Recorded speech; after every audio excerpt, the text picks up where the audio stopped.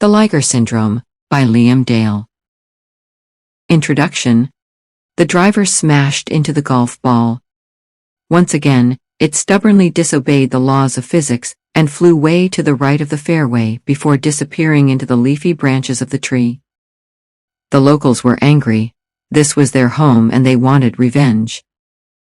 Such was the scenario on the 16th hole of the Mountain Shadow golf course in Thailand. The locals were a colony of giant Asian hornets who attacked en masse. I ran fast, but they flew faster, and soon I was enveloped by an angry, stinging swarm. I passed out and began to go into anaphylactic shock. The journey to hospital was bad. I could barely breathe, and my heart wanted to leave my body. I began to hallucinate. The hornets grew bigger and bigger, reaching the size of a small bird as they attacked in formation. I survived, as did the nightmarish hallucinogenic dream. The Liger Syndrome was born.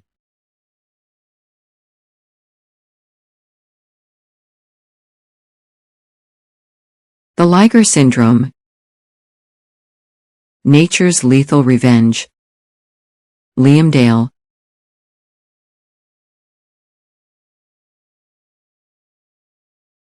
www.liamdale.net.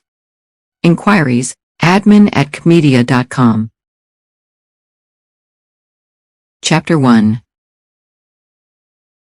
No Eyes.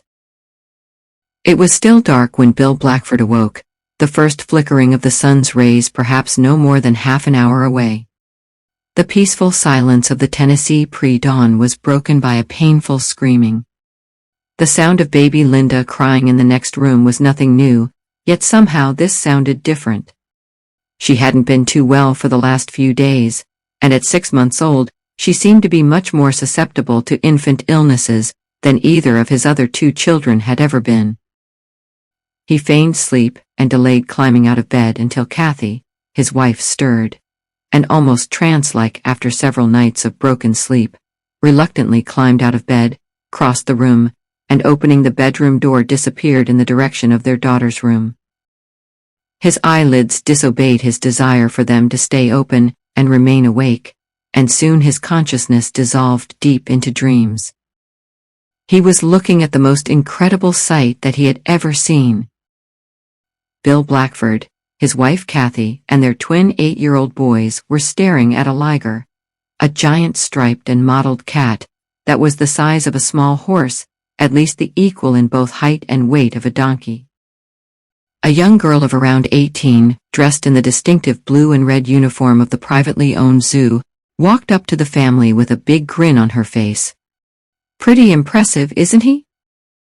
"Impressive isn't the word for it." Bill Blackford eyed the pretty young girl up and down as he replied. "What on earth is it?" The young girl rather provocatively returned his gaze before replying. "It's a liger, sir, a cross between a male lion and a female tiger. If it had been a female lion and a male tiger, it would have been a tigon. Those never grow larger than their parents, though. The liger is a hybrid offspring of a male lion, Panthera leo, and a female tiger, Panthera tigris. The liger has parents in the same genus but of different species. The liger is distinct from the similar hybrid called the tigon, and is the largest of all known extant felines." Kathy broke into the conversation. "Has he stopped growing yet? Surely he can't grow any bigger?" The young girl grinned. "Not at all. He eats over 100 pounds of meat every day, and could continue growing for several years yet. There was a liger at King's Animal Sanctuary in Wisconsin that weighed over 1,200 pounds. Cecil passed that record weight over 6 months ago, and he still seems to be getting bigger every day." Bill Blackford shifted his gaze from the girl's quite pretty face to her breast. "Why are they so big?" He winked before his eyes returned to her face. "He's enormous. Do they exist in the wild?" "Not in the wild, sir. The lion is from Africa and the tiger from Asia. They have, however, been around in India since the early 19th century, with the lions being in captivity. As for the reason for their size, no one is 100% sure, But the current thinking is that the inhibitor gene that stops growth at a given point in the development of all creatures becomes inoperable in the Liger, triggered possibly by chromosomes, or it may even be hormonal. It has been suggested that the growth dysplasia lies partially outside of the gene. My thinking entirely. Even the twins laughed at their father's comment. Can he breed or is he sterile like most hybrids? The girl again grinned as she replied. Ligers have bred before in certain private zoos, sir, but we are afraid of what kind of a monster we could be creating. Can you imagine breeding with two creatures the size of Cecil, and the growth inhibitor gene of the offspring switching off? We could have a feline version of T-Rex. We would have to rename this zoo Jurassic Pussy Park. Kathy Blackford burst out laughing, the twins' fertile imagination going into overdrive with visions of a feline dinosaur. Bill Blackford's imagination was also going into overdrive, as with his wife unable to see his face, he again winked at the girl and mouthed the word pussy. He had always been a womanizer. Ruggedly handsome, his eyes displayed a hint of excitement, possibly even danger. Some women found this quality attractive. Kathy had lost the only man that she had ever truly loved, for just a hint of this forbidden fruit. The morning sunlight flickered through the blinds, and danced in its own reflection as it scattered randomly from the dresser mirror, a slight breeze gently ruffling the blinds through the half-opened window. Bill Blackford awoke from his dreams and rubbed his eyes, cursing as he felt the familiar itching sensation on his bare back. At least one mosquito had sated its hunger during the night. What is the point of fitting mosquito screens if you insist on leaving them open? He had accusingly asked Kathy the same question 100 times. Rarely did he receive a reply other than either a nonchalant shrug of the shoulders or a knowing smile. At least the screens were kept closed in the children's rooms. Dengue fever and West Nile disease were endemic in the region. Baby Linda suddenly burst out crying again. It seemed to be a combination of crying and painful screaming. Where was Kathy, he wondered, and why wasn't she comforting her? Surely it was well past her feeding time. He slipped on his dressing gown and walked into his daughter's room, stopping dead in his tracks as he entered. He gazed in shocked horror at the sight that confronted him. Kathy was completely immobilized, frozen in time. She was standing both upright and rigid in a pool of her own urine that, having soaked into the thick pile carpet, had spread across the floor of the room, and continued to run down her legs. She was gazing down at her screaming child. Baby Linda was not looking back at her. She had no eyes, in their place nothing but two empty sockets. "What the hell have you done to my child, Kathy?" he screamed as he grabbed his wife by the shoulders, at the same time shaking her violently. Kathy Blackford did not respond. Her body remained completely rigid as the carpet stain grew ever larger. He let go of her shoulders and took the few short steps towards the bed, cursing as his bare feet squelched in the expanding pool of urine that had given the cream bedroom carpet a strange, almost kaleidoscopic appearance as the sunlight reflected through the open blinds. He leaned over his daughter, nausea no more than a hair's breadth away, tears running down his cheeks. The empty eye sockets seemed to stare back at him. There was no blood, just two empty holes where her eyes had been. "Why, Kathy, why?" Bill Blackford again screamed as Stephen, one of his twin boys, entered the room, and on seeing his sister, burst into tears before dashing out to the safety of his own bedroom and locking the door behind him. There was no movement or sound from Stephen's mother. Kathy's unblinking eyes stared straight ahead, devoid of feeling or emotion, her body completely paralyzed and unable to respond to her brain's messages and instructions. "Stay in your bedroom, boys." Bill Blackford's voice was loud and threatening. He had to get to the phone and speak to BB. Sheriff Bud Bradley would sort this out. Their relationship was still frosty, and had been for 15 years, but at least he could be relied on in a crisis. Sheriff Bud Bradley traveled with his own personal force field for company, his aura radiating both menace and benevolence. Even as a boy, he was recognized as an alpha male, combining a streetwise intelligence and cunning with excellent athletic ability. After high school, he would go to college and take up a scholarship before becoming a professional ball player. His future was pretty well mapped out for him until the day that his whole life became derailed. Bill Blackford was responsible for the derailment. Bradley's childhood sweetheart had been Kathy Liger, and when he wasn't playing ball, their every living moment was spent together. No one really knows why Kathy secretly began seeing Blackford. Maybe it was the excitement of his wild, devil-may-care approach to life. What they did know, however, was that somewhere down the line there was going to be fireworks, and Blackford would be lucky if he stayed alive. Bill Blackford was aware that there would be no benevolence heading in his direction, and went to ground in Memphis the moment that Bradley got wind of his relationship with Kathy. The next day, Bradley joined the military, and Blackford returned to Kathy. For 15 years, Kathy had regretted her mistake, and for 15 years, Bradley had carried the scars, never once coming even close to another girl emotionally. Chapter 2. Just a kid?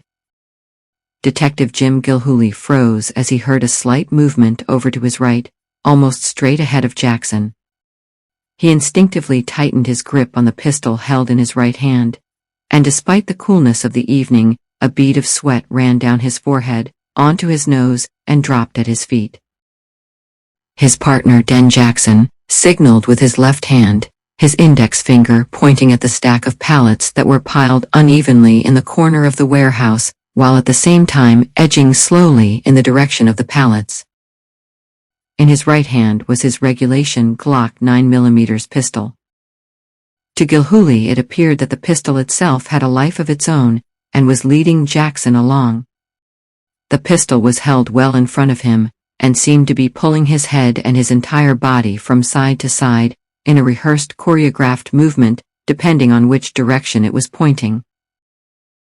Eyes narrowed with concentration, senses on high alert, Jackson swept the area with his pistol. Sergeant Den Jackson was good. He had 15 years' service in Vice behind him, and had managed to stay alive despite the odds. Life expectancy in the Los Angeles Vice Department was usually dependent on the officer's willingness to trade. It was a two-way trade. Small shipments of drugs would be intercepted following an anonymous tip-off or an informant's paid-for information, and the big ones would pass through in return for cash payments and whatever favors were needed. It wasn't an ideal situation. It was, however, a practical compromise. Bust the small guys and keep the mayor happy, leave the big dealers alone and stay alive. Both Gilhooly and Jackson were well aware of the mayor's connections with the Artizzoni Mafia mob, the joke currently doing the Vice Squad circuit being that the mayor had fed Vice enough red herrings to feed most of California. Still, it was a job, the rather poor salary being compensated for by the regular, fringe benefits that appeared courtesy of the Artizzoni family PR department, and shared out equally between the boots on the street. The assumed status quo was maintained by regulating the supply and demand of the drugs, and by Vice turning the proverbial blind eye when instructed to do so. There was also a strict code that had to be observed by all suppliers. To break the unwritten code resulted in a phone call to Vice, and officers like Den Jackson and Jim Gilhooly would move in and make the necessary arrests. Drugs had always moved freely throughout the city, and had always been controlled by the Artizzoni Mafia family. The big dealers made big money, the law enforcement officers made decent money and stayed alive, the drug users died. Everything was nicely in balance, the only taboo being the sale of drugs to children. Dennis Jackson and his partner Jim Gilhooly were closing in on such a drug dealer. Jackson stopped and held up his left hand to Gilhooly. Gilhooly froze, as once again a bead of sweat ran down his face. He could feel his heart physically beating inside his chest, beating so hard that surely even Jackson could hear it. His gun hand began to tremble as doubts about his suitability for the job began to surface, doubts and irrational thoughts that were compressed into microseconds. It was as if this was his first time on the streets. He was experiencing the same intense emotions that had surfaced on his first ever drugs bust. Jackson was very much his mentor, and had taken him under his wing ever since his first day in Vice. "We all feel that way, Jim," he had told him. "If you ever lose the fear and the doubts, get the hell out of Vice. They are what keep you alive." A figure suddenly jumped out from behind the pallets and pointed his pistol at Jackson. Why didn't Jackson shoot? What was it that prevented a seasoned copper from taking out a target at almost point-blank range? 3 shots rang out and Sergeant Dennis Jackson became one more statistic in the Los Angeles Roll of Honor. Killed in the line of duty. The figure spun to one side and fired at Gilhooly. Gilhooly responded. Gilhooly could shoot and had passed out with honors at the academy. At a range of no more than 5 yards, his 3 bullets found their mark, the small figure folding into an almost fetal position as it hit the ground, the pistol flying in the direction of Gilhooly. He moved over to Jackson, who was still moving. The body began to shake as a cough brought blood spurting from his mouth. Gilhooly read the message conveyed by the eyes, both men knowing that there were no more than seconds left on the clock. "I will look after Susan," he said, tears welling up in his eyes and running down his cheeks. "I promise you that, Den." Jackson's eyes closed, a faint flicker of recognition momentarily flashing his message of thanks to Gilhooly. Chapter 3. The Contract. Sheriff Bud Bradley, BB to his friends, was driving around the small Tennessee township of River Pastures when he took the call. Bradley didn't live in River Pastures, but owing to the small size of the local villages and towns, his jurisdiction covered the 3 towns of River Valley, River Pastures, and Greensville. Bradley lived in Greensville in one of the smallest buildings in town, quite conveniently situated next door to the rodeo. A small yet lively bar that was the focal point of entertainment for all 3 towns. "We gotta get along to the Blackford place, Jim. Bill Blackford is screaming something about his daughter going blind or something. I don't know what it is about this goddamned town, but the radio never works till I get out of the place." Detective Jim Gilhooly smiled at the exaggerated Tennessee drawl of the sheriff. He could remember watching an old James Bond movie many years ago. Bradley reminded him of the sheriff in the movie. Perhaps something exciting was eventually going to happen in this one-horse part of the world. Jim Gilhooly genuinely hoped so. He had been stuck in the middle of this nowhere kind of place for 3 months now, and often longed for a return to the excitement and danger of Los Angeles. So far, he had managed to help resolve a slight frictional dispute between 2 local farmers over no more than a few yards of a land boundary, and had punched a drunk while sorting a confrontation at the Greensville bar. He did, however, know that he could never return to L.A. How was he to know that the young punk who took a potshot at him during the undercover drug sting was the son of Don Louis Ardizzoni, the Los Angeles Mafia head man, a man with far more power than any law enforcement officer, a man who could order death with no more than a nod of his head? His response had been pure reflex. How was he to know that the boy was only 13? The little bastard had been selling near-pure heroin stolen from one of his father's dealers to his classmates at school, resulting in a 12-year-old kid in hospital with brain damage. A bullet from a 13-year-old kid still kills, and the one fired at him had disappeared somewhere inside his body, fortunately missing all major organs and arteries. Its removal had taken the surgeon just a couple of minutes, and the scar just below his ribs had all but disappeared. He still had nightmares over the incident, and occasionally awoke wet with sweat, his heart pounding wildly. His partner Dennis Jackson couldn't make the shot. He couldn't kill a kid, and his hesitation had cost him his life. The contract on Gilhooly had been placed, it was irrevocable. Michael Ardizzoni, even though only 13, was already being groomed to take over as a capo on reaching his 21st birthday, Then he would be replacing his father as the capo crimine of all LA, when the time was right. Michael Ardizzoni was born to be a Mafia godfather. Don Louis Ardizzoni had lost his only son and heir and swore vengeance. Nothing and no one would get in the way. Detective Jim Gilhooly had to die. It was simply a matter of honor, and honor within the Mafia hierarchy was everything. Gilhooly had refused to enter a witness protection program, and instead had chosen the anonymity of a Tennessee small-town deputy sheriff. When the time was right, he would return to LA and eliminate the Mafia godfather. This he had to do, or his life would always be in danger. A Mafia contract was forever active and remained open until either completion or the death of the man who had placed the contract. He knew that sooner or later he would be found. In the meantime, he would bide his time and keep a low profile, making his move whenever the time was right. Don Louis Ardizzoni was a shadowy figure, and had never been seen since the day a paid assassin had put a bullet in him 13 years earlier. It was rumored that not even his closest associates knew of his location. The smart money said he was running his crime empire from a remote island in the Bahamas.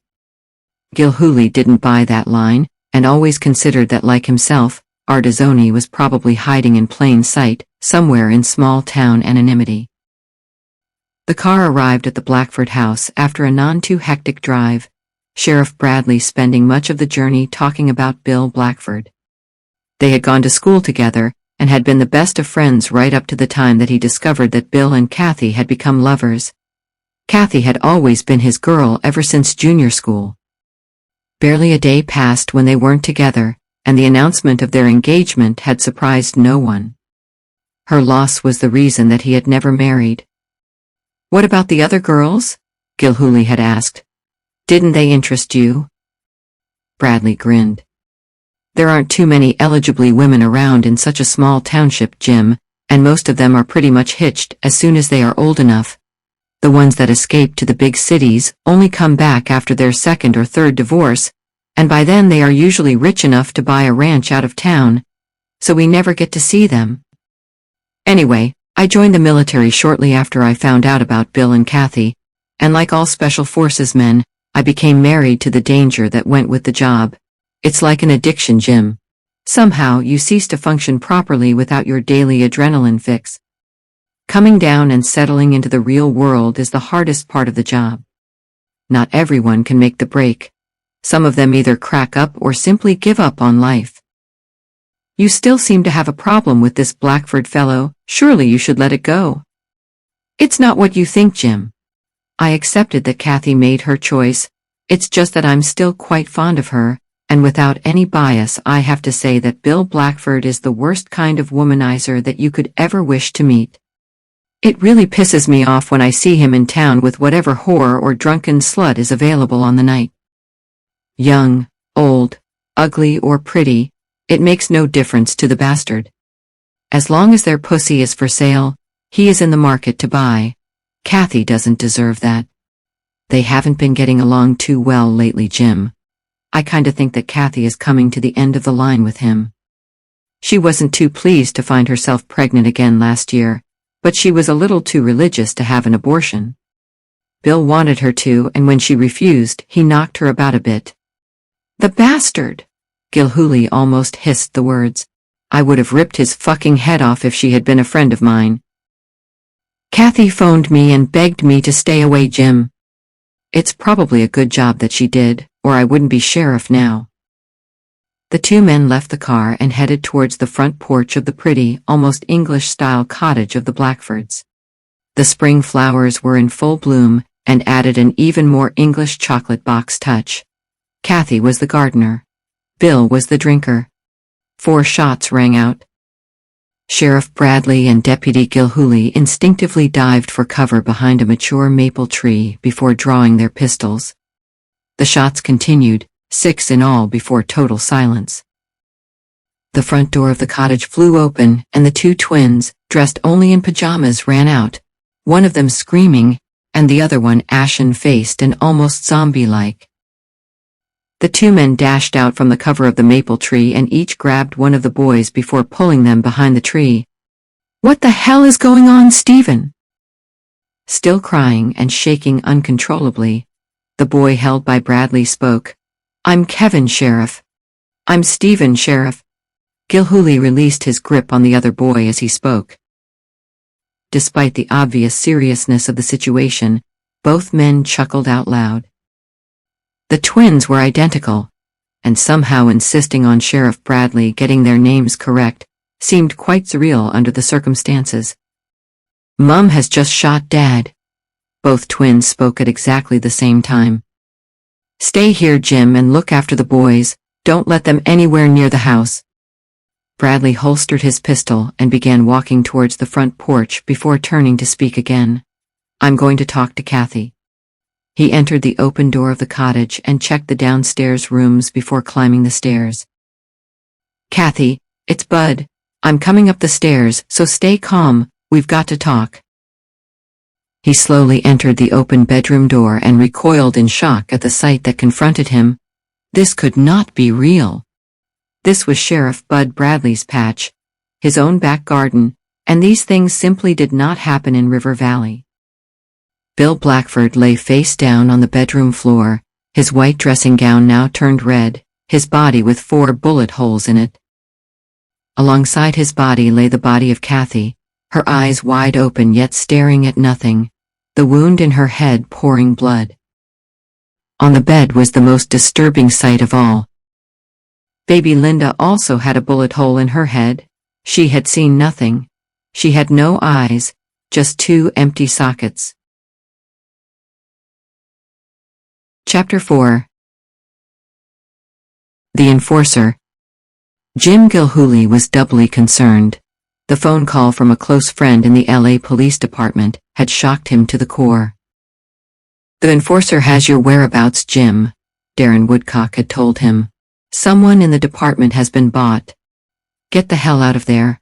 No one knows what he looks like, but I've heard that he is the best there is. You will not stand a chance. The word on the street is that this guy never fails. Good luck, buddy." The phone then went dead. How could anyone have been bought? Woodcock and the vice squad captain were the only ones that knew where he was, and both men he would have trusted with his life. There had to be something else, but what? "Stuff the Enforcer." He spoke out loud. "No one is perfect and I'm pretty good myself." Jim Gilhooly was aware of the Enforcer. Everyone in the LA Police Department was aware of the Enforcer. This was a man that cost serious money to employ, and had been active in the Los Angeles area for the last 5 years. No one knew his identity as he always operated through an agent. No one knew the number of kills to his credit. Top targets died and top dollar was paid. Woodcock was right. He was bloody good. He was the best that money can buy, and deep down Gilhooly knew that he was already dead man walking. "Fuck him!" Gilhooly almost shouted out the words. "Am not going to run." Gilhooly's mind went back to the River Valley Massacre, as the press had christened it. Something didn't quite stack up. The party line was just too simple. Bill Blackford had gouged out the eyes of the baby that he had never wanted in the first place, and Kathy had shot both him and the baby before turning the gun on herself. Case closed. Where were the eyes? There were no dogs in the house to have eaten them, and the forensic examination of both parents' stomach contents had come up clean. Why would Bill Blackford gouge out his child's eyes? Even if he had initially wanted Kathy to have an abortion, the kid had been born. It was now too late to turn back the clock. Neither Bill nor Kathy had any trace of either alcohol or drugs in their bodies, and other than the one occasion, Bill Blackwell had no record of violence. An attractive young FBI agent had engaged him in conversation as they surveyed what had been the crime scene, speaking quietly and looking cautiously around the room. She almost whispered that she had heard rumors that this was not the first time. She then immediately went silent as her superior appeared on the scene, catching Gilhooly's eye and slowly shaking her head in a warning gesture. She had wanted to tell him something important, but had been silenced by the very presence of her superior. He wondered what it was that was troubling her. "Damn," Gilhooly almost shouted. "Damn. Damn. Fucking damn." There had been no departmental leak as to his whereabouts. That bloody photographer had snapped him as he had left the Blackford house. Every damned newspaper in the land had been following the case, and his picture had been splashed everywhere. Someone in LA must have recognized him. Damned newspapermen. He was beginning to enjoy his life as deputy in the small-town community. But as soon as the press had got hold of the shooting of the child, all hell had broken loose. Another puzzling development was how the story ever broke in the first place. Both he and Bradley had been warned with serious intent that the incident had never happened at all, and under no circumstances must a word be passed to either the press or the media. How would he recognize the presence of an assassin when all three towns were flooded with newcomers? There were camper vans and TV crews renting every available space in nearby fields. They were even talking about making a bloody film of it. Where were the eyes? They couldn't just disappear into thin air. His car pulled up outside the Blackford house. He had to take one last look. What had he been missing? He knew that there had to be something that he had overlooked. But what? His gut instinct told him that the disappearance of the eyes somehow held the key to the murders. What was it that the young FBI girl had been trying to tell him? He quickly searched the ground floor rooms before climbing the stairs, knowing instinctively that downstairs there would be nothing for him. Everything simply felt normal. It was just a clean, well-kept family home. As he climbed the stairs, his senses activated, his whole body tingling as he entered the bedroom. The bedroom held the key to the puzzle, but what had he missed? Other than 3 dead bodies, it had been just a bedroom, no different to millions of others, so why had Kathy Blackford killed her husband and child before turning the gun on herself? Where the hell were the eyes? The bedroom stank of rotting flesh, the blood having soaked into the thick cream carpet and putrefied. The chalk marks on the carpet were a grisly reminder of the positions of the dead bodies, some of the chalk having mixed with the blood, producing an chaotic, abstract landscape of cream, white, pink and red. He was now free to conduct yet one more search, but why? What was he looking for? There was nothing to find. He had searched every inch of the damned place. Where were the bloody eyes? They couldn't just disappear. Why was no one concerned about the eyes? He was beginning to feel a little sick, as the smell of death once again entered his consciousness. Only this time it was the specter of his own death that invaded his senses. The bullet that he'd taken from the Artizzoni kid had hurt like hell. How would the enforcer try to kill him, he wondered? Would he blow up his car with him in it? Close-range headshot? Long-range sniper shot? He was a pretty good shot himself with both pistol and rifle, and had put 3 bullets into the kid's chest in less than a second at 5 yards range, a fraction of a second before the kid could take his second shot. It was only after the kid dropped, and he had watched Den Jackson die, that he realized that he himself had been shot. That's when it started to hurt like hell. He opened the bedroom window to let in some fresh air and noticed the hole in the rigid mosquito netting. It was in the top left-hand corner of the screen, almost perfectly round, and about the size of a golf ball. Why would either Bill or Kathy cut a hole in the mosquito screen? That would be pointless, and would simply focus the carbon dioxide from the child's breath on that one point. Mosquitoes follow the carbon dioxide trail from many yards away in order to locate their victims, so the hole was an open invitation to enter the room and dine. He knew that somehow the hole was significant, but he had no idea why. Nothing about this case made any sense. Sure, domestics often ended up with one or other of the feuding couple shooting their partner. Occasionally they may shoot themselves, but killing a 6-month-old little girl and worse still, gouging her eyes out. No, that never happened, and never would happen, so he simply refused to buy the official party line. Another thing that puzzled him was why the FBI were involved.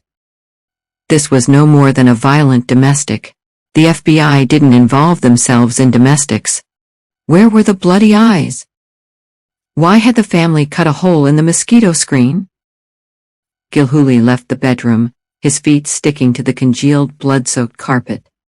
He was feeling sick and needed his lungs filling with fresh air. Perhaps he was keeping too high a profile. If the enforcer was already in town, he was a sitting duck wandering around without backup. As he climbed into the car, he wondered if he should simply drive away and become someone else. He could grow a tash, maybe even a beard, dye his hair, wear glasses, perhaps even emigrate to Europe. "Fuck the enforcer," he shouted out loud. He wasn't going to run. Why should he spend the rest of his life looking over his shoulder? Don Louis Ardizzoni was the coward, not Jim Gilhooly. Ardizzoni had spent 13 years in hiding through fear of an assassin's bullet. What kind of a life was that? "Bring it on, you bastard," he said out loud. "When I have dealt with your hitman, I will find you and deal with you." Gilhooly put the car into gear and left the Blackford residence, heading for Greensville, and wondering if he really meant what he had just said out loud. The open road to obscurity and anonymity was still an attractive option. How many different identities would he need? He would certainly need new passports, social numbers, bank accounts, and all of those involved using sources within the police department. It was impossible to know who was in the pay of the mob inside of the department. Neither he nor Den Jackson had been lily white in their dealings with them, but that had been born of necessity rather than greed.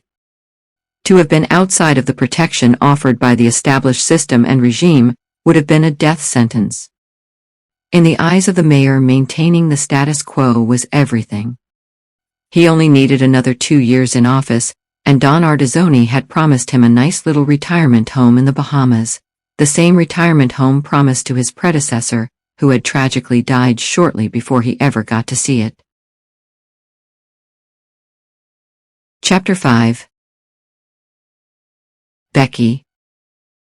"Jesus Christ, Jim, you've been hung out to dry. Someone has been bought. Why didn't I think of it myself? I could do with a little extra cash. I wonder how much Ardizzoni is paying the enforcer. He's not a mythical figure, you know. It's common knowledge that he took out that gay boy senator over in Memphis a couple of years back. Now that was a job and a half, a bloody heart attack in front of hundreds of people. It took them weeks to analyze the drug that he used, and they still don't know how he ever got him to take it." Gilhooly grinned as he spoke. "Not really hung out, bud. It was my decision to walk away from witness protection. Besides, the northern states are too bloody cold. How would I ever survive winter in Montana, having spent my whole life in LA? I'm too old to take up skiing." Sheriff Bud Bradley and Jim Gilhooly were sat in the sheriff's office in Greensville, Tennessee, and both men burst out laughing at the thought of Jim Gilhooly being too old for anything physical.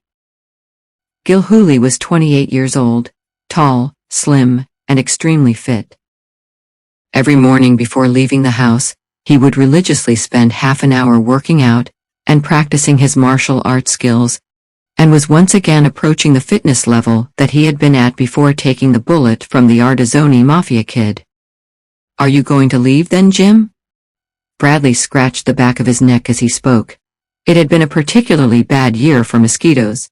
He really had to fit screens to his windows before he ran out of blood. "Where am I going to go to, Bud?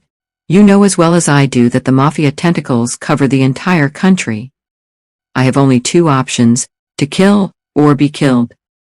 It's something that I have to do by myself, as I have no idea who is on the Mafia payroll in the LA Police Department." "Who is this enforcer fellow then, Jim? Surely someone in the department must know his identity? If he has been operating in the Los Angeles area for 5 years, he must have some form of contact with the outside world. How would anyone get in touch with him to place a contract? At least one person knows who he is. Not even the people who employ him know his identity, Bud. He works through an agent. The only thing that the LA police know is that he is bloody good, and so far, he has never failed a contract." The sheriff burst out laughing as he spoke. He has never come up against Sheriff Bud Bradley before, Sonny Jim. He is in for quite a shock. Sheriff Bud Bradley was not being flippant, neither was he joking. He had endured much hardship and dispensed more than his fair share of death during his special ops days in both Iraq and Afghanistan. He had got to within a whisker of bin Laden only to be thwarted, in fact completely shafted by either the Pakistani intelligence services or more likely his own government. He and Corporal Smokey Robinson had barely escaped with their lives, the other 4 men in his section being cut down before they could return fire. Bradley was still convinced of his own government's collusion in the setup. Spotting an outsider in any of the 3 towns under his jurisdiction would ordinarily have been as easy as falling off a log. Now, however, the whole place was full of ghoulish sightseers and journalists. An assassin could hide under many disguises. The office phone rang, and Bradley picked up, groaning as once again he recognized the young female voice. "No, no, no. How many times have I got to tell you that I am not doing any interviews, so please stop trying to con me with your rubbish about conspiracy theories. I am not interested." Bradley paused and listened for a few seconds before again speaking, this time with a genuine irritable inflection in his voice. "No, I did not check the bloody mosquito screens. Why the hell would I do that?" Jim Gilhooly was up off his chair in a flash, and grabbing the phone from Bradley almost shouted down the phone. "What about the mosquito screens? I checked them. Why do you want to know about them?" There was a silence of several seconds before the female voice again burst into life. "Whatever you do, please tell me that you didn't find a circular hole in the screen." "And if I did?" "If you did, then we have got to meet, but not a word to anyone or neither of us will be safe." Gilhooly felt a chill traveling up and down his spine at both the seriousness and obvious fear in the girl's voice. What had he got to lose in a meeting with the girl? His life wasn't worth a dime anyway, unless of course Sheriff Bud Bradley was true to his word, and was indeed as good as he said he was. "Can you find your way to River Valley?" Gilhooly felt a little excitement coming on. Life in Sheriff Bradley's empire was usually so predictable, yet his senses were now tingling, not just at the sound of the girl's voice, but at the possibility of an answer to the Blackford problem. Maybe the girl could solve the mystery of the missing eyes. "I have GPS in the car, so as long as it is the Tennessee River Valley town and not one of the other dozens of similarly named towns in the country, I should be fine. Tomorrow at 2:30, okay? Where shall we meet?" As you drive in along the new freeway, around 50 miles north of Memphis, you will see the sign for the town. I will be in the River Valley Diner at 2:30. I'm the tall, dark, handsome fellow, so you should have no trouble recognizing me. I can't wait. I'm the long, dark-haired film star with legs to die for, so you should have no trouble recognizing me either. My God, I think I'm in love, was all Jim Gilhooly said after he had put the phone down. Bradley smiled. Tall, dark, handsome fellow indeed. There is nothing like a good murder to stimulate the sex organs, Jim, but be careful. No one knows the identity of the enforcer. Who is to say that he isn't some type of ladyboy transvestite, and you are now gasping to get inside his knickers. Sometimes the professionals use a pretty girl as a form of honey trap to lure you into their sights and to keep you off guard, so keep your eyes open and your wits about you. In both Afghanistan and Iraq, the bastards used to send drugged-up women into the more secure compounds loaded with explosives and suicide belts. We lost a lot of men that way. Why don't you come along, Bud, if you are so worried? You look as if you could do with a good meal. No thanks, Romeo, this is your play. And you know that three's a crowd. Anyway, what exactly is it with the mosquito screens that she was on about? I found a hole in the screen in the kid's bedroom. I don't really know why, Bud, but somehow it seemed significant. Why would any parent cut a hole in the screen? There would be no point in having the screen there in the first place. It definitely wasn't a tear. Bradley shrugged his shoulders. Gilhooly had become quite animated, reflected in his slightly higher than normal voice pitch. He had already noticed how instinctive Gilhooly's behavior and mannerisms became at the first sign of trouble. He had seen this quality over many years working with Smokey Robinson. Robinson had an almost telepathic feel for problems before they even surfaced. He had smelled a rat on the day that the rocket killed all those kids in Iraq, and still carried the burden of their deaths. "There's something wrong, Bud," he had said. "I'm not happy with this." "Intel says it's where bin Laden's right-hand man is hiding," Bradley had replied. "So, position the laser, paint the picture, and let's get out the hell out of here before we are cut to pieces by the shrapnel." Smokey had been right. Over 100 kids had been incinerated by the rocket. It was to be several months before the head of bin Laden's right-hand man appeared in the telescopic sights of Master Sergeant Bud Bradley, and seconds before being sent to join his 72 virgins in Allah's paradise. Chapter 6. Instant Attraction. "So you are a journalist then, Becky? What's in it for you if you are correct and it is a cover-up? Shouldn't you be more than a little concerned about your own life if what you say is true?" Jim Gilhooly was sat in the only restaurant in the town of River Valley, dressed for the first time since he had left L.A., in what could only be described as his best, yet still not very suave civilian clothing. His normal suits had been lost in the firebombing that had destroyed his apartment while he was still in hospital recovering from the bullet wound. His brief tenure in the hospital had been fraught with danger when two of Artizzoni's Mafia goons dressed as doctors had taken a pop at him, pumping half a dozen bullets into the wrong body below the bedsheets as he slept in a nearby room. The girl was extremely pretty, and had caught his eye the moment that she walked into the restaurant. She did indeed have long dark hair, but the legs to die for were covered. He resisted the temptation to pass comment.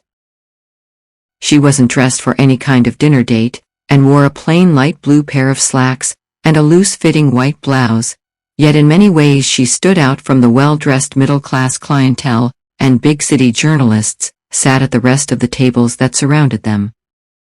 The town was still quite busy with local businesses doing good trade on the back of the Blackford murders. Becky Thompson wore no makeup and barely a hint of lipstick and eyeshadow. She didn't need either, and within 10 minutes of meeting, the physical and sexual attraction between Gilhooly and Thompson was already apparent. Their two faces suddenly turned red, as they simultaneously realized that each of them was so engrossed in the other's presence that all conversation had come to a halt. Gilhooly looked down as he poured another glass of wine, and wondered why he was feeling so lightheaded. He had only drunk 2 glasses so far, 2 glasses, and he was unable to concentrate. He hadn't dated since the shooting of the Artizzoni kid, and had begun to feel like a lovelorn school kid stood up on his first date. His whole body was beginning to tingle. He had to slow things down. "He was your brother, you said?" The girl laughed out loud before attempting to sound serious. He really was a good-looking guy, and beneath the ill-fitting suit, he looked as if he had been assembled in the correct order, with all the right parts slotting neatly into place. "Half-brother, really? My mother died shortly after giving birth to me. Dad remarried 3 years later, and Mark appeared 4 months after the wedding." "Shotgun!" Gilhooly made a passable impression of someone shooting. Becky Thompson smiled. "It worked though, Jim. It worked right up to the whole family being torn apart in the car a few months ago." The car was hit by a stolen 40-tonner that had swerved onto the wrong side of the road for no apparent reason. The driver walked away unharmed and disappeared without trace. "I should have been in the car with them, as they were on their way to a family wedding, but I fell ill a few hours before we were due to leave. My brother drove my car, so I stayed at home." "You think that they were after you then, Becky? Why? And who are they?" "I don't know for sure, Jim, but I've got a pretty good idea that it's to do with the government facility, a couple of miles out of town. The place is like Roswell, and is guarded day and night. One of their employees was a sometime boyfriend of mine, and told me of some of the goings-on at the place.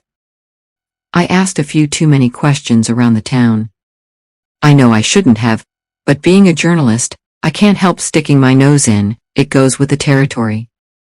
Pretty dumb really, that's why I think that I was targeted. Roger, the boyfriend in question, was killed in a hit-and-run accident a couple of weeks later. Gilhooly tried to look interested in her story, but her physical presence and attraction prevented any form of concentration. He wondered if her sometime boyfriend had been screwing her. Was that why he was only a sometime boyfriend? Maybe she only called him when nature demanded it. It was inconceivable that anyone so young and good-looking wasn't being screwed on a regular basis. If Roger was dead, who was screwing her now? He blinked hard a couple of times and tried to pull himself together as he spoke. How long have you been a journalist then? Not for long, Jim. I was a biochemist in England in a previous life, but threw in the towel when things went wrong. That is why I am here now. What has all this got to do with our town then? And what is all the secrecy with the mosquito screens? I heard that the little girl's eyes were missing. Is it true? And if it is true? Gilhooly frowned, his face suddenly displaying puzzlement. None of this detail had been released to the press. The FBI had insisted on it. It's happened at least twice before, Jim, and each time there has been a cover-up. On both occasions the entire family has been relocated. Well, that's the euphemistic term for completely disappearing. Possibly eliminated before they could speak to the press. Is it a madman or something, Becky? And what is the significance of the hole in the mosquito netting? No, Jim. The problem isn't an individual. It's much bigger than that. I think that there is involvement right up to government level. Why would security at the Institute be so tight? I walked quite close to it a few weeks ago, and was met by armed guards and bloody great dogs. Those things weren't family pets. They are definitely hiding something, and I have a pretty good idea what it is. And the hole in the mosquito netting? That is how they are getting in, Jim. They are cutting their own hole in the netting and eating the soft tissue of the eyes. So far only babies have been targeted, but it is only a matter of time before they move on to bigger things. They? Yes, Jim, they are now beginning to breed, and every generation is bigger than the last one. Soon they may well become unstoppable, and the whole country will be at risk. At the moment there is no way of stopping them. I know that you probably think that I'm mad and exaggerating, Jim, but the threat is very real. We could even be talking about a threat to the entire human race unless a solution is found. To be honest, I think that it may well be too late. They are already out there and multiplying as we speak. Gilhooly went quiet and assumed a thoughtful expression before speaking. Are we looking at some kind of mutated virus, Becky? Something like, say, Ebola, or a resurgence of the bubonic plague? I have always believed that one day Mother Nature would strike back in response to the destruction we have been creating in the name of human expansion. Becky Thompson shook her head. Mother Nature has nothing to do with this, Jim. This is a monster of our own creation. Mother Nature has already taken sides, and she hasn't chosen ours. The restaurant door opened and a tall man, perhaps in his mid-30s, and dressed in an immaculate suit, entered. He paused and looked around. From his bearing he was obviously a man in a position of authority, almost certainly ex-military. He carried a message of threat in his eyes, both of which became focused on Gilhooly, before moving on to Becky. The flash of a grin, a threatening grin, creased his face. Gilhooly's eyes narrowed and flashed equal menace, his right hand moving slowly towards his concealed pistol. He lifted the guard off the holster, his hand clasping the pistol handle. Was this the enforcer? Maybe Bradley's suspicions had been spot on, maybe Becky was the honey trap. He gripped the handle of the Glock and prepared to fire if the stranger so much as made the slightest threatening move. The bullet from the Artizzoni kid had hurt like hell. He didn't want to take another one, knowing full well that a professional hitman's bullet would be delivered with considerably more accuracy. If this was to be the showdown, he was ready. Becky's eyes followed Gilhooly's unblinking, threatening stare. He's from the government facility, Jim, she whispered. Probably FBI. I think that he is following me. He's also armed. Gilhooly's voice was strangely reassuring. If I make a move, hit the floor. Catching Gilhooly's by now intimidating aura and coiled posture, the man slowly stroked the slight bulge in his jacket, and flashed a thin, almost contemptuous smile, before turning around and disappearing through the restaurant door to be joined by a much smaller, heavy-set man, also immaculately groomed and dressed. The two men casually and swaggeringly walked down the main street of River Valley. They had wanted to be seen and had made their point. Gilhooly had also made his point, delivered with interest. This was not the enforcer. The enforcer did not issue warnings. A couple of FBI agents were small fry in comparison to the adversary that he was soon to face. Even if he did survive the enforcer, he knew that there would be others, limitless numbers of them.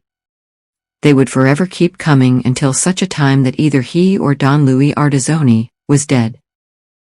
Gilhooly heard the sound of a chair being moved as his eyes followed the two FBI men. Sorry, Jim, Becky Thompson said as she headed for the door. I shouldn't have involved you in all this. Goodbye. Gilhooly sat open-mouthed. He wanted to run after her, but people in the restaurant were now looking at him. Fuck you all. He desperately wanted to shout. Chapter 7. A cover-up. Sheriff Bud Bradley sat back on his chair and looked skywards at the slowly revolving ceiling fan. The hot summer weather was due, and he needed to get the damn thing repaired. He would probably have to pay for it himself as every year the mayor cut his budget. Only a few months ago it was touch and go whether or not he would have a deputy, until someone extremely high up in Memphis had overruled the decision taken by the County Law Commission, and Gilhooly had arrived. Orders from God, the voice had said over the phone. Ask no questions and let it go. Bradley wondered who God was. He switched his gaze to the gun cabinet. Perhaps it was time to clean the M14 rifle and the two pump-action 12-bore shotguns. What were they doing there anyway? This wasn't LA or Memphis. Nothing interesting ever happened in his back garden. Both Gilhooly and himself had their pistols, and the only time that they had seen the light of day had been at the Blackford house. Ah yes, the Blackford house. Gilhooly's meeting with the girl had once again activated Bradley's sleeping thought processes. The child's missing eyes had puzzled him, yet he was asked, no, not asked, he was told point blank by the FBI man, that under no circumstances must any mention of the missing eyes be made either to the press or to anyone else. If it was a murder inquiry, how dare the bastards tell him not to do his job? It had been no request, it was an order, a direct threat, delivered by a man who seemed to have unquestionable power, maybe even the kind of power to make people disappear. He had observed similar power during his time in both Iraq and Afghanistan, power that even the generals were careful not to ignore. But who were these people? Fuck them, Bradley had said out loud as the FBI had driven away, taking with them the bodies of Bill Blackford, Kathy and baby Linda. This is my back garden, and I will not be told what fucking flowers to plant by some FBI lackey. He had been genuinely angry, and had flashed memories of a similar warning both he and Smokey had received when they had returned to Kabul in Afghanistan, following the death of the 4 men in his section. He, Smokey Robinson, and their commanding officer, Colonel Richardson, were standing in Richardson's office in front of a seated, suited, superior-looking government man, several years younger than the 3 military men. What the hell was he doing in the CO's chair as the CO stood? How dare the bastard show such disrespect? Richardson read both Bradley's and Robinson's thoughts and slowly shook his head. Nothing on earth scared Richardson, and despite his rank, he had often defied protocol and accompanied Bradley's Delta section on many missions, both in Iraq and Afghanistan. It never happened, the suited man had said, looking directly at Bradley's commanding officer, who remained stony-faced and silent. He switched his gaze to Bradley and Robinson. You two will both fly out of Kabul and the military tomorrow morning on full-time served pensions. Bradley had resisted the overwhelming temptation to break the suited man's neck, only out of respect for his commanding officer, who in turn stepped in front of Robinson just in time. Never had a man been closer to death and survived. What Gilhooly had just told him made a lot of sense now. There had to be a cover-up at a very high level, but what the hell were they covering up? Becky Thompson had stopped talking when pressed as to the word they. Who were they? What were they? How could they become unstoppable? The chemical and physical attraction between her and Gilhooly had evaporated as quickly as it had surfaced, to be replaced by fear the moment that she had caught sight of the tall stranger in the restaurant. Was it a fear of the authorities, or a fear of them, whoever or whatever they were? The meal had ended much earlier than it should have done. A brief handshake and Becky Thompson was gone, leaving an empty, almost vacuous void in the pit of Gilhooly's stomach.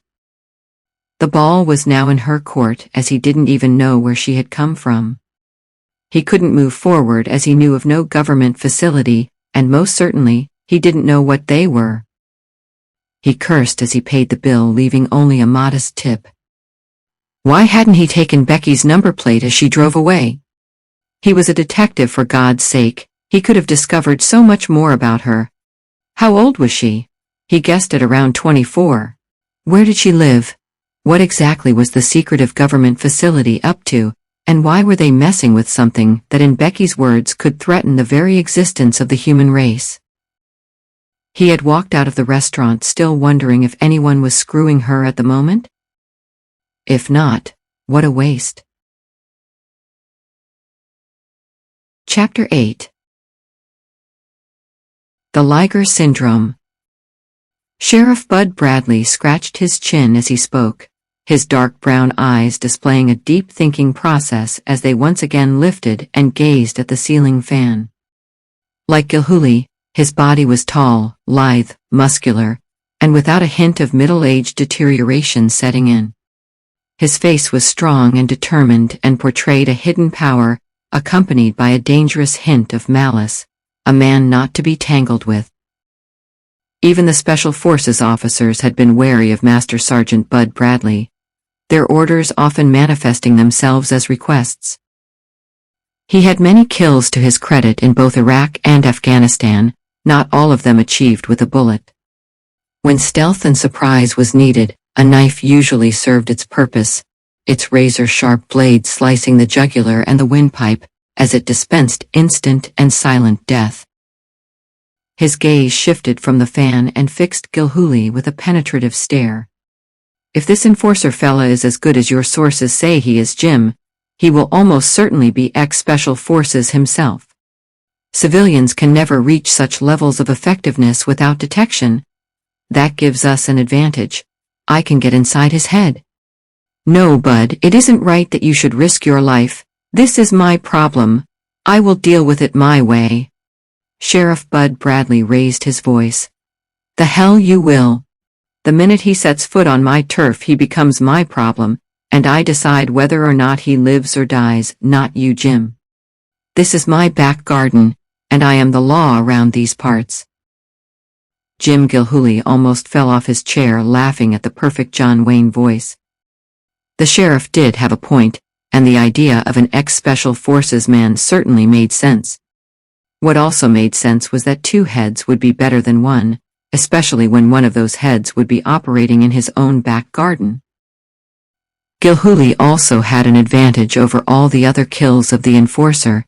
He knew that he was coming for him, and could be on his guard. All the enforcer's other hits had been simply getting on with their lives, completely oblivious to their impending last breath. Sheriff Bradley closed his eyes and slipped into the mindset of a Special Forces operative turned assassin. He assumed the mindset of his alter ego. He moved back in time and again saw himself filthy, unshaven, and positively stinking, after days and nights that had turned into weeks, waiting for the appearance of one man. One man who had altered the history of the world for the next few generations, maybe forever. He opened his eyes and rejoined the present. In a one-horse town like Greensville, how would an assassin eliminate a deputy, and still walk away unscathed and unrecognized. Not even the most skilled Special Forces operative could achieve that successfully, when there was no possibility of an exit strategy. Bradley again closed his eyes and painted a mental landscape of every conceivably safe and undetectable exit from the area. Coming up blank on every occasion, there simply was no way of leaving the town and reaching the safety and anonymity of the nearest big city, which was over 50 miles away. One phone call, one airborne helicopter, and he would be trapped. One road in and one road out. One way or another he would have to lure Gilhooly away from town, eliminate him, possibly by sniper rifle, and disappear before an APB could become effective. What about the girl, Jim? A thought suddenly entered Bradley's head. Could this government conspiracy crap be just that, a load of elaborate bullshit designed to get you out of town? No, I can't see it, bud. I saw genuine fear in her eyes. Gilhooly shook his head as he spoke. How was she to know about the kid's eyes, and why would she have even mentioned them? There is definitely something in what she is saying, but unless she appears again, everything stays on ice. I've just remembered something that she let slip out though, something she called the Liger Syndrome. Have you any idea what she could be on about? Sheriff Bradley shrugged his shoulders before speaking. Not a clue, Jim. Sounds like a film or something to me. Check it out on the internet. I just have, and it's about crossing a lion and a tiger. It says that a male lion and a female tiger produce a liger, and a female lion and a male tiger produce a tigon, the main difference being that a liger can continue growing indefinitely, possibly to the size of a small horse. Any clues as to why she brought it up then, Jim? Gilhooly switched off his computer before speaking. Nope, no idea whatsoever. She did say something about each successive generation being bigger than the last one. Bradley grinned as he spoke. How would a pussycat the size of a horse climb through a hole in the mosquito net, Jim? Beats me, Sheriff. Seems to me, Jim, that she is smoking the wrong kind of tobacco. A fucking tiger the size of a horse. Complete bollocks. They would rule the world. Tigers live in India, don't they? How many Indians do you suppose that they would have to eat every day if they were that size? There would be none left. Gilhooly burst out laughing. Check it out for yourself on the computer, bud. They really do exist, fortunately for the Indians only in zoos. Bradley reached over and took Gilhooly's laptop, switching it on as he took a gulp of coffee. The spelling Liger, then, Jim? Sure. Fucking Vov, Jim. I have never seen anything like that in my life before. Bradley's mouth opened wide in amazement. Bradley was staring at the picture of a beautiful young woman in a bikini, but it wasn't the woman that held his attention. She was sitting astride what appeared to be a tiger that really was the size of a donkey. That's got to be trick photography, Jim. That's what I thought when I first saw it, but so I checked out a few of the zoos that claim to have ligers. They're real enough, and so far none of them have yet stopped growing. Them poor Indians, Jim. Half a dozen of those mothers running round the country will soon thin them out. Gilhooly grinned and moved his head over to one side as he spoke. I wonder how bloody great tigers and holes in mosquito netting come together. And by the way, bud, I lied about Becky. She's fucking gorgeous. I know that, Jim. I was keeping an eye on you from the minute that you walked into the restaurant. I gotta confess that I was a little concerned when that tall feller walked in. I had a funny déjà vu kind of feeling. I'm sure that I have seen him before, but I can't quite place him. I never saw you, bud. I wouldn't have survived for very long in Special Forces if the people that I had under surveillance had spotted me, now would I? Suppose not. Chapter 9. Showtime. The three small townships gradually settled down into some form of normality as the media and ghoulish sightseers drifted away, leaving no more than skeleton crews to sift around for the last few crumbs of a by now defunct story. In an effort to resurrect interest, One enterprising newspaper reporter fabricated a story of how the ancient native Cherokee Indians had placed a curse on the land as the white man had gradually moved onto their ancient burial grounds. It ran for a couple of days before being replaced by news of the unexplained disappearance of an entire family some 20 miles east of the area. Bradley and Gilhooly had their suspicions, rumors of government agents in the area fueling these suspicions. Sheriff Bradley put down the phone in his office, and in a quite matter-of-fact way remarked, "You had better get ready, Jim, this looks like showtime. I've just had a report of a shooting at the Hubbard place by the old highway. Seems that someone took a pot shot at the old chap, and other than the Blackfords, we don't have shootings in river pastures or anywhere else in my back garden." He switched to Google Earth on his computer and zoomed in on the Hubbard ranch. The land was flat and would be surrounded by crops at this time of year. It was certainly ideal ground for a section assault, but not the location a sniper would choose, as the field of vision was too limited. There was also no escape route, as the farmhouse was located some 3 miles down an old, unmade dirt track. One phone call from a neighboring ranch and even the most highly skilled operative would be trapped, unless of course a helicopter was used to evacuate. Professional hitmen did not use helicopters. That would involve at least one witness to their identity, and the enforcer never left witnesses. He swung the camera angle round and estimated the distance from the only high ground in the area to the ranch house. "A little over half a mile," he said out loud. He could have made the shot himself with a reasonable degree of accuracy, but this man was supposed to be a professional and no pro would take on a 50-50 shot, especially as he would not be accompanied by a spotter to check both wind and range. He was missing something. His gut instinct told him that this was the hit, but his military experience told him otherwise. If his instinct was indeed correct, then the hit had to be somewhere along the route. 15 miles from the office to the Hubbard Ranch was one hell of a distance to cover, so where would he arrange an ambush? It had to be more than just an opportunity to shoot.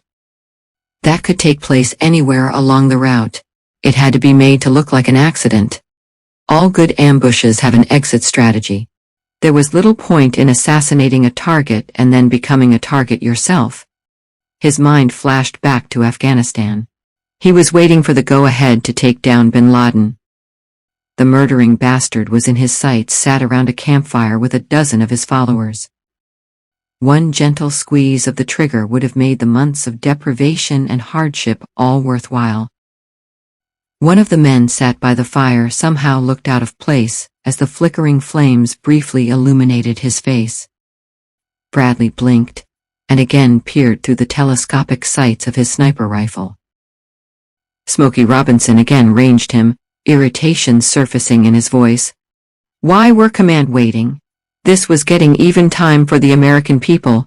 Where the hell was the green light?" Bullets began to rain down on them. His section dived for what little cover that was available. 4 of his men died in the action, only he and Smokey Robinson survived. Bin Laden and his followers disappeared into thin air. He never found out who had been firing at them, but the only people with any knowledge of their position had been his own people, and they had been working alongside the Pakistani military intelligence. For whatever reason, someone didn't want bin Laden dead. The rifle shots still preyed on his mind. They were not AK-47s, they were M16s, an American weapon. The sound made by the 7.62 caliber Russian rifle was completely different to the one made by the 5.56 American weapon. He had never come across any Taliban men with the American rifle, so what the hell had gone off? Bradley thought about that brief moment in time quite a lot. He could have been famous, the man who killed bin Laden. Instead, here he was, a small-town sheriff, still unmarried, and with no promotion ladder to climb. He was already on the top rung, and unless he transferred to one of the big cities, this was the limit of his promotion prospects. The creek. That's where the hit would be, on the bridge that crossed the creek. the car would crash through the barriers and drop the 50 or so feet into the mini gorge. A can of petrol and a match would complete the job and ensure a safe escape window of hours, maybe even days, before anyone even suspected a professional hit. Yes, it would definitely be Dawson's Creek. Everything was perfect. Only farm vehicles used the road nowadays since the new freeway had opened. Sometimes there could be a lull of 30 or more minutes between traffic. This man was a pro and had almost certainly done his homework. Maybe he was a local. No, locals didn't become hitmen. Locals were either farmers or retirees, the entire township often referred to as God's waiting room. Other than George, the landlord of the rodeo bar, he was the only military man in his entire empire of towns. Sure, there were a few elderly Vietnam vets, but hardly hitman material. He smiled at the thought of being top dog. This was his mini empire, and no hitmen were allowed access into his back garden. One of them was shortly about to die at Dawson's Creek. It just had to be Dawson's Creek if the man was indeed a military man. Everything slotted into place. Dawson's Creek ticked all the boxes. Firstly, though, he had to check out the report of the gunshots. Why would a hitman fire a rifle for no apparent reason? Perhaps someone was hunting illegally. This was not the hunting season unless of course it was wild pigs that they were after. They were always in season. Of course he would fire a shot. How else was he going to get Gilhooly to drive out to the ranch? Christ, he said out loud. It suddenly crossed his mind that he would have probably been accompanying Gilhooly, so Don Ardizzoni would be getting two for the price of one. He rang the Hubbard ranch. The phone rang out. He tried Seth Hubbard's mobile. The phone was dead. The call had come from the Coleman place some half a mile from the Hubbard ranch, and old man Coleman wasn't a man to be easily spooked. He confirmed that he had spotted a stranger walking with what appeared to be an assault rifle, heading in the direction of Dawson's Creek. This looked like the real deal. He obviously wanted to be spotted, but how to approach the problem? The hunter would have to become the hunted, and no one hunted better than Sheriff Bud Bradley. Chapter 10. Betrayed. The man masquerading as Sheriff Bud Bradley evaporated into the ether and no longer existed. He had morphed back into Master Sergeant Bud Bradley, complete with Medal of Honor. His eyes narrowed and took on the 1,000-yard stare. He was back in Afghanistan, and all thoughts of small-town sheriffing disappeared as he stroked the M14 sniper rifle that had been sleeping in the office gun cabinet for the last 5 years. He felt the power surge through his body as it flooded with adrenaline. He felt the narcotic hit as the dopamine crashed and activated the primitive self-preservation area of his brain that had remained dormant for the last 5 years. The electrical circuits reconnected and went into overdrive. He also felt an almost uncontrollable rage at the loss of the 4 Special Forces friends in his section, friends who relied on him to get it right, friends who had been betrayed by the country that they had sworn to protect. It was supposed to be a two-way deal. America had betrayed those men when she broke the deal. They were American rifles that had killed his men, but who had pulled the trigger? They could only have been located by the GPS on their radios, and this was beyond the technology of the Taliban, no matter how much money bin Laden had poured into the cause. Ordinary GPS radios could be located. The ones used by special forces were encrypted to throw up a false position that could only be deciphered by an equally encrypted receiver. No one but American intelligence could therefore have known their exact location, but why would they have wanted bin Laden to stay alive? The whole world was watching and awaiting a worthwhile response from the world's most powerful military, waiting for something more than mindlessly bombing the shit out of illiterate, third world, uneducated goat fuckers. 19 men had brought the world's most powerful nation to its knees by downing the Twin Towers and the partial destruction of the Pentagon, so what had gone wrong? Bin Laden had been the financier and the planner. So far he had run rings round the British and American forces, and now one squeeze of the trigger could have brought closure to the hunt. Why wasn't the order given? Where was the green light? Take the shot, Bud, Smokey Robinson had whispered. 270 yards, crosswind no more than 5. Fuck command, I'm sick of this stinking shithole. Just take the shot and let's get out of here before the shit hits the fan. 5 more minutes, Smokey. If the order doesn't come through, we are off, and he will be dead. Check the wind speed, Smokey, it's changing direction. Still only 5, Bud. Deflection no more than half an inch. Master Sergeant Bud Bradley could feel a slight tremble coming on. He smiled inwardly. It was always like this whenever he had time to linger over a hit. He peered down his scope at the figures sat around the campfire. There was no doubt. The tall, slightly stooped figure was the one. The man that a dozen special forces teams, both British and American, were searching the Bora Bora mountain range for. The most sought-after man in history. The man who had created his own history, and with it had changed the future history of the world. He desperately wanted to finish the job. His team were in a highly vulnerable forward position with virtually no cover from the higher ground behind them.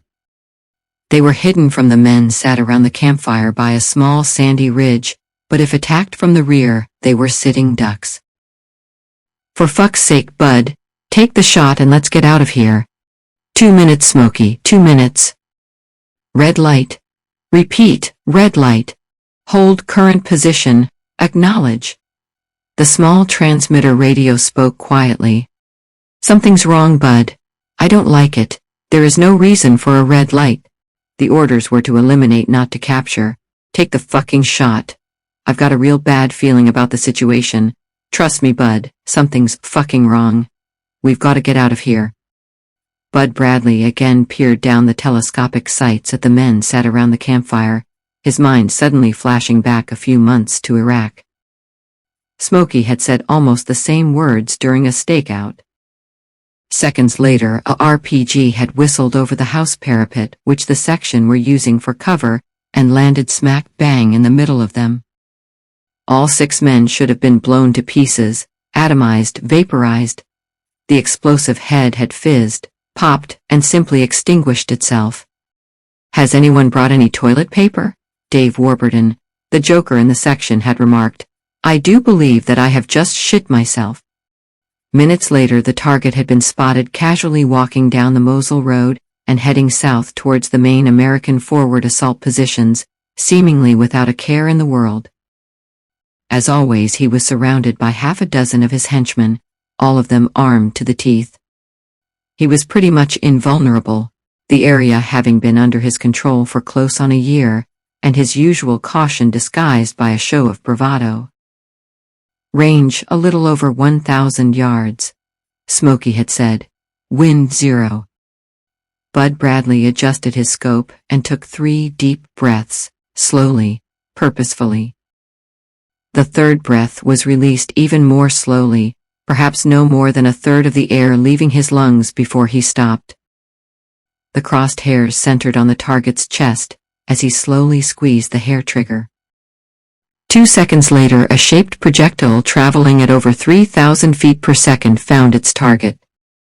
His bodyguard took up defensive positions and searched for the sniper. Buildings had absorbed and deflected the sound waves. Shot location was impossible.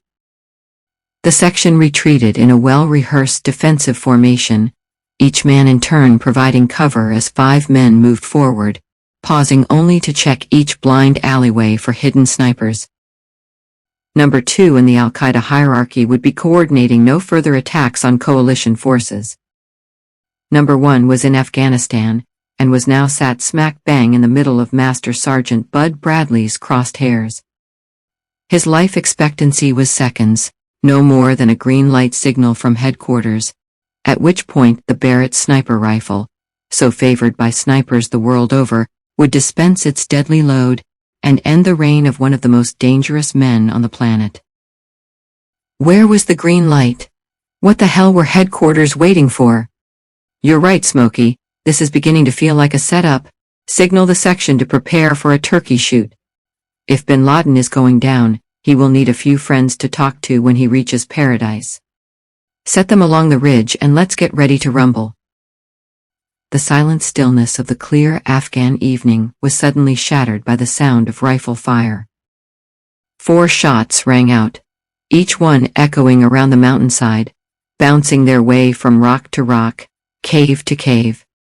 The reflections and deflections made the point of origin impossible to locate. Dave Warburton, the section joker, took the first hit, followed by Smiler, Stu, and Hippie. All 4 men were dead within seconds from damned good rifle fire behind them. Smokey and Bradley were in full sniper regalia and virtually invisible in the half-light. There was no chance of returning fire. There were simply no targets. Whoever the aggressors were, they were damned good and had simply melted into the landscape and disappeared. The campfire was now deserted. World public enemy number 1 had vanished into thin air. Bud and Smokey checked for any sign of life among the section. All 4 men were dead from headshots. They marked their GPS position and cautiously made their way to the prearranged RV. Sometime in the future someone would pay for the death of their 4 friends. They would pay with their lives. In the meantime, both men were aware that they themselves had now become expendable, possibly even designated targets. Chapter 11. Farewell, buddy. The American forces in Afghanistan were still fully committed to the assassination of bin Laden as Bud and Smokey stepped off the plane, their feet back on home soil. Post-traumatic stress disorder was typed in bold capitals on their papers.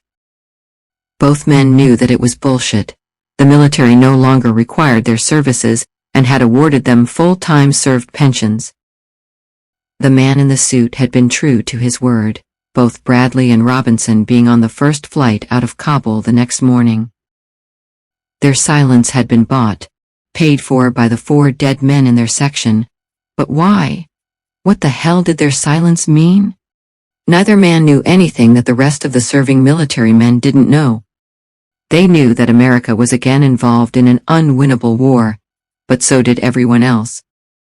Once the American public tired of the slaughter, an honorable withdrawal would be negotiated and arranged, soon to be followed by a second Taliban occupation. Vietnam had been the blueprint for the Taliban, and once again the American politicians had embarked on yet another massive boost for the armaments industry. Could there possibly be any other reason for the American involvement? Afghanistan was one of the poorest, most backward countries on earth. There was no oil, no natural resources. In fact, there was bugger all other than poppy fields and opium. It wasn't even strategically important, other than to pose a threat to the Russians if it came under American control. Britain had occupied the country a century earlier, but had been defeated in 3 wars by the ferocity of the Afghans and the rugged terrain. Russia had invaded and lost thousands of men before finally conceding defeat and withdrawing. So why the hell did America think that it could accomplish what the Russians had failed to do? The total irony of the situation was not lost on the American boots on the ground. They were fighting against their own weapons, weapons supplied by America to the Taliban, in order to fight the Russians. Some things never change. In Iraq they had fought against American weapons supplied to Saddam Hussein for use in his war against Iran. Bradley and Robinson talked and quietly pondered for long periods during the flight home, neither man finding any plausible reason for their early retirement. The 2 men embraced before going their separate ways. "What are you going to do, Smokey? Some kind of security work?" "Stay away from the personal protection shit. A cat only has 9 lives and I reckon that we have used up half a dozen of ours already, maybe even the full quota. I've got a few connections in LA. Bud, maybe I can put my talents to work in the big city, who knows? How about you?" "I'm going back to my sleepy little old Tennessee town where I am going to put my feet up and help to make the local bar owner a rich man. You know where I live, Smokey, so if you are ever in my neck of the woods, there will always be a bed for you." The 2 men again embraced before walking away in opposite directions without a backward glance. Both men had the same thoughts running through their heads as they increased the pace of their steps. Why had they been decommissioned? What had they seen that had so scared the American powers that be? Why had their 4 friends been sacrificed? Smokey Robinson decided to simply disappear. He would become a non-person. In fact, he would become many non-persons. The first stage of his plan was to organize a few fake identities. Stage 2 was a little more complicated and had to be carefully planned. Chapter 12. Bluff or double bluff? Sheriff Bud Bradley stared intently at his computer. Google Earth was good, but boots on the ground were better. Unfortunately, there wasn't time for too much planning. The report of the shooting at the Hubbard Ranch had come in around 30 minutes earlier, which meant that the assassin would almost certainly already be in position to take the shot at Gilhooly if he were to investigate. Something puzzled him. Why would the assassin assume that Gilhooly would drive out to the ranch? Surely in such a small, quiet township, any gunfire would be investigated by the top man, the sheriff. Bradley stroked his chin as he thought. With him out of the way, Gilhooly would take care of the office until he got back, which would make him vulnerable. Perhaps there was a game of double bluff going on. Maybe the enforcer was smarter than he had given him credit for. More likely the enforcer would assume that both men would be in the car, and having taken out the driver, the crash through the flimsy bridge barrier would kill the passenger as the vehicle smashed into the valley floor below. Either way, he had to decide. He would take the old dirt track that skirts around Dawson's Creek and work his way on foot to what was the most obvious ambush point. Once in position, Gilhooly would then drive the marked sheriff's car down the long straight road towards the Hubbard Ranch. To make the shot, the hitman would have to expose himself for a few seconds, at which point he would die. Bradley had never shot to wound during his army days. A wounded man could still pose a problem, and an Islamic fanatic was especially dangerous, many of them being equipped with suicide belts. Too many men had been lost walking towards what appeared to be a dead man. One press of the switch, and 100 projectiles scattered with deadly intent in every direction, each one traveling with the speed of a bullet. He would feel no remorse. 17 kills from 17 shots in Iraq were indelibly printed on both his mind and his service record. A few American snipers had considerably more kills to their credit. These, however, were generally operational kills, targets with RPGs or rifles, who were involved in direct action against the American forces. All of Bradley's kills were high-value targets, planned, stalked, eliminated. Bud Bradley grinned. The whole event would be no more than a training exercise. He knew Dawson's Creek better than he knew his own home. There were days when in his early teens, he had only ever appeared at mealtimes. Hunting, fishing, and shooting were both his passion and his obsession. He still found time for Kathy, of course. He had always found time for Kathy. On joining the military, his ability with a rifle and his fieldcraft had catapulted him into special forces and sniper school before he had even got his first stripe. There was only one thing that seemed to be preying on his mind. There was a puzzling, worrying thought that kept flashing through his subconscious. If the hitman had been around for several years, how come no one had any idea of his identity? Just how good was he? What was his usual modus operandi? He had spoken to contacts in the law enforcement business, as had Gilhooly, but there had never been a shred of evidence linking any of his hits. He invisibly arrived, invisibly killed, invisibly disappeared. Sometimes a car would explode or crash into a tree. An elevator would malfunction and plunge several stories to earth. A drink would mysteriously bring on a heart attack. A victim would accidentally slip under a subway train. A long-range bullet to the head would appear from nowhere. His planning was always meticulous, and no paid hit was ever unaccomplished. Carefully laying his M14 rifle on the back seat of his unmarked police car, Bradley set off in the direction leading to the small dirt track east of Dawson's Creek. His camouflaged clothing smelled of mothballs and had been lying in his old military kit bag for years. His eyes suddenly became moist as he remembered the 4 dead men in his section. That bastard bin Laden was now dead, but why had 4 good men been sacrificed in order to keep him alive? His eyes narrowed as he regained his focus.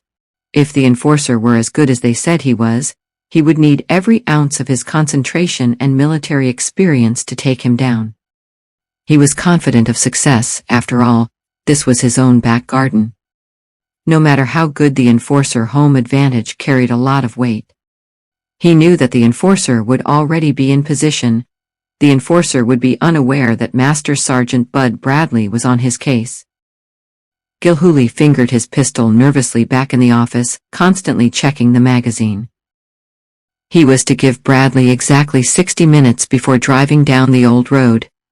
What if the enforcer got the drop on Bradley? He would be a sitting duck driving along as slowly as Bradley had said. Would anyone miss him when dead? His father had been a banker and had died in the Twin Towers at a once-a-year AGM. His mother had simply died of a broken heart.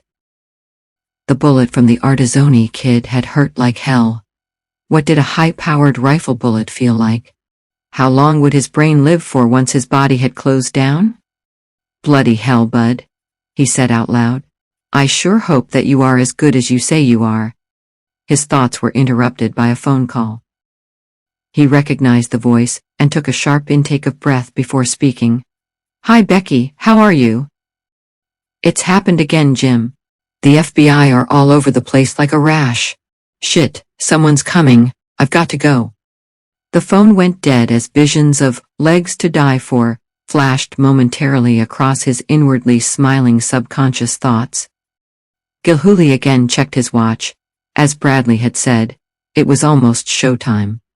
He left the office and climbed into the sheriff's car, and reluctantly turned the ignition key before driving off to his date with Destiny.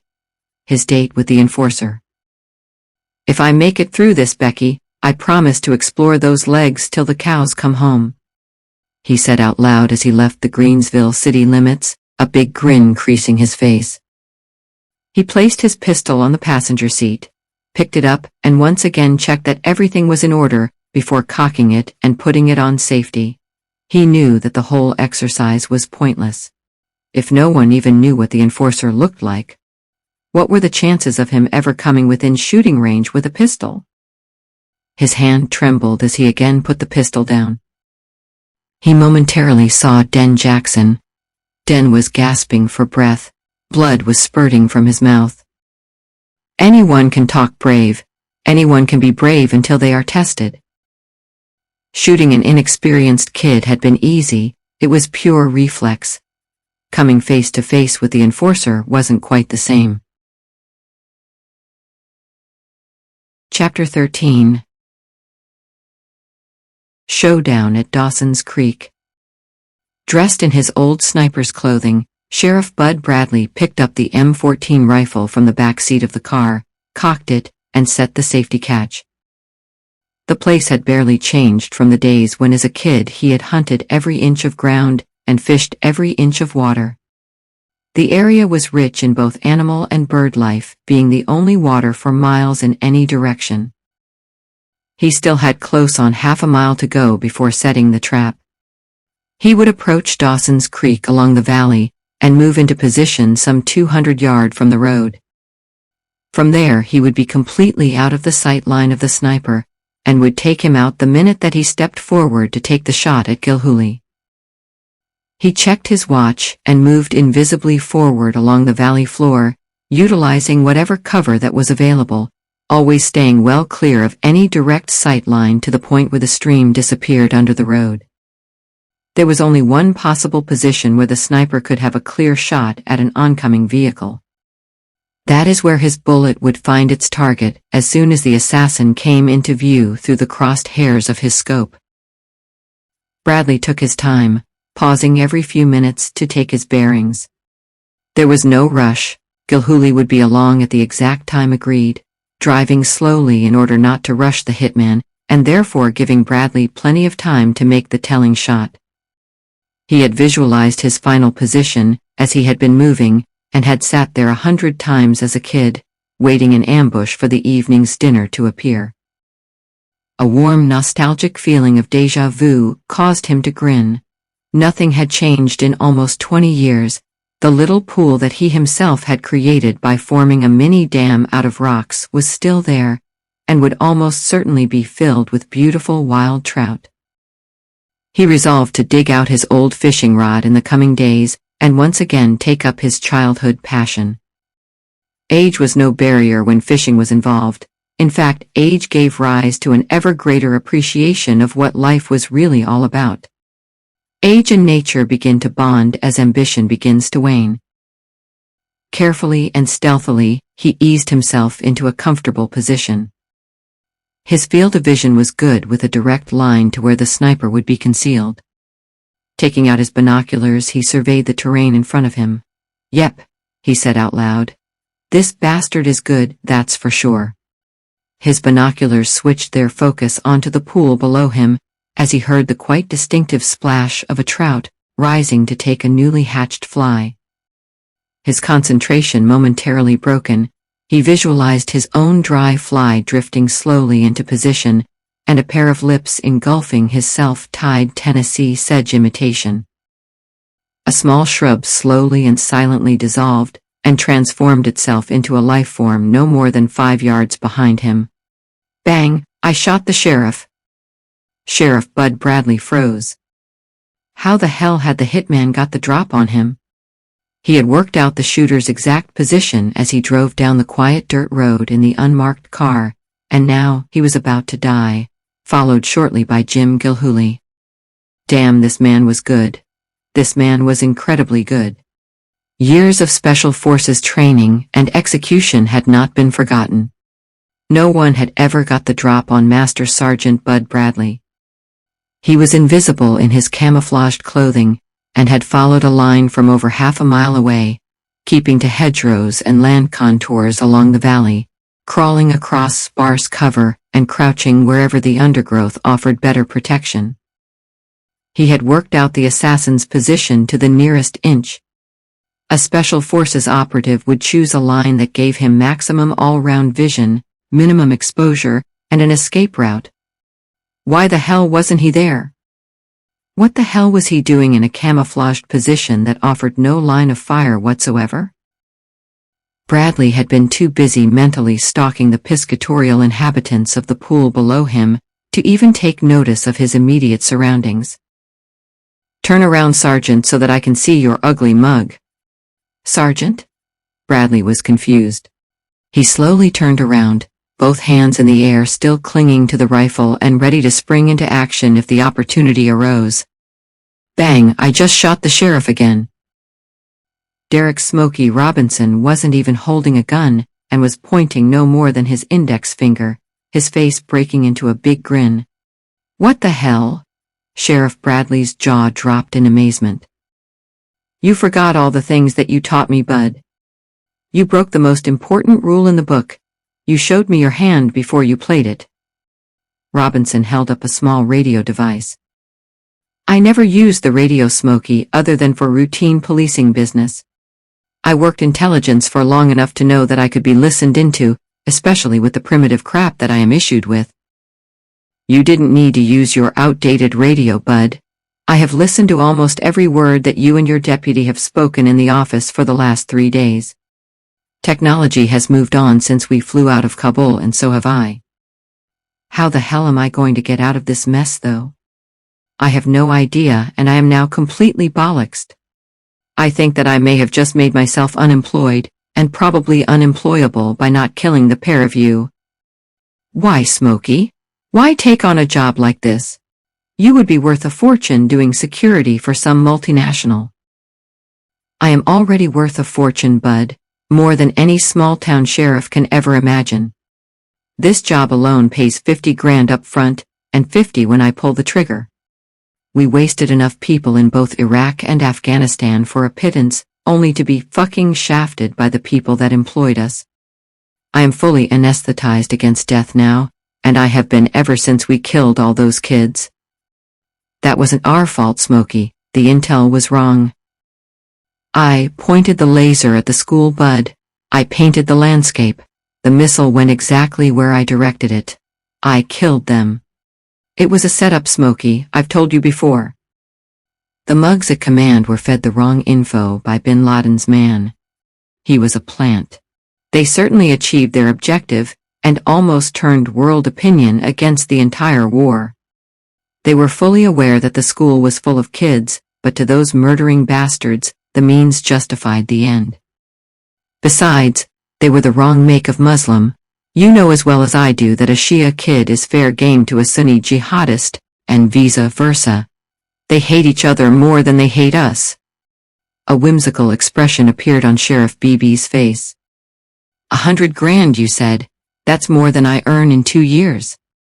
It does have its drawbacks, bud. It isn't all plain sailing. Finding a home for the money is one hell of a problem. All my clients insist on paying my agent in cash and refuse to accept any form of registered invoice. Bradley burst out laughing at the thought of Smokey handing a client a government-endorsed tax invoice for services rendered. I can help you out with the cash if you're stuck. Agent? You make it sound like a legitimate business. It is a perfectly legitimate business for the agent, bud. He has an accountant, a financial advisor, and half a dozen consultants working for him. All his recruiting is done from people like us, American Special Forces, and British SAS. I am technically one of his business consultants. I even pay tax. Well, not exactly. It's a form of guarantee that we all pay in order to wash the money and to make it legal before moving it into an untraceable overseas bank account. Why don't you join us, bud? It's what we used to do for a pittance until our own government sold us out. They didn't want us to come back alive, that's for sure. No thanks, Smokey. I would hate the thought of having to hide all that money, and would probably drink myself to death. Both men burst out laughing as the marked sheriff's car of Jim Gilhooly came into view about half a mile away, traveling along the perfectly straight, old, and now semi-redundant highway. Should I earn my 100 grand now, bud, or do you fancy going for a drink? It will be just like old times except that 4 of our friends will not be present. He's a good lad, Smokey, you will like him. Robinson grinned and shook his head before speaking. What's the odd 100 grand among friends, Master Sergeant Bradley? You saved my life twice, now we are even. You still owe me one if my maths is correct, Smokey. You and Gilhooly are too, bud. Unless you let me do my job and earn my 100 grand. Thanks to you I am now officially unemployed. This was going to be my last job anyway. I met a little girl up in the Ozarks on my last job, and I am going to marry her and settle down. Sheriff Bradley gave him a playful dig in the ribs. Robinson jokingly returned the compliment.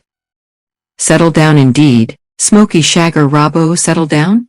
If the rest of the section had still been alive, they would have topped themselves.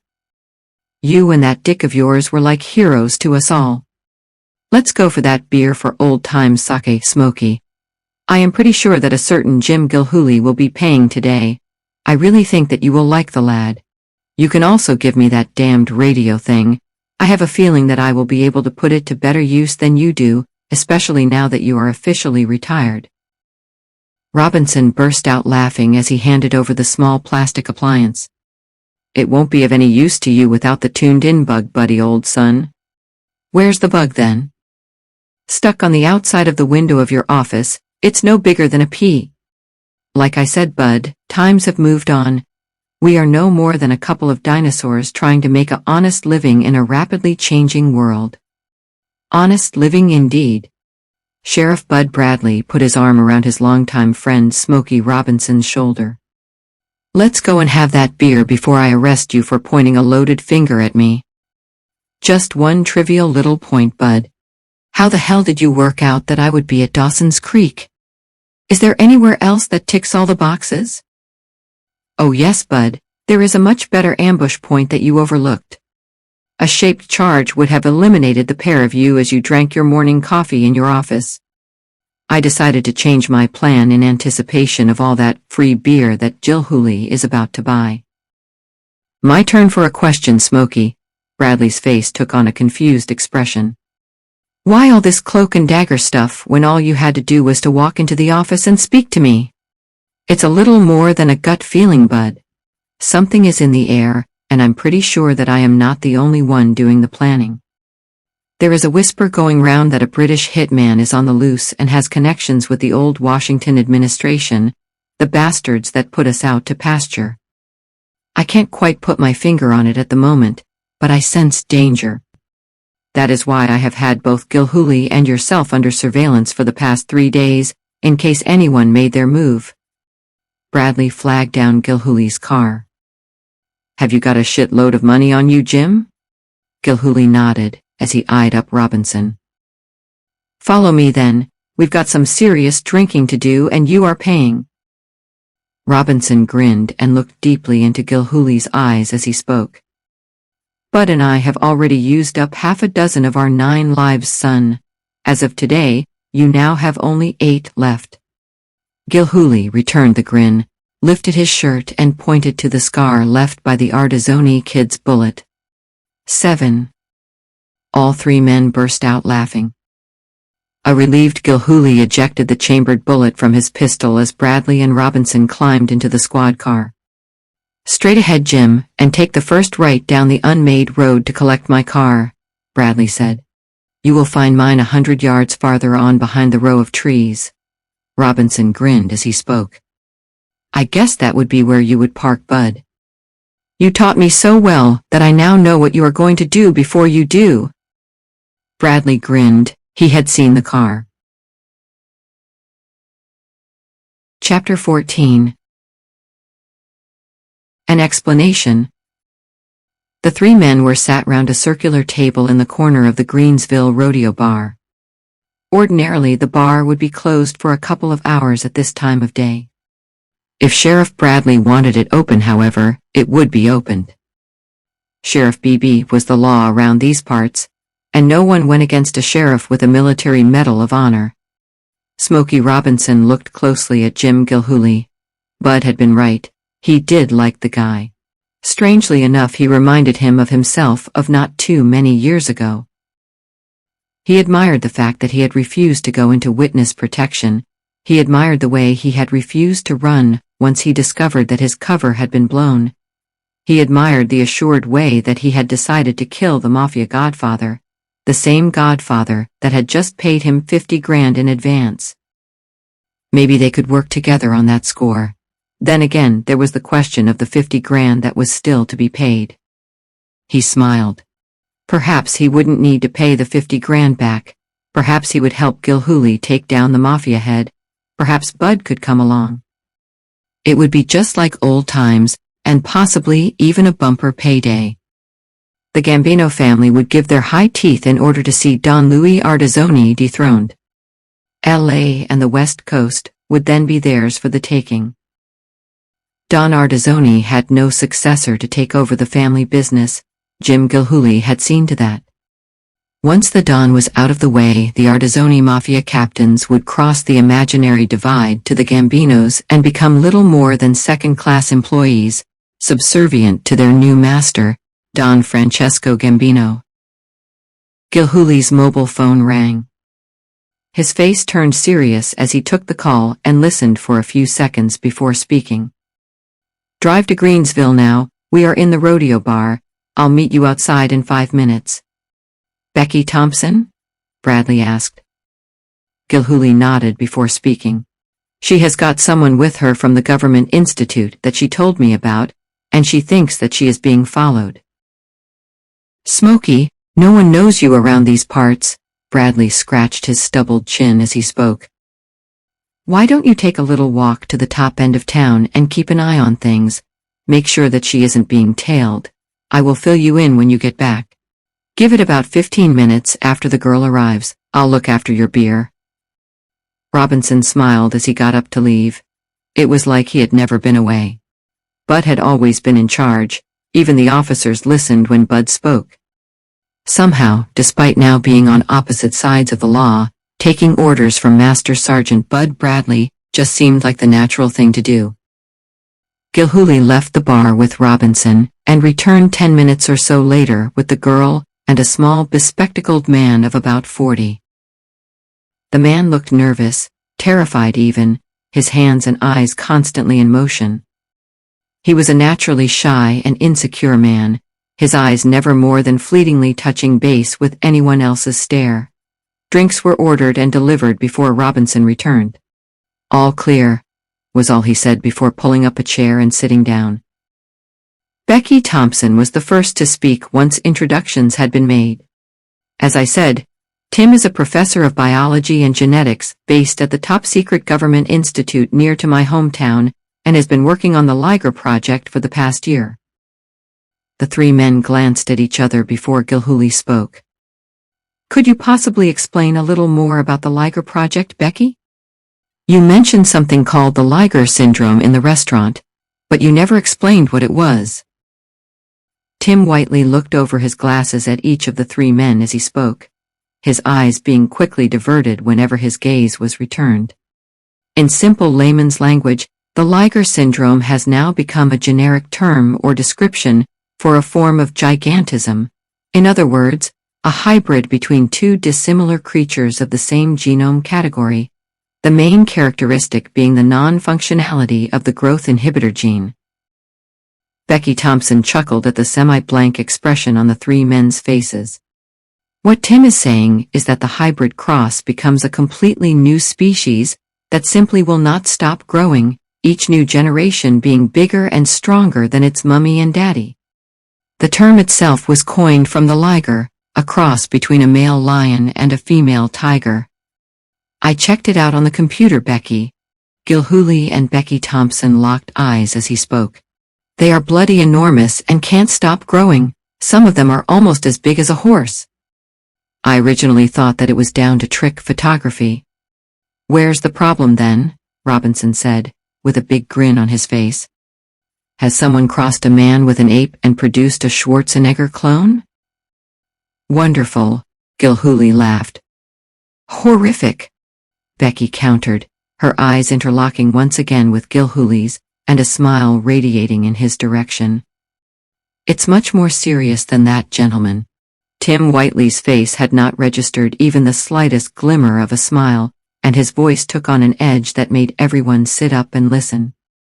"What we at the Institute have created, well, taken possession of really, is a creature, no, a monster that if allowed to run out of control could be far more destructive to the human race than any war or virus has ever been.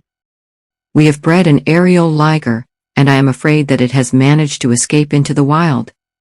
"A carnivorous aerial liger by any chance?" Gilhooly's voice had taken on a faint tremor. Whiteley nodded. "One that can eat a baby's eyes?" Whiteley again nodded. Whiteley's voice then chilled the room. "One that if left unchecked may eventually outbreed the human race by many thousands to one, and could easily outnumber and even eliminate the human population of North America within the next 2 years. Like all members of the bee and hornet family, there is a continuous breeding cycle, each queen producing dozens of offspring on a daily basis, with a new queen being created every 6 weeks. Each queen will leave the colony on reaching maturity and fly off to start her own colony and to breed more queens. Their growth and geographical spread will expand exponentially, and so far, we have no means of controlling them, nor do we have any defense against them. We have no idea when the newly created species will stop growing. The laboratory evidence gathered so far suggests that each successive generation is increasing in size by close to 10%, and soon they will inevitably move on to bigger prey, in fact, any form of readily available protein, cats, dogs, cattle, and most certainly the most numerous and least naturally protected species of all, you and me. The list is endless, and the poisonous sting from a dozen or so of these creatures can easily render a horse totally immobile. Then the feast will begin. It will literally be eaten alive. Are we still talking about just the eyes, Tim? No, Mr. Bradley. Tim Whiteley removed his spectacles as he spoke. We are now talking about a creature that will become so numerous that its insatiable desire and appetite for ever more protein, in order to propel its growth and expansion, will mean that the feast that I mentioned will include every part of the prey's body. Nothing more than a skeleton will remain. Gilhooly tilted his head questioningly as he spoke. How do you know this? Whiteley smiled for the first time in the meeting. Mr. Gilhooly, we starved a small group of the creatures under laboratory conditions, and as soon as they began to eat each other, apparently with the full submission and compliance of the victim, we began introducing live animals. It took them less than 5 seconds to immobilize, and a further 5 minutes to completely consume a live rabbit. We had attached monitors to the rabbit, and for over 50% of the time that the feast took place, it was still alive and fully conscious of what was happening, but unable to move due to the paralyzing effect of the sting. What exactly was the role of the Institute then, Tim? What were you trying to achieve? Gilhooly looked puzzled. Mr. Gilhooly, we are talking serious government involvement here. I guess that you could call it an advanced form of biological warfare without the use of pathogens. The long-term objective was to weaponize the creatures, the short-term objective was to reduce their capacity to breed. We were always aware that only 2 forms of control over the creatures was possible. One is the creation of a virus that would spread throughout the entire population, and the other is the forlorn hope that eventually warfare between rival colonies over possible territorial disputes would control their numbers. My section was working on the former. As for the latter, the opposite seems to be the case. Instead of forming rival colonies, the collaboration between the colonies bore a striking resemblance to family bonding amongst ourselves, without the distraction of family feuds. There was a sound of breaking glass accompanied by a dull thud as the high-velocity bullet entered Professor Tim Whiteley's head, before exiting through a fist-sized hole, and embedding itself deep in the counter of the bar, sending George the landlord, diving behind a drinks cabinet where he landed on top of his well-concealed 12-bore shotgun. Gilhooly dragged Becky Thompson to the ground. Sheriff Bud Bradley and Derek Smokey Robinson were already there. For a moment in time, they were back under attack in Afghanistan, and that bastard bin Laden was making good his escape. The CNN television truck parked across the road from the bar, moved on for some 20 yards before once again coming to a halt. As Bradley, Gilhooly, and Robinson returned to their feet, a couple of well-dressed men walked into the bar and flashed their FBI cards. "We will take care of this mess, gentlemen," the taller of the 2 men said. "No reporters, please, this never happened, national security." Whiteley's body was dragged through the door and loaded into the boot of a limo before being driven away. No one spoke. George appeared with a mop and began cleaning up the trail of blood leading to the door. There had just been a murder in Sheriff Bud Bradley's back garden, and he was powerless to act. The anger felt by both Bradley and Robinson was tangible. They had been here before. The authorities were working to their own agenda, and as always, they had their own unchallengeable rules of engagement. These people could not possibly be the normal FBI or CIA operatives of this world. They had rules to obey, and were always accountable. Out there was an unaccountable, shadowy cadre. These people wrote their own rules as they went along, and were above and beyond the law. The state of Tennessee no longer had the death penalty for murderers, yet whoever these people were, they had a free hand to do whatever they liked with no fear of any form of repercussion. They were judge, jury, and executioner, but who were they? Chapter 15. The Missing Pieces. The blinds were drawn at the sheriff's office the next morning, as a still-shaken Becky Thompson filled in the missing chapters of the Liger project. She had spent an uncomfortable, almost sleepless night at the small hotel in River Pastures, and was wondering if she should simply walk away come the morning and disappear back into the relative anonymity of her aunt's farm in Ohio. Smokey Robinson was unassumingly walking around town, a pistol concealed in the harness around his waist. He had a permanent grin on his face. He occasionally attempted to look serious and officious. But the irony of the situation had escaped only Becky. How could a man who made an increasingly prosperous living in a profession such as his possibly become a deputy sheriff? "I can't pay you without the mayor's agreement," Sheriff Bradley had told him. "But I sure as hell could do with your experience before this thing goes beyond the state boundaries and the FBI get even more involved."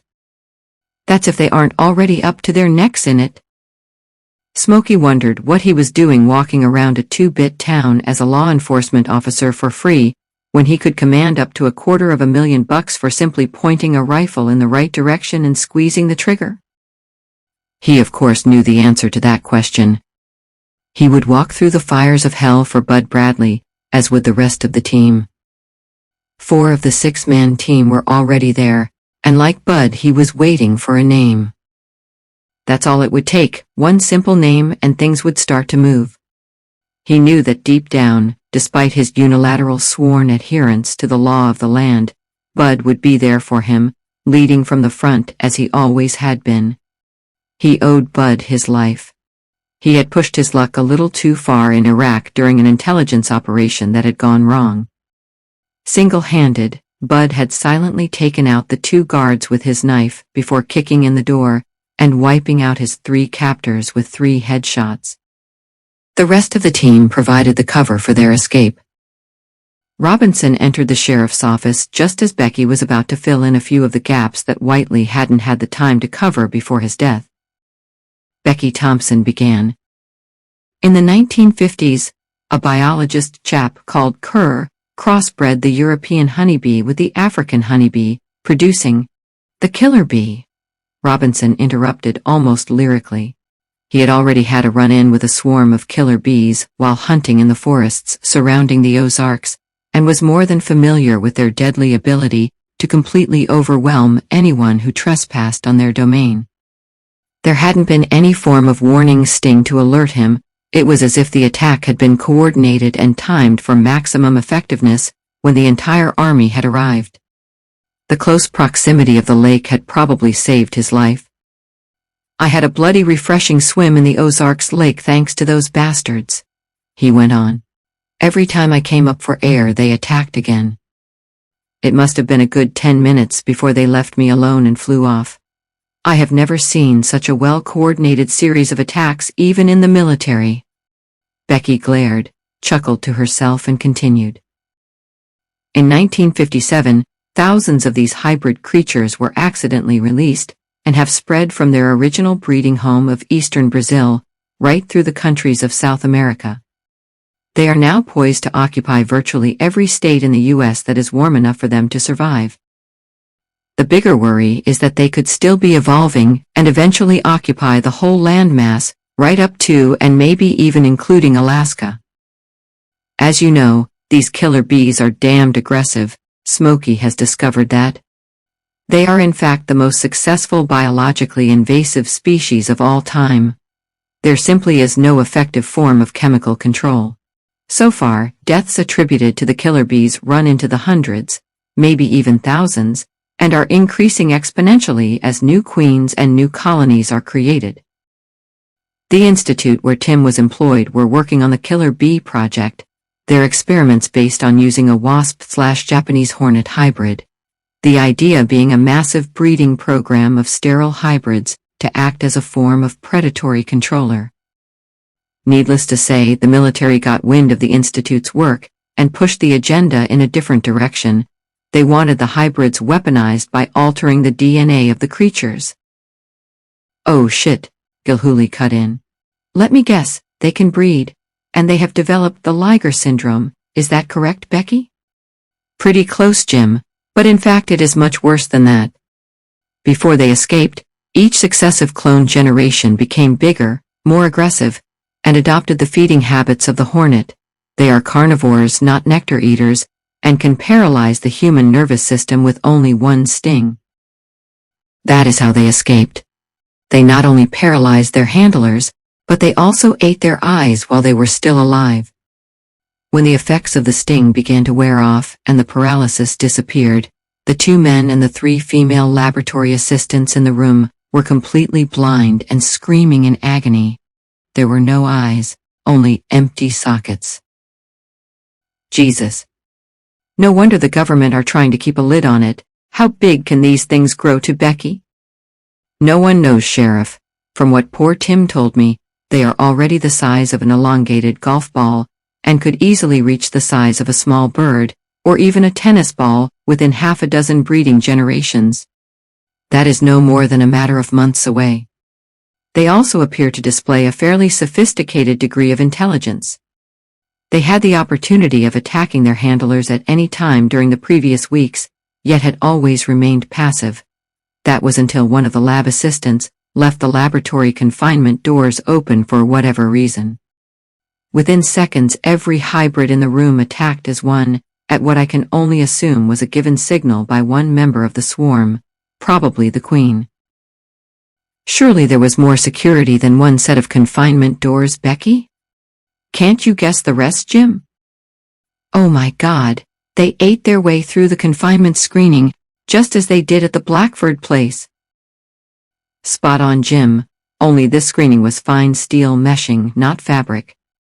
The power in their mandibles is frightening. It would have required a pair of wire cutters to do what they did. The whole attack was caught on camera, and was coordinated as if it had been rehearsed 100 times. Military precision. Smokey Robinson was intrigued. As he recalled the simultaneous killer bee attack on his body, he continued. How would the order to attack have been given, Becky? And how would a leader like Master Sergeant Bud Bradley here have been chosen? Ah, that's an interesting thought, Smokey. Becky Thompson grinned.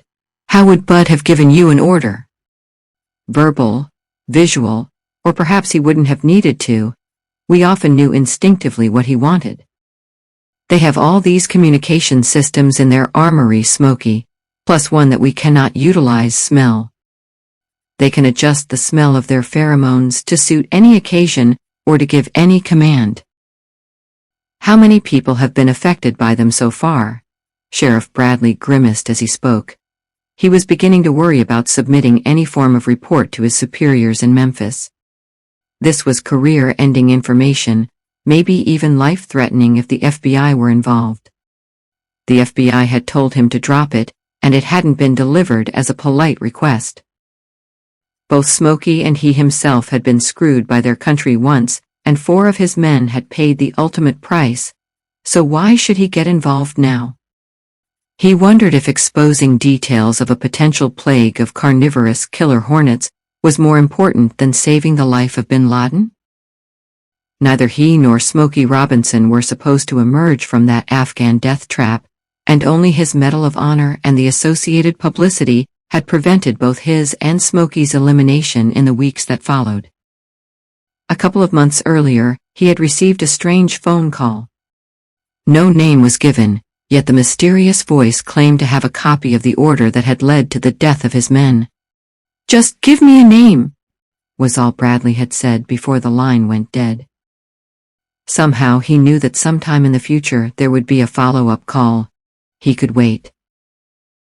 Becky Thompson had remained silent for several seconds, as Sheriff Bud Bradley became immersed in the parallel world of Master Sergeant Bud Bradley, his eyes still in the room, his rifle sights focused on a man sitting around a campfire in a distant land, and of a distant time.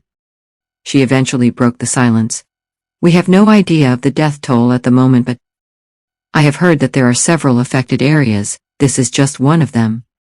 The queens can fly for miles in search of new territories, yet to my knowledge no one has even spotted a single one of them. They seem to have acquired an extraordinary level of intelligence, and my guess is that they are building up their forces before making their move." "And what would that move be, Becky?" Gilhooly's face took on an almost whimsical, disbelieving expression. "Wouldn't they be better off adopting a live-and-let-live strategy if they are so intelligent? Such an existence is not in the genetic makeup of the Asian hornet, Jim.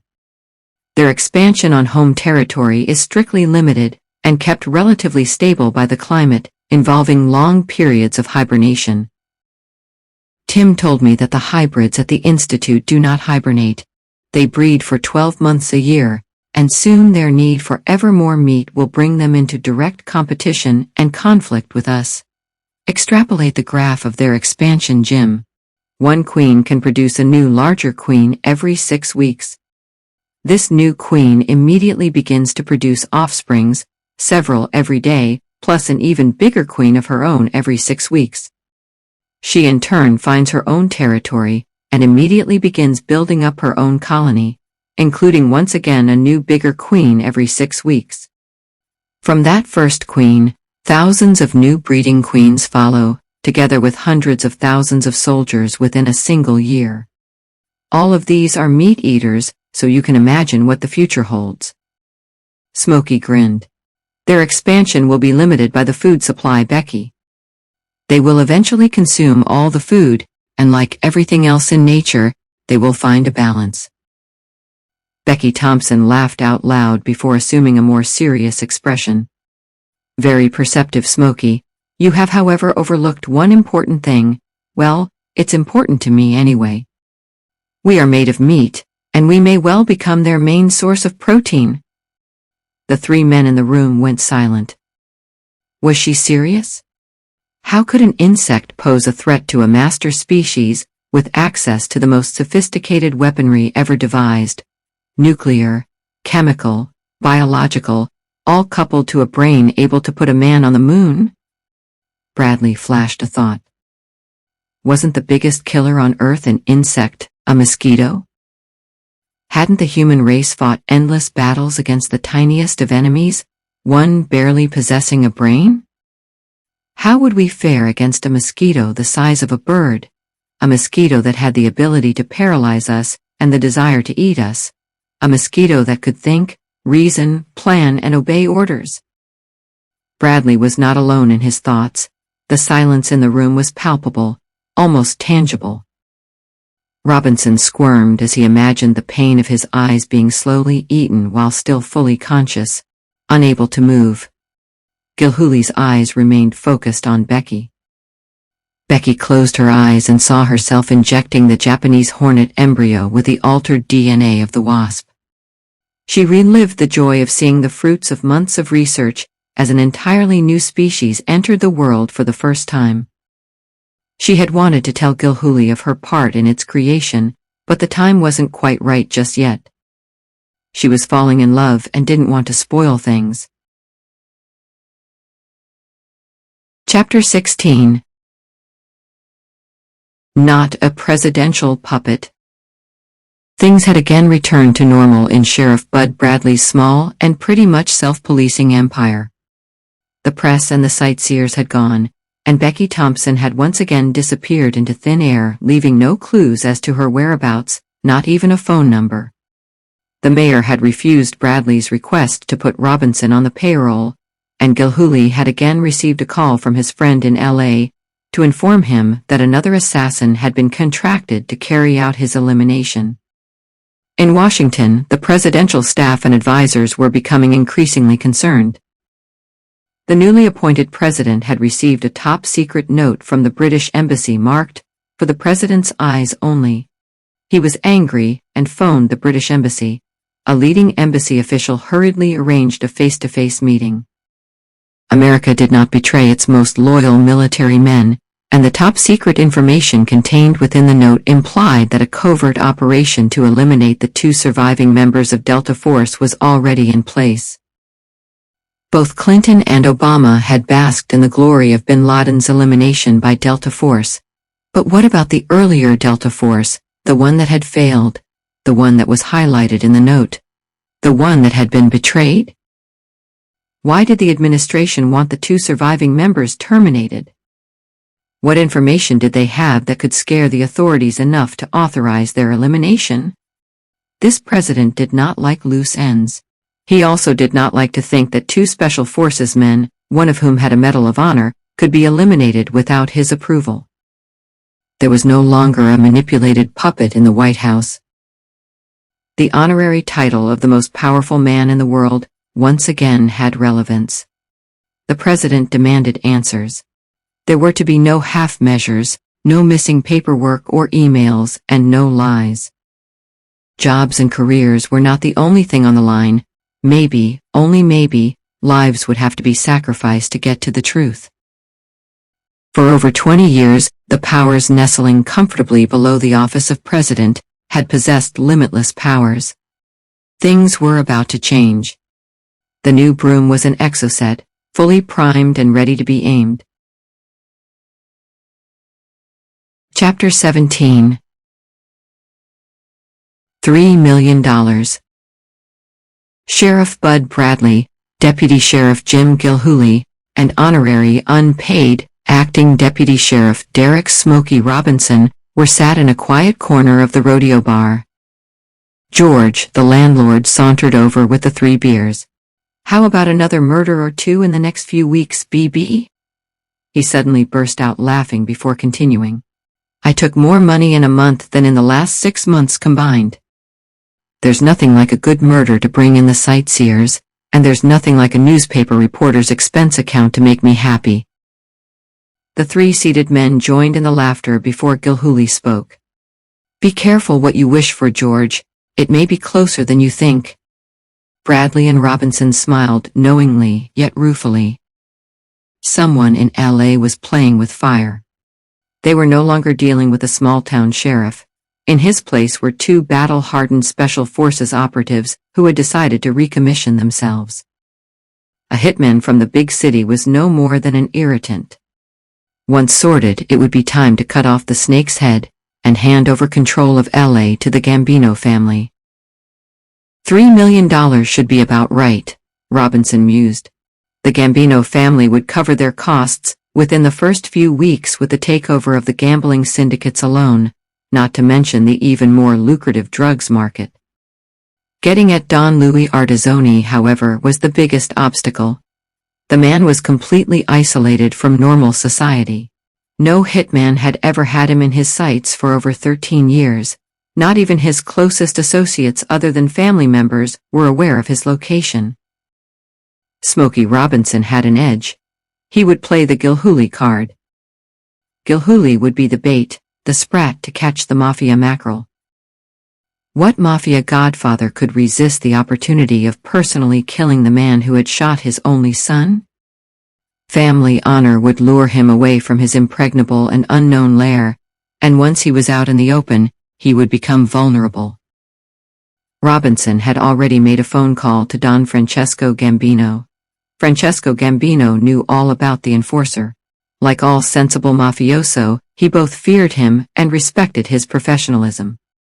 He had no idea of his identity, but knew that no contract placed with him had ever been unfulfilled. That was until the Gilhooly contract. Gambino was smart and could see where this was heading. He smiled at the ingenuity of the plan. The enforcer was heading for retirement, and the Gambino family would be sorting out his retirement package. His verbal agreement was all that Robinson needed. No one ever crossed the enforcer and lived to tell the tale. Not even the Don of one of America's top 5 Mafia families would take that risk. He could then return to his little girl in the Ozarks, and Gilhooly could resume his policing career with the LA Vice Squad. What a beautifully irony! Gilhooly would then be spending his time trying to put Francesco Gambino behind bars. Gilhooly, in the meantime, would not be a sacrificial lamb at the hands of the Artizzoni family, not with Bradley and Robinson around. None of the trio were aware that Louis Artizzoni wasn't the only one to have placed a contract. A second assassin was closing in on both Bradley and Robinson, and this one was already in town, and hidden in plain sight. Someone had disobeyed a direct presidential order. Someone did not understand that this was one president that was not to be disobeyed.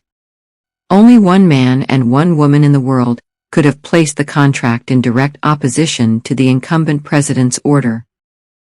The old loyalties had not disappeared with the changing of the guard, and were still under the control of the big-moneyed institutions. White House power had always been subservient to the power of the dollar, and to the men that controlled the runaway printing presses of the Federal Reserve. What were they covering up? Who were they covering for? What connection did Master Sergeant Bud Bradley and Derek "Smokey" Robinson have with the former White House power brokers? For both men, the trail of their betrayal had gone cold. Little did they know that answers would emerge from the unlikely source of the Artizzoni family, precipitated by the death of Don Louis Artizzoni's 13-year-old son. Chapter 18. Bond. It was a blazingly hot July afternoon as Sheriff Bud Bradley, Derek Smokey Robinson, and Jim Gilhooly sat around under the overworked ceiling fan discussing the previous night's fracas at the rodeo bar when the stranger walked into the sheriff's office. Gilhooly froze, his demeanor instantly provoking a defensive response from both Bradley and Robinson. "Take it easy, guys. I've come in to have a quiet word." The stranger spoke softly, both of his hands held forward in full view. "I'm acting on orders issued by the president himself," he continued. "I'm also acting on orders from a particularly important woman. Those orders are to eliminate both Sheriff Bradley and a certain Derek Robinson. Would you be good chaps and point me in the right direction?" The accent was definitely British, and smacked of public schooling. "You are FBI," Gilhooly spat out the words. "You were tailing Becky. Remember me? I was sat with her when you entered the restaurant a few weeks ago? It was also your partner that warned us off following up the death of Tim Whiteley." "On the contrary, Mr. Gilhooly, you were the one that held my attention, not Miss Thompson. My instructions were to keep her safe. My associate is now looking after her welfare. She is safely ensconced somewhere in Ohio, I am led to believe." "If you are not FBI, who the hell are you then?" Gilhooly's tone was threatening. "Like Mr. Bradley and Mr. Robinson, I was a Special Forces operative, only I was working for the British, and not the American government. I was also commissioned to take down bin Laden, but when my section stumbled across your government's heroin connection, let's just say that the rest of the section was decommissioned, as I believe were most of your section, Mr. Bradley. May I take a seat? It's much too hot to stand at this time of the day." The stranger walked across the room, picked up a stool, returned, and sat down between Gilhooly and Robinson. Gilhooly remained tense. He became aware that beneath his uniform his body was beginning to overheat. There was just something about the stranger that both worried and irritated him. Could this be the new hitman commissioned by Artizzoni? Was he double bluffing with the names Bradley and Robinson? Heroin connection? Smokey Robinson looked confused and surprised. "What the hell are you talking about? There was no heroin connection. The only heroin that we ever came across was what those useless bastards masquerading as Afghan soldiers took, and that was usually still in the form of raw opium. We couldn't get them to leave the compound until they had finished fucking some kid's arse and were high on something or other. We had a similar problem, Mr. Robinson. They were hardly the perfect soldiers. However, I would wager that much of the heroin that Mr. Gilhooly and his LA law enforcement officers were chasing was being smuggled out from under your very noses, with the full approval of the U.S. government. Your job was nothing more than an exercise in preventing the Taliban gaining control over its distribution and ultimate destination, which of course was mostly over here in the States. The attack on the Twin Towers, planned or otherwise, give our two governments the perfect opportunity to attack Afghanistan and to take over control of the second most lucrative natural resource on Earth after oil. Fucking hell, you're not trying to say that the entire Afghan war was a blind for the heroin trade?" Bud Bradley thumped his fist on the table. "I knew that there was something fishy going on with all the shit intel that we were being fed.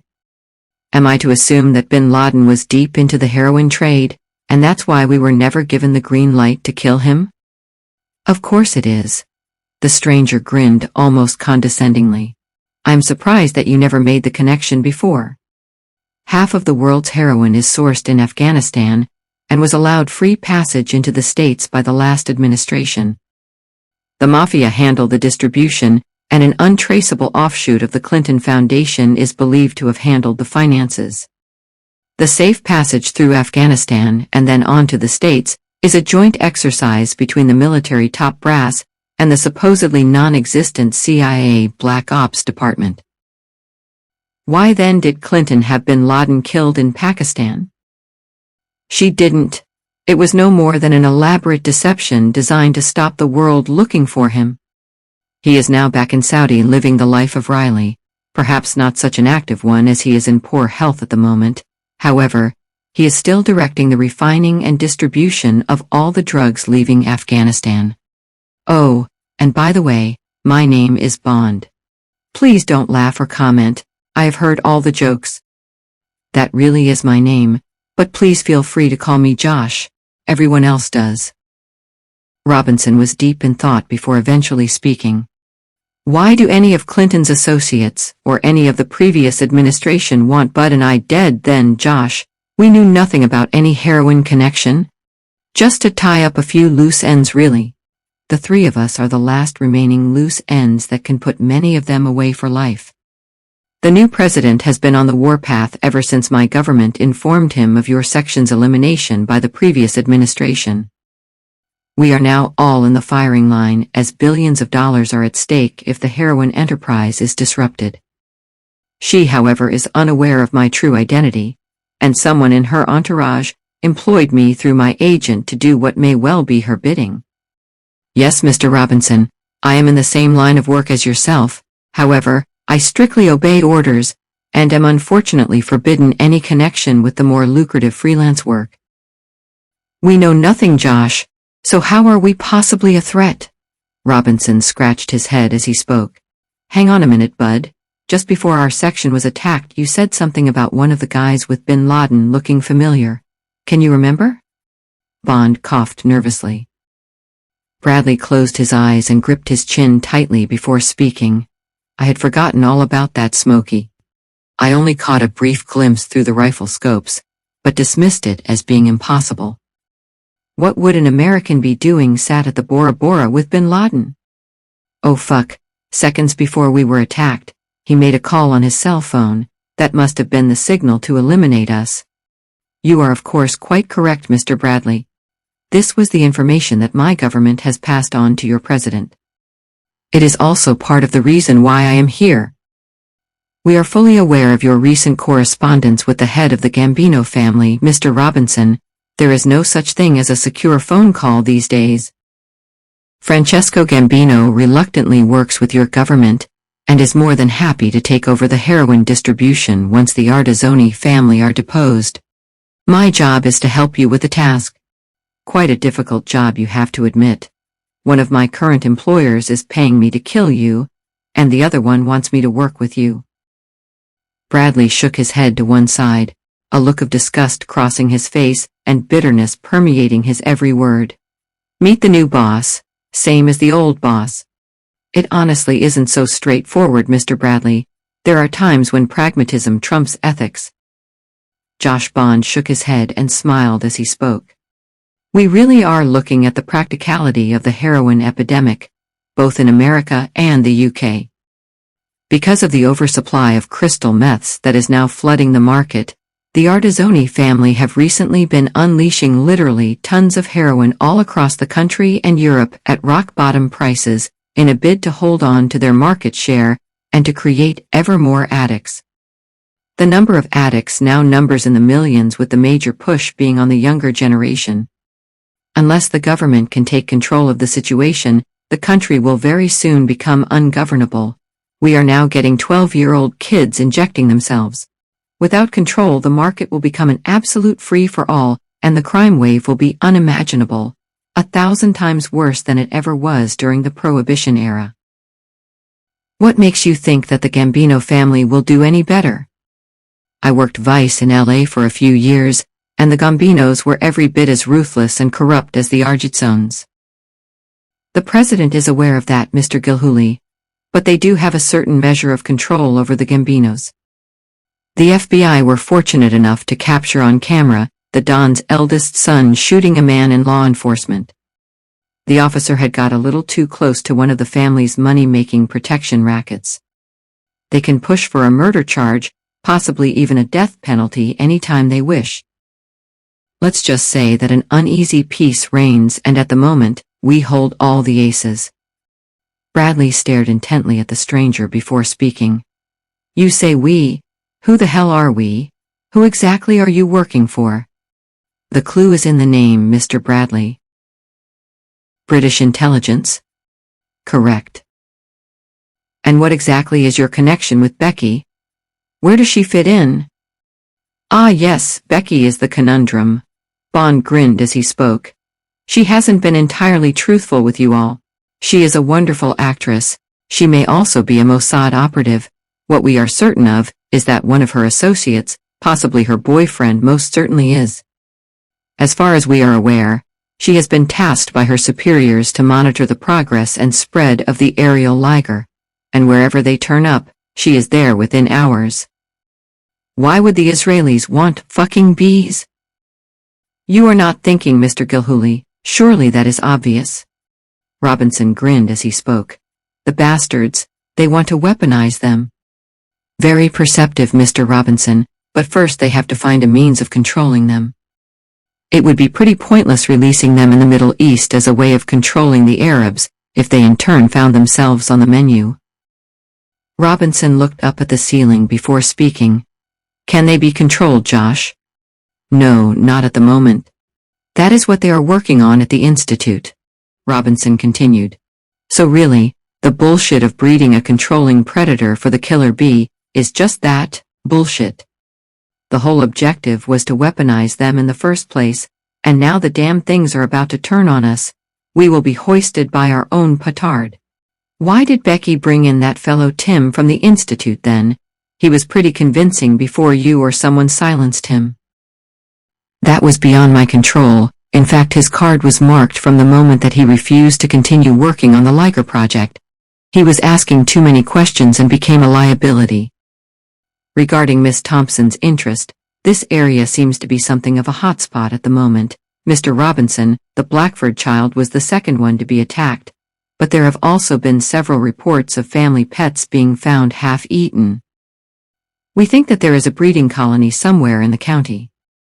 Miss Thompson was after finding the colony and probably used Mr. Whiteley in order to gain your confidence to help her find it. How then do you fit into all this, Josh? Why are the British interested? Gilhooly's forehead creased as his eyes narrowed. He was not convinced with Bond's answers, and his tone was accusing. The aerial Liger was created by the British at the request of the American military, Mr. Gilhooly. It is considerably more than a wasp/hornet hybrid. The British are world leaders in DNA research and manipulation, and have been working on the perfect weapon for many years. DNA manipulation? You mean genetic modification? Christ almighty! Robinson almost shouted. We are now in possession of a weapon that could make nuclear weapons obsolete. We can virtually wipe out a country without them even being aware of who is responsible, which means that mutually assured destruction is no longer a limiting factor. Gilhooly's face took on a wry grin as he spoke. Yes, Smokey, a weapon that we are about to use on ourselves, the perfect weapon system over which we have no control, in fact, the perfect weapon to possibly eliminate the human race if Becky is right. I'm afraid so, gentlemen, that is a strong possibility. Bond held open both hands, palms facing the ceiling. I believe that once the Boffins had established some form of control over the creatures, the intention was to release the aerial weapon on the opium-growing regions of Afghanistan, and possibly parts of Asia. Drastic measures indeed, but the only way to completely eliminate the heroin problem, and to extricate our military without loss of face. Unfortunately, we are now reliant on the Boffins to control this perfect weapon before it becomes an unstoppable force and consumes us all, literally. Before we become too despondent, gentlemen, perhaps we should concentrate on the task of luring Don Louis Artizzoni from his lair. So far, he has remained invisible and completely anonymous for a number of years, and has thwarted all attempts to find him. You, Mr. Gilhooly, are the key that may finally unlock his yet-to-be-discovered base and hiding place, the perfect decoy. It is quite a coincidence how the death of a 13-year-old Mafia boy has finally brought us all together. I have to beg your leave now, gentlemen. I must drive to Memphis as I have a Washington appointment with a very important lady tomorrow morning. At last I will finally be in the company of the person whom I believe was responsible for wiping out our mutual friends in that god-forsaken third world hellhole called Afghanistan. What are you going to do, Josh, if you meet her face to face? Nothing, Mr. Bradley. at least not for the moment. There is more than one way to skin a cat, even a lying, cheating, powerful cat. To be quite truthful, I would quite willingly wring her fucking neck. She gave the orders for the elimination of both of our sections. The bodies of Bradley, Robinson, and Bond were supposed to still be in Afghanistan. I am under no illusion, gentlemen. Once I had killed you both, my turn would come. Without so much as a parting glance, Major Josh Bond stood and walked briskly towards the door, pausing slightly as he delivered a parting shot. I will be in touch shortly, gentlemen. The three men sat in contemplative silence as Bond disappeared. Something wasn't right. Everything had slotted too neatly into place. What was a British intelligence officer doing in a one-horse town like Greensville, and how come he had the confidence of the American president, as he seemed to have implied? Why would a Brit have taken on an assassination job in America? There were enough homegrown operatives who would have the advantage of operating on home territory. Also, what the hell had a few bees or hornets got to do with the Mafia, the heroin trade, and the loss of 4 Delta Force members? Bond looked vaguely familiar to Bradley. He had seen him somewhere before but could not place either time or location. All this talk about bees, heroin, and James fucking Bond's connections has given me a thirst. I'm not too sure that I believe a word that he has told us, and I don't trust the bastard. There's just something about his smarmy overconfidence that really pisses me off. Gilhooly's face betrayed his feelings even without the rhetoric. Take it easy, Jim. You have obviously never been in the company of well-bred, privately educated British Army officers before. Bradley winked at Robinson as he spoke. Smokey chuckled out loud. Bud's right, Jim, they can't help it. That's the way the British public school system churns them out. But don't underestimate them, though. If Josh was with the British SAS, you can bet that behind that superior accent and facade there's someone to be wary of. Bud and I have worked with too many of the bastards, and they are not people that you cross. Are they as good as people say they are then, Smokey? Oh yes, Jim. Robinson winked at Bradley. They are very good. Bud and I are better, though. I've still got that thirst, chaps. Lead on, Jimmy McDuff, all the way to the rodeo bar. Smokey and I are right behind you. Someone has to look after you. Chapter 19. First Blood. It was early evening as 10-year-old Kyle Brzezinski and Jacob, his 8-year-old brother, made their way home. They had been out looking for Sandy, their half-grown Labrador, who had been missing for a couple of days. Both boys were heartbroken at the thought of their best friend having been stolen. Several pets had gone missing over the past few weeks, and someone was earning good money from what appeared to be a lucrative trade in stealing pedigree puppies. Sheriff Bud Bradley took the call as he sat in the rodeo bar with Robinson and Gilhooly.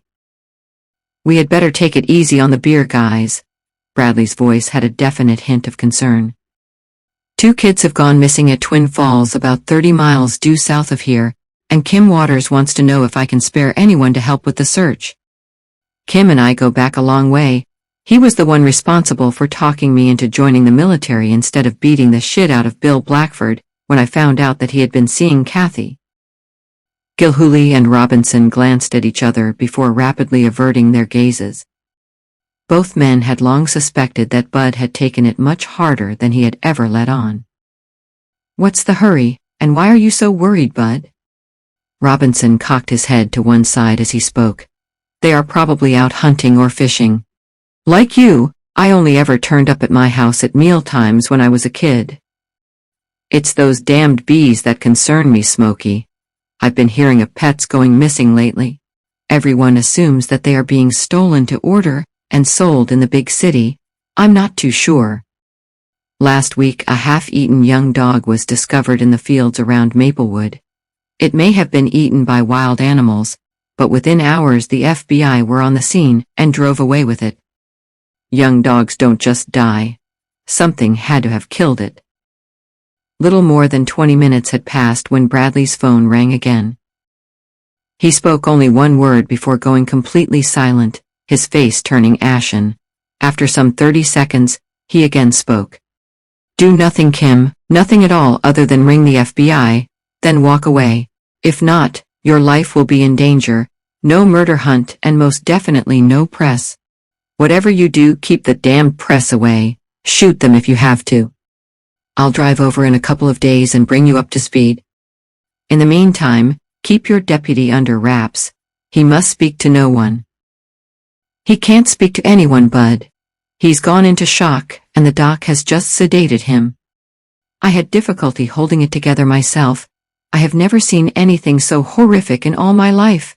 The poor little kids had nothing left of their faces, Bud. And the eyes. They were not there, just holes. I feel sick just talking about it. I've seen it at the Blackford place, Kim.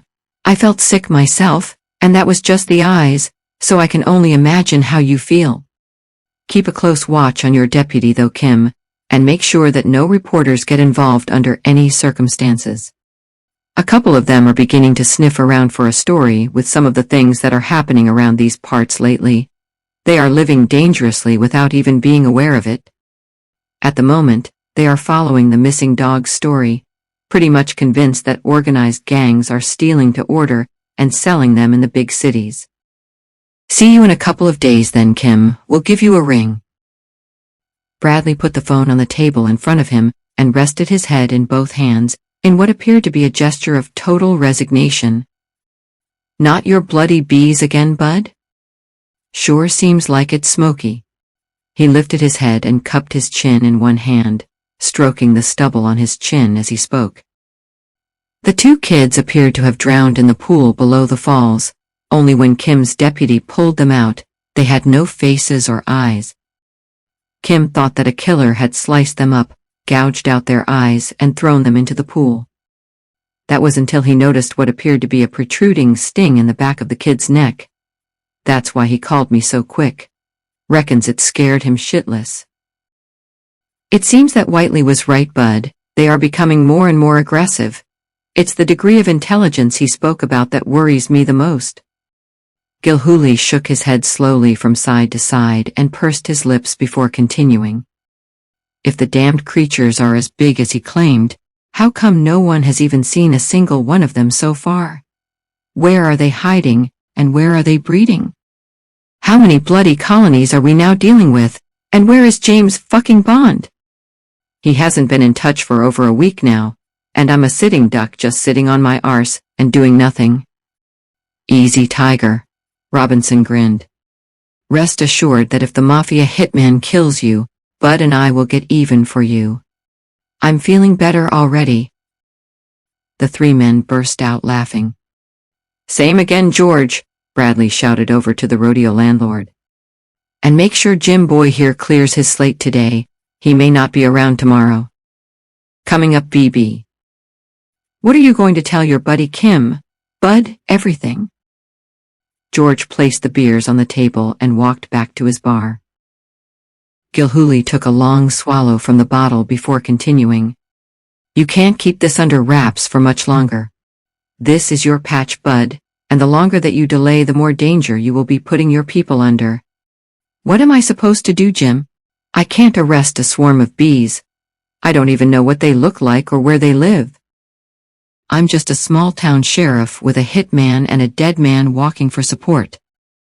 You heard what Bond said. The FBI are involved, and people right up to presidential level are now showing an interest in us. He's right, Jim, Smokey Robinson broke in. We are not even pawns in whatever game is being played out.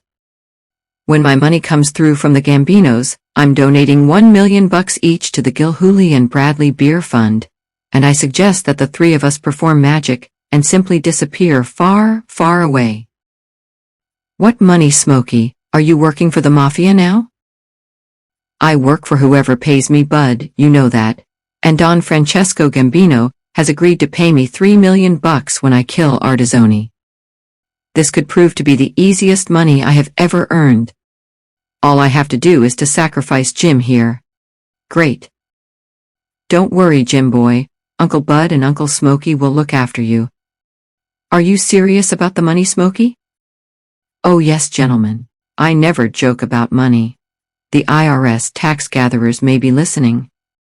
Bradley smiled before speaking. Where will you go to Smokey? It certainly won't be Iraq or Afghanistan, bud. It will probably be some quiet little island on the other side of the world with no fucking bees, no mafia, and no IRS. My little girl in the Ozarks has never been on holiday before. She's just a little old country girl. Don't forget to pay your bar bill before you leave, Smokey. Why, George? No one will ever find me where I'm going. And where would that be then, Smokey? You really fancy yourself as a modern-day Robinson Crusoe, do you? Gilhooly grinned. It will definitely be somewhere where several dozen women who are looking for me will never find me. He isn't joking, Jim. Believe me, he really isn't joking. Bradley burst out laughing as he spoke. There were times when that dick of his almost compromised the whole section. Can you remember the time, Smokey, when you were undercover in Iraq, sat with the insurgents, and that Iraqi girl recognized you and threw her arms around you? How could I ever forget? It was a good job that I was carrying a tracker, or both my head and my dick would have been lopped off.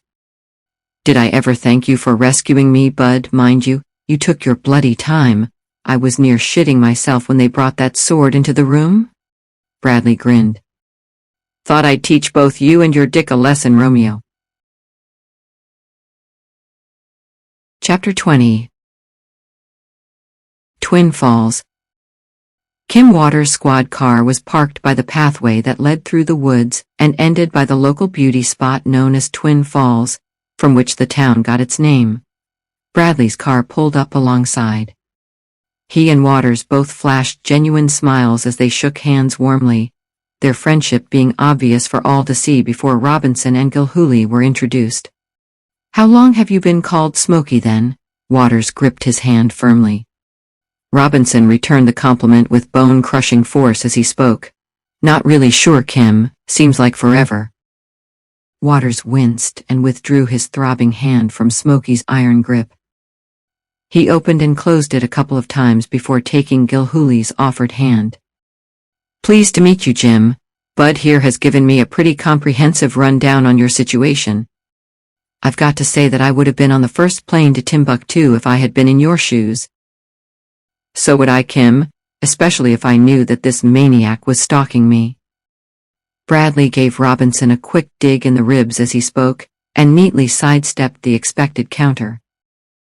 As the four men walked along the path, Bradley began explaining his assumed problem with the bees, as he loved to call them. Christ, Bud, no wonder the FBI are trying to cover it up. Kim Waters nervously clenched his still aching hand as he continued. The Brzezinski family have disappeared from their home without a word to anyone. I called around yesterday, and there were half-eaten meals still on the table. Something either spooked them, or after what you have just told me, someone has more likely forcibly removed them. Gilhooly broke into the conversation. Becky told me that not only were her family killed, but families whose children had been attacked had also mysteriously disappeared. This is much more than a little local difficulty, Kim. This probably reaches to the highest level of government. A young FBI girl was about to tell me something that first day at the Blackfords, but clammed up as soon as her boss arrived. And I was told in no uncertain terms that the case was closed as soon as the bodies were taken away. 3 fucking deaths in my own back garden, and I had to pretend that it never happened. Bradley's tone displayed genuine anger. How did the press get hold of it then, Bud? If it was case closed, someone must have leaked the story. No idea, Kim. I really have no idea. All 3 men smiled as Bradley's wink told them all that they needed to know.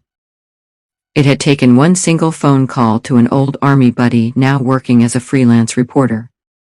He had then franchised the info to the country's press, who were ever hungry for such a sensationalist type of murder. Both Bradley and his contact had made a couple of grand each out of the story, and Bradley had gained the satisfaction of putting one over the FBI. The path through the woods opened out to reveal a quite picturesque sight, as the 2 streams merged and tumbled some 5 meters into the crystal-clear pool at their feet. Bradley closed his eyes and moved back some 15 years. He was now sitting on a blanket with Kathy, listening to the soothing, almost mesmerizing sound of the water as it fell rhythmically into the pool. They were looking deeply into each other's eyes, drinking beer, and drinking in the overwhelming feeling of love that they had for each other. The world was simply perfect, and he could not have been happier. No matter how much he enjoyed his outdoor lifestyle of hunting and fishing, he could never disturb such an idyllic environment by upsetting the fish. They were an integral part of the perfection. And Kathy. Oh, how he had agonized over Kathy. Why Kathy? Why? Kim Waters had probably saved him from a life spent behind bars. Beating the shit out of Bill Blackford, his one-time friend, would not have been enough. He just knew that once he had begun, there would have been no holding back until Blackford had breathed his last breath. Bill Blackford had ended his dreams. He had destroyed the idol, his whole life. It was along this south bank that my deputy found the bodies, Bud. They had become tangled in a bush a little way downstream. Sheriff Bud Bradley returned to the present and walked a few yards downstream before speaking. I would guess that the kids were playing by the falls when they were stung, and on coming round simply ran into the pool. The poor little devils must have gone through agony. Kim. That scientist fellow, Whiteley, reckoned that throughout an attack you would remain fully conscious, even as they were eating your eyes. Fucking hell, Bud. What the hell is going on? They were two lovely kids, and had been in my office the day before asking about their dog. Bradley grimaced and shook his head from side to side. There's something else that I wanted to talk to you about, Bud. All four men stopped walking, the tone in Waters' voice flickering between fear and uncertainty. As you know, this whole county is one massive horse-riding community. People move to this area from all over the country because of the relatively cheap pasture land and our horse breeding tradition. For no apparent reason, it seems that the fucking horses have developed some form of mad cow disease. There are days when they won't let anyone ride them, they just gallop around for no reason at all, smashing gates, galloping for miles in all directions and getting tangled up in the barbed wire of the cattle fields. Do you think that your bees could have something to do with it? We have tested all the water supplies for contamination, and everything has come up clean. Any deaths, Kim? A few broken bones, Smokey. Half the kids in town have had some sort of accident these last few weeks. Robinson grinned. I meant the horses, Kim. Kim Waters returned the grin and winked. I know that, Smokey, and the answer is yes. We have been losing perhaps one a week for a couple of months now. But come on, how can a bee kill a horse for God's sake? These are no ordinary bees, Kim. They are a genetically modified cross between a wasp and a Japanese hornet, and are as big as, if not bigger than a golf ball. Smokey cocked his head to one side, as he momentarily relived his encounter with the killer bees up in the Ozarks. He continued. From what Whiteley told us, their sting paralyzes the nervous system, so maybe they could kill a horse if enough of them attacked it. Kim Waters shrugged his shoulders as the four men headed for the cars. How could a bee kill a horse? Absurd. He was unsure. Strangely, all four men seemed to have had the same thought at exactly the same time, and burst out laughing as they all spoke together in a seemingly choreographed utterance. Come to think of it, Bud, we found the missing remains of one of the escaped horses a couple of days ago. The four men stopped dead in their tracks as Waters continued. A good half of it had been eaten away, so we naturally assumed that wild animals were responsible.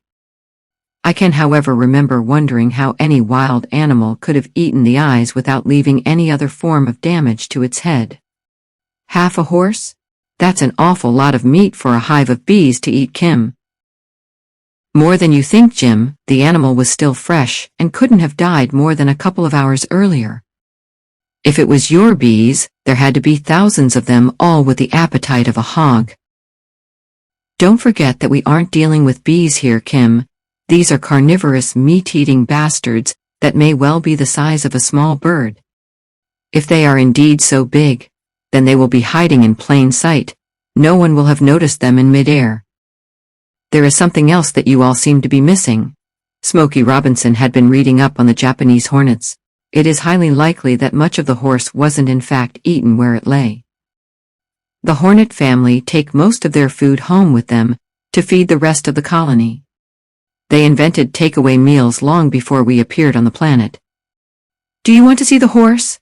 Kim Waters screwed up his face as he spoke. It's only a couple of miles from here, mind you. I guess that it stinks more than a bit by now. The two cars moved on for a few minutes, stopping at a 5-barred gate that protected a field of lush grass. What the fuck? Kim Waters was the first through the gate, and had walked no more than a few yards before stopping dead in his tracks. What the hell has happened here?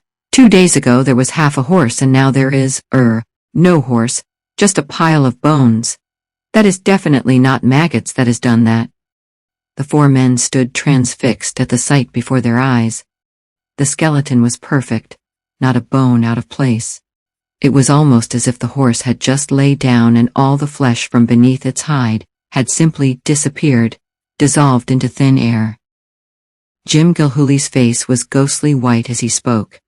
Just how many bees does it take to eat a whole horse in a couple of days? How many days, no hours, will it take for them to eat a human being? Gilhooly's words sunk in deep. How many hours indeed? After all, a person is meat, and considerably easier to subdue and consume. How long would it be before the bees worked this little fact out? They had already tasted human meat in the form of the Brzezinski kids. Was it to their liking? These thoughts passed through the minds of each of the men in turn. Were Whiteley's words about to come true? Chapter 21. Contract 2. How did it go then, Josh? Fairly good, Mr. Bradley. I didn't get the chance to meet the lady herself. She is much too cute for that. The 4 men were sat in the rodeo bar, Major Josh Bond having arranged the meeting the previous day. You will be pleased to know that I have been instructed to put your death sentences on hold until further notice, gentlemen. Someone has leaked the word that the contract is still open to the president, and once again he is furious. Everyone in the White House is keeping their heads down at the moment. This president works to his own agenda and cannot be controlled by the usual means. I fully expect a couple of mysterious accidents in Washington over the next few days. You don't mess with this guy. Is that really how it works in Washington, Josh? And will you please call us by our first names? You bloody British can be so annoying. Okay, Mr. Budd, consider it done. Old habits die hard when dealing with some of our former colonial subjects, and yes, that is exactly how it works in the Washington corridors of power, in fact, probably in every country in the world. We are perhaps a little more refined in England, and usually issue a last chance warning if anyone endangers national security. And then you kill them? Well, I suppose so, Bud. That's why they pay me so handsomely. What about these damned bees, Josh? Are you up to speed with where the Institute are going? Are you even involved anymore, or are you simply pursuing the heroin angle? There were a couple of deaths no more than 30 miles from here last week. The FBI cleared up the mess and hushed things up, but if things escalate, as it appears they almost certainly will, I don't know how much longer we can keep it under wraps. I heard about it, Bud, and yes, I am still involved. The long-term solution to the heroin problem is inextricably linked to these blasted insects. I am not too sure if the president is fully aware of the problem though. So far it seems that everyone is backing off from telling him. Everything is still hush-hush, and the FBI are clamping down on any press coverage. The lab analyzed the sting taken from the dead kid, and from what I can gather, it contained a paralyzing nerve agent that went off the scale. In fact, it was 3 times more powerful than anything that they had previously tested at the Institute, and was likened to the sting of a dozen box jellyfish. The damn things seem to be evolving, and are rapidly weaponizing themselves. We warned the American military many months ago, but as Churchill said, You can always rely on the Americans to get it right once they have exhausted every other possible option. You had better get it right pretty quickly, gentlemen, or there will be no other options open to you. The bloody bees will solve all your drug problems without ever releasing them in Afghanistan. 3 American men at first glared, and then grinned at Bond. They knew that on this occasion Churchill had been right. What was the use of covering up an escalating problem when urgent and drastic action was the only option left open to them? Unless the Boffins came up with something pretty damned quickly, half of America would be on their way to Alaska. Surely these mutated insects wouldn't be able to survive an Alaskan winter, no matter how big they grew. After a few moments' silence, Smokey Robinson spoke, a serious yet confident inflection in his voice. I have spoken to Francesco Gambino. Yes, I know, Bond interrupted. Robinson smiled and nodded. He has discreetly put the word around that I have a certain Mr. James Gilhooly alive and kicking as a bosom buddy drinking partner, and await Mr. Artizzoni's instructions on what to do with him. Very good, Smokey. Bond laughed out loud. I have no doubt that he will want to do the job himself as a matter of family honor. However, there is a slight flaw in your plan. How's that, Josh? It seems pretty good to me. You have delayed for too long, Smokey. As we suspected, he has renewed the contract, and someone has already taken it. You know how these things work. Once in place, they cannot be revoked until either Jim or Don Artizzoni are dead. I have already been told of this, Josh, so do you mind if I swear, gentlemen? Gilhooly held both hands over his ears and closed his eyes. Not in my back garden, Jim. Remember, I am the sheriff, and what I say goes. I am the law around these parts, and there will be no fucking swearing. All 4 men laughed. The effect of the 3 rounds of beer was beginning to kick in. Do you know who has taken the contract, Josh? Robinson suddenly became serious. I am pretty familiar with most of the hitters. No, not a clue, Smokey, but I believe that as you appear to have been out of commission at the time, they have brought in someone from the Genovese mob in New York. A top guy, I have been reliably informed. Fucking great. Language, James, Bond broke in. Remember that the sheriff is present, and he is the law around these parts. So am I when you are in my bar. The 4 men again burst out laughing. Well said, George. Now how about another 4 drinks? 4 buds on their way, BB. Where do we go from here now, Josh? Gilhooly looked concerned. I really don't fancy just sitting on my arse waiting for someone to blow it off. Now we can't move Jim until Artizzoni contacts Smokey. Fucking great. What about the guy that Bud saw with Bin Laden? Robinson paused for a couple of seconds. Bud and I would sure like to have a word or two with him. Have you any idea who he was, Josh? Quite possibly CIA, in fact, almost certainly CIA. There were many of them on the ground in Afghanistan. A more devious, corrupt set of bastards barely exists. You have to remember, though, that he was only following orders. It's the person that issued the orders that should concern you. She is the one that is technically employing me to eliminate you and Bud. Why then did I think that I recognized him, Josh? He certainly looked familiar. I only caught a brief glimpse through the scopes in the half-light, but he was definitely white, and almost as tall as Bin Laden. Maybe you saw him in Kabul, Bud. These guys hide in plain sight. That's what makes them invisible. Yay, probably. The more I think about it, though, the murkier the picture becomes. Have you had any word on Becky, Josh? I was beginning to notice her a little the last time we met, especially the legs. Mind you, the hole in Whiteley's head soon put a damper on it. The last that I heard, Jim, was that she was in Ohio living on a farm left to her by some old relative. My contact there appears to have temporarily lost track of her, as she rarely ventures outside of the farm. I doubt that she will surface in the near future now that she knows that her cover is blown. How did you discover that she was Mossad? And how did she know that her cover was blown?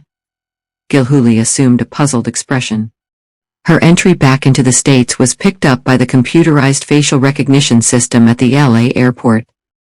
She had been a scientist at the English laboratory that was working on the Liger project. British intelligence thought that she was smuggling information through to her Israeli boyfriend and sent her details to the FBI. She disappeared from England shortly before she could be arrested following a break-in at the laboratory where several Liger queens were stolen. The FBI have kept tabs on her ever since she entered the country. That was why I was more interested in you that day in the restaurant. I needed to know your involvement. I guess that is when she became aware that we were on to her. Nice tits, Josh, and legs to die for.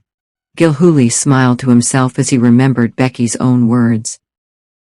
Out of your class, Jim. Better suited to a more experienced man like me. Robinson spoke in the assured manner of a man whose success with the opposite sex was legendary. Bollocks, Smokey, she would blow you out in bubbles at your age. She can blow me any way that she wants to, Sonny Jim. I am the sheriff, and I am the law around these parts. And the same to you, Sheriff. Youth and virility is what is needed when handling a scientist, especially one with great tits. Agreed, Josh? A scientist, perhaps, a Mossad agent, not too sure about that? Too bloody dangerous for my taste, Jim. You never know where their training has taken them. Many of them are skilled assassins. I'll take my chance if the opportunity arises, gents. With my current life expectancy, I can't afford to turn anything down. The three men reflected on Gilhooly's words. If there was a top assassin heading their way, he had to be stopped, not only for Gilhooly's sake, but to ensure that Don Ardizzoni left his lair and conveniently offered himself as a target. No Gilhooly meant no Ardizzoni. Smokey Robinson's retirement fund depended on it. Smokey's eyes narrowed. It was time to turn the clock back in time and to recommission himself once again. During his 3 tours of Iraq, he often disappeared for weeks on end, assuming many identities. His dark leathery skin and his near-perfect command of the various Arabic regional dialects allowed him to infiltrate into the heartland of insurgency country and to identify the high-value targets. The load dispensed by Master Sergeant Bud Bradley's deadly Barrett M82 sniper rifle completing the task. He smiled inwardly, if a little painfully, as he visualized the young Iraqi girl who had compromised him that evening. It was supposed to be sex. That is all, just sex. Yet for some unknown reason there had been chemistry between them. Bud had killed all his captors, just as they were about to execute him, but there was no way that the girl could ever have lived once word of her involvement with an infidel had leaked out. He had felt bad, worse than he could ever have imagined, when news of her stoning to death reached him. As he had left her among the dead bodies of his captors, knowing that he should have killed her, it was the only merciful thing to do. Bradley had looked on and nodded his agreement as he held the pistol to the girl's head, her eyes pleading for death. He simply put down the gun and walked away without looking back. Never in his life had he walked away from a challenge. The look in her eyes still haunted his dreams. The actions of her people were mandated by the Quran. Islam shows no mercy for adulterous women. Love is always trumped by their misguided sense of honor and their brainwashed belief in their violent Quranic instruction manual. There can only ever be one possible punishment. Chapter 22. First sighting. Do you think that Smokey will come back, Bud?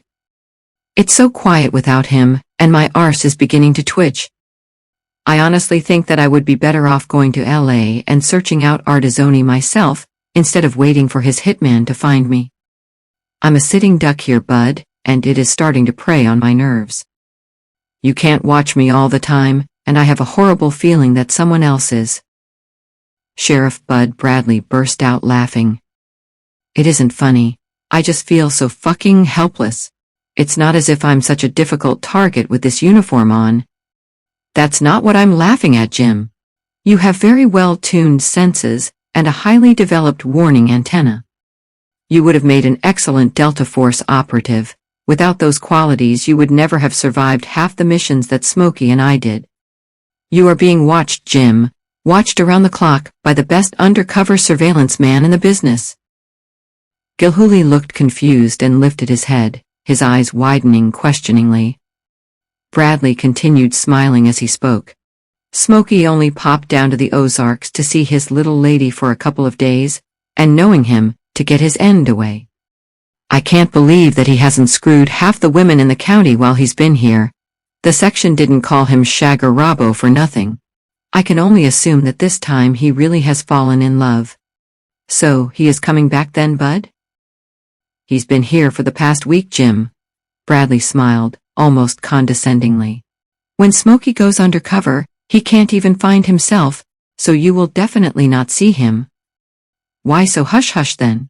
What's happening that needs me kept in the dark? After all, it's my life that's on the line, Bud, not yours. Not so, Jim. All our cards are marked. Make no mistake about that. Francesco Gambino informed Smokey 4 days ago that Ardizzoni has taken the bait and is on his way.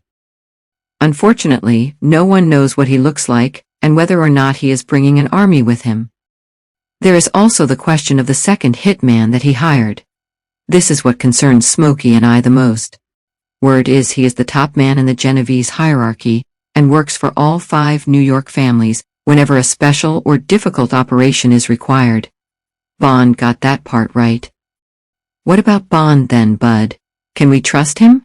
He hasn't been in touch for days now. For all we know, he could be the Genovese hitman. What does your antenna tell you, Jim? To be honest, I've played along with his game for so long in order to see where it will lead us, but there is something about him that has worried me from the off. He has been much too open with us. Everything that we know seems to stem from him and what appear to be his impeccable sources. If he is indeed British Secret Service attached to the embassy, discretion isn't his strong point. Yay, I know what you mean, Jim. Bradley adopted a vacant expression before continuing. I worked alongside the British SAS in both Iraq and Afghanistan, and those guys won't even tell you what day it is, so there is little chance that he was ever British Special Forces. As for losing his section in the same sort of trap that Smokey and I were caught up in, that is utter bullshit. Word would have got out. We are being fed only what he wants us to know. Smokey has confirmed with Gambino that the heroin story is pretty much kosher and is very much reliant on the elimination of Ardizzoni. Unfortunately, we only have Bond's word for the involvement of the last presidential administration. Does he really have connections to both the past and present administrations?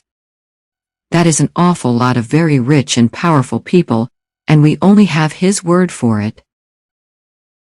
Who then do you reckon he is working for, Bud? Can't say, Jim.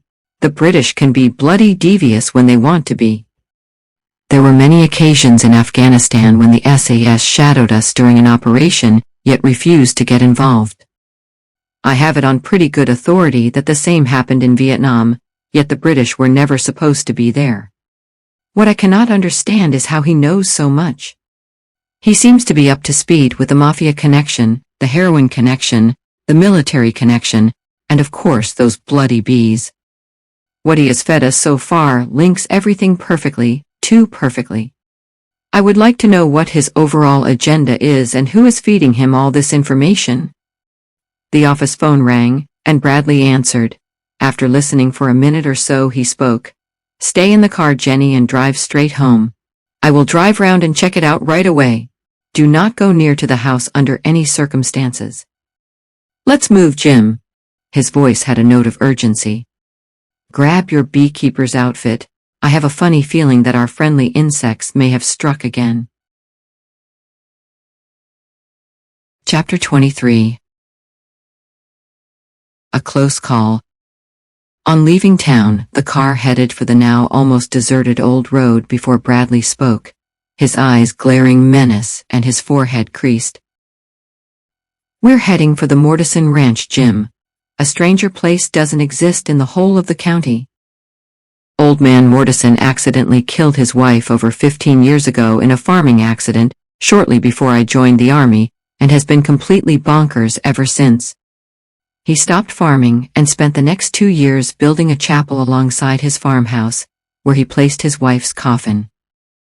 Rumor has it that he spends every waking hour staring at the coffin and praying. The car sped past Dawson's Creek. That was Jenny, Old Man Mortison's daughter, on the phone at the office. She popped over to see him this morning as he hasn't been answering his phone for the past few days. She took her dog with her, and as she got close to the farmhouse, the dog started whimpering and refused to go anywhere near to the place. In fact, he refused to leave the car. I have a gut feeling that all isn't well. Something spooked the dog really bad. Jenny reckoned that ordinarily he can't wait to greet the old chap and play with his dogs. The old chap has more dogs than he has fingers, and it is impossible to get within half a mile of the farmhouse without the whole pack converging on you. Jenny said that she didn't see one single dog. Like I said, he is completely bonkers and will never give a dog away. I reckon that Jenny is the only person ever to have one. Perhaps a sixth sense, Bud. People have often reckoned that animals can feel death, smell it, sense it, or whatever, sometimes before it even happens. Not just animals, Jim, certain people have that ability. Smokey instinctively felt danger before the rest of us in the section ever did. It was as if he had a built-in danger antenna. When Smokey froze, pretty much like a setter that detects game, everyone else took his lead, saved our asses on more than one occasion. Your danger antenna working now then, Bud? I suppose so. What about yours, Jim? Your whole demeanor has set the alarm bells ringing. How are we going to approach this one, though? We can't just go in with all guns blazing. Is there some kind of protective suit that we could have worn? Not too sure that an ordinary beekeeper's suit would work, Jim. If Becky and Whiteley were right, the sting will have grown with the body and could possibly go straight through the material. That's why I have brought the binoculars. Anyway, I haven't the slightest intention of leaving the car if I spot so much as a fucking butterfly. Remember what Becky told us, one sting can cause total paralysis, and then the feast begins. What the fuck have we let loose here, Jim? I've faced bombs, bullets, rockets, and whatever people have thrown at me, but I have to admit that a sweet little honeybee now scares me shitless. They don't fight fair. You mean a sweet little honeybee the size of a football, Bud? A 10% growth every 6 weeks. Christ, it doesn't bear thinking about. Where will it end? Will the bastards ever stop growing? Just think how much meat a creature would need to eat to grow 10% every 6 weeks. Multiply that by millions of the damned things. Millions, Jim? Yes, Bud. Fucking millions. Maths may not be my strong point, but I'm no slouch.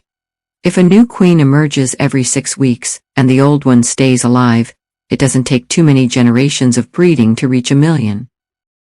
Then the shit will really hit the fan, because 6 weeks later there will be 2 million, followed by 4 million another 6 weeks down the line. Yay, your maths is sound enough, I'll give you that. It's just that such a rapid expansion would require a never-ending supply of meat. Fucking hell, Jim, I see where you are going now. The car left the old road and turned west along what had once been a serviceable farm road. Mother Nature had reclaimed the fields, and the hedgerows were now an unkept tangled mass of thorns, weeds, wild shrubs, and gnarled old trees, with lifeless broken limbs. The track narrowed as it approached the old Mortison farmhouse, deeply rutted and so overgrown that in areas it completely disappeared. If I had known that it was so bad, Jim, I would have taken the pickup. Bradley spoke, as the saloon car continually bottomed out, its tires kicking up an ever-increasing cloud of dust.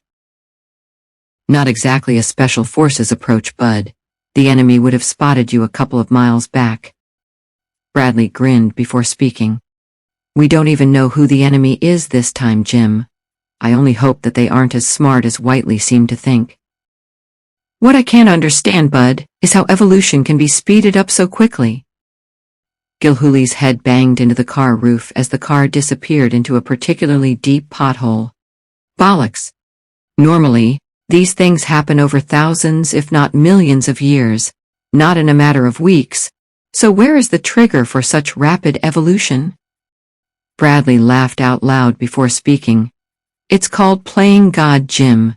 Remember what Bond told us? The damned British have some way or other pissed about with the DNA and produced a monster that no longer adheres to the accepted rules of either nature or evolution. Can you remember seeing the Liger, that bloody great lion/tiger thing on the computer? If that thing won't stop growing, who's to say when these bloody bees will ever stop growing? The farmhouse came into view as the car rounded a bend, revealing a break in the hedges. Why have you stopped, Bud? Bradley's face had turned ghostly white, his mouth opening wide in disbelief, as his finger pointed at the field to his left. Oh fuck no! Please tell me that I am having a nightmare and I will wake up in the morning. It looks like we are both having the same nightmare, Jim, only we may well be lucky to ever wake up from this one. I have a gut feeling that we could be in deep shit. Lying not more than 10 yards from the car were the carcasses of 2 cows, their hides appearing to be wrapped around the skeleton, not 1 ounce of flesh remaining. Lying alongside the carcasses were the remains of at least a dozen dogs, again their bodies picked clean of all protein. A body of large insects interrupted their meal of canine meat, and in perfect formation flew in the direction of the farmhouse. Bradley shook his head as he spoke. Close the damned window, Jim, we really could be in the shit. I can't turn the car around or we will be stuck. We have to drive closer to the farmhouse unless you fancy ditching the car and heading back on foot. Too bloody risky, Bud. There's a turning point about 50 yards ahead, let's head for it and get the hell out of here. Bradley drove slowly on, stopping at the turning point, before taking out the binoculars and scanning the farmhouse as he spoke. This is not an emerging colony, Jim. How many bees do you suppose it takes to eat 2 full-sized cows and a dozen dogs? And that is only what we can see at the moment. Fuck knows the state of play at the neighboring farms. He let out a whistle before continuing. This is definitely the motherlode. The whole thing looks like a military-operated army barracks. They have a bloody guard posted on the highest point of the old barn, one on the chapel cross, and another one on the farmhouse chimney. They are fucking enormous. Take a look for yourself. Gilhooly took the binoculars, and like Bradley before him let out a whistle. These bastards would not have got into the Blackford house through the hole in the mosquito netting, they look way bigger than a golf ball. I think that we had better make a move, Bud. Another dozen or so have just appeared out of the chapel and are heading this way. I think that we have been spotted. The small swarm of aerial ligers flew to the car. At their head was their queen, accompanied by a Praetorian guard of a dozen bodyguards, 6 either side of her, and all flying in perfect formation. Fucking hell, Jim. Look at the size of Her Majesty. Her body must be at least the size of a tennis ball. Gilhooly could not speak. The queen had moved up close to the car windscreen, her large hypnotic eyes now firmly fixed on him, her bodyguards remaining in perfect formation. She wants to communicate, Bud. Gilhooly spoke quietly. Fuck that, Jim. We are gone. Bud Bradley's usually calm composure suddenly evaporated and panic set in. The car spun round quick time, and now, all worries about potholes and broken tree branches disappeared, as Bradley slammed his foot down on the accelerator, creating an impenetrable dust cloud. The queen called up her reserves. She had a point to make, and as the car sped away there were a dozen or more thuds on the car windows. They were under attack by an enemy far more sophisticated and dangerous than either of them had ever imagined. Some of the attackers splattered against the fast-moving car's windscreen, sacrificing themselves for the good of the colony, 21st century, kamikaze style. One aerial liger squeezed itself into a gap under the car boot. On reaching Greensville, his powerful mandibles released their grip on the rubber seal, and he flew back to the Mortison Ranch, observing and recording prominent landmarks, his inbuilt compass activated by the Earth's gravitational and magnetic force field. He now had all the directional information that he needed. Nothing was to place the location and expansion of the colony in jeopardy. His pheromones would give his queen all the information that she needed. She would decide on the next course of action. Her intelligence was now approaching its peak level. She had the ability to think, reason, and to plan strategy, always taking into consideration that to make her move too early before reaching optimum military strength and effectiveness could result in the elimination of her entire army. The dominant human species now in control had exhibited extraordinary levels of ingenuity in creating their environment and farming their own food supply. There was no genetic component in her DNA that could equate to farming. Her genes knew only how to attack and secure food by conquest. Her intelligence had, however, processed this farming information. This dominant species, when conquered and controlled, would farm the food supplies for her entire Liger kingdom. So far they had proved to be vulnerable and completely defenseless against her soldiers' attacks. Yet deep down, she suspected that if provoked, they would have an arsenal of weaponry at their disposal. They needed to be tested. She would probe their defenses. Chapter 24. A warning. I don't know about you, Bud, but I didn't sleep too well last night. These creatures are more than the sum of their parts. Gilhuli's face creased into a painful grimace. That attack was coordinated.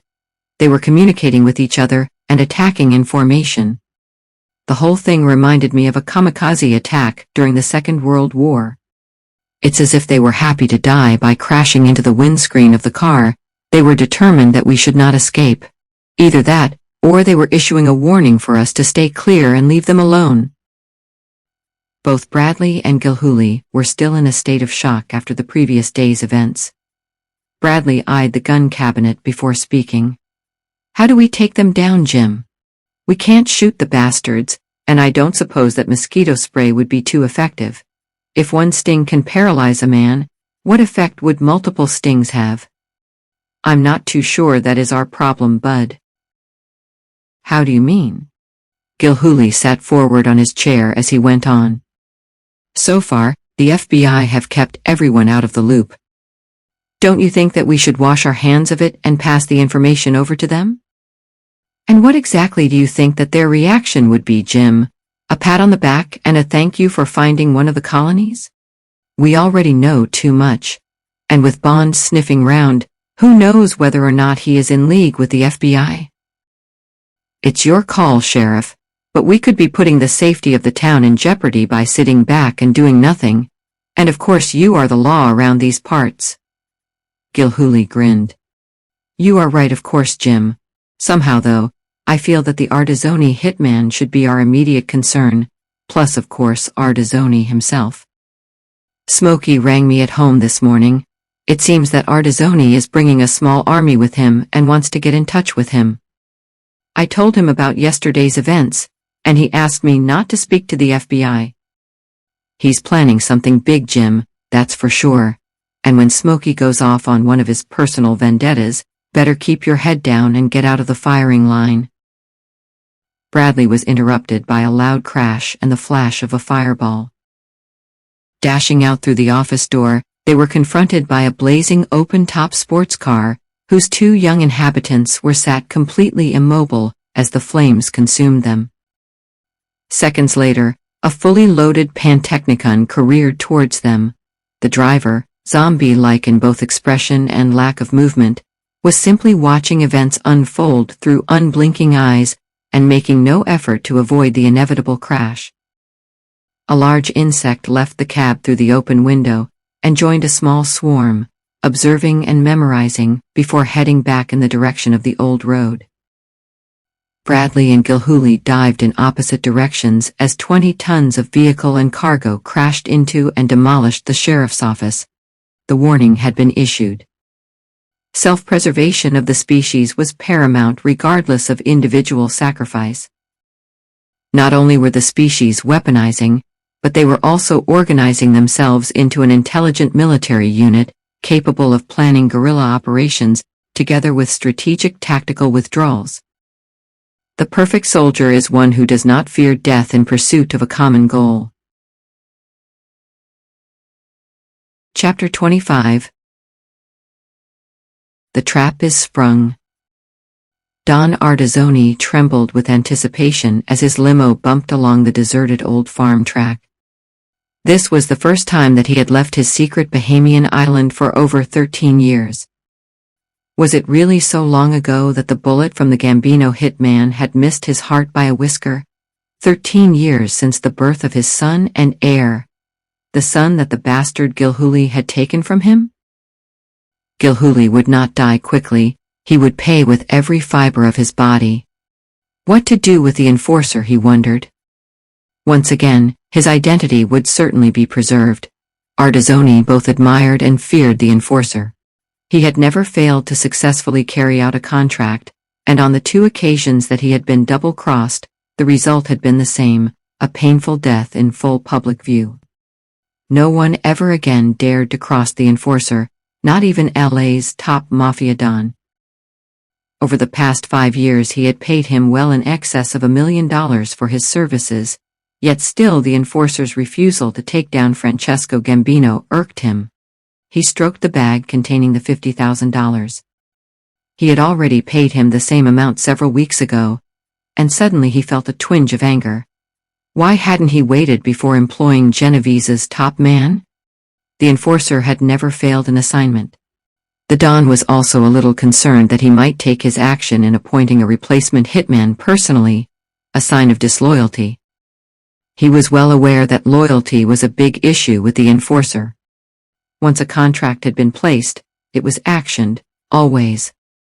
Fuck, Artazzoni said out loud as the limo bounced along the potholed track.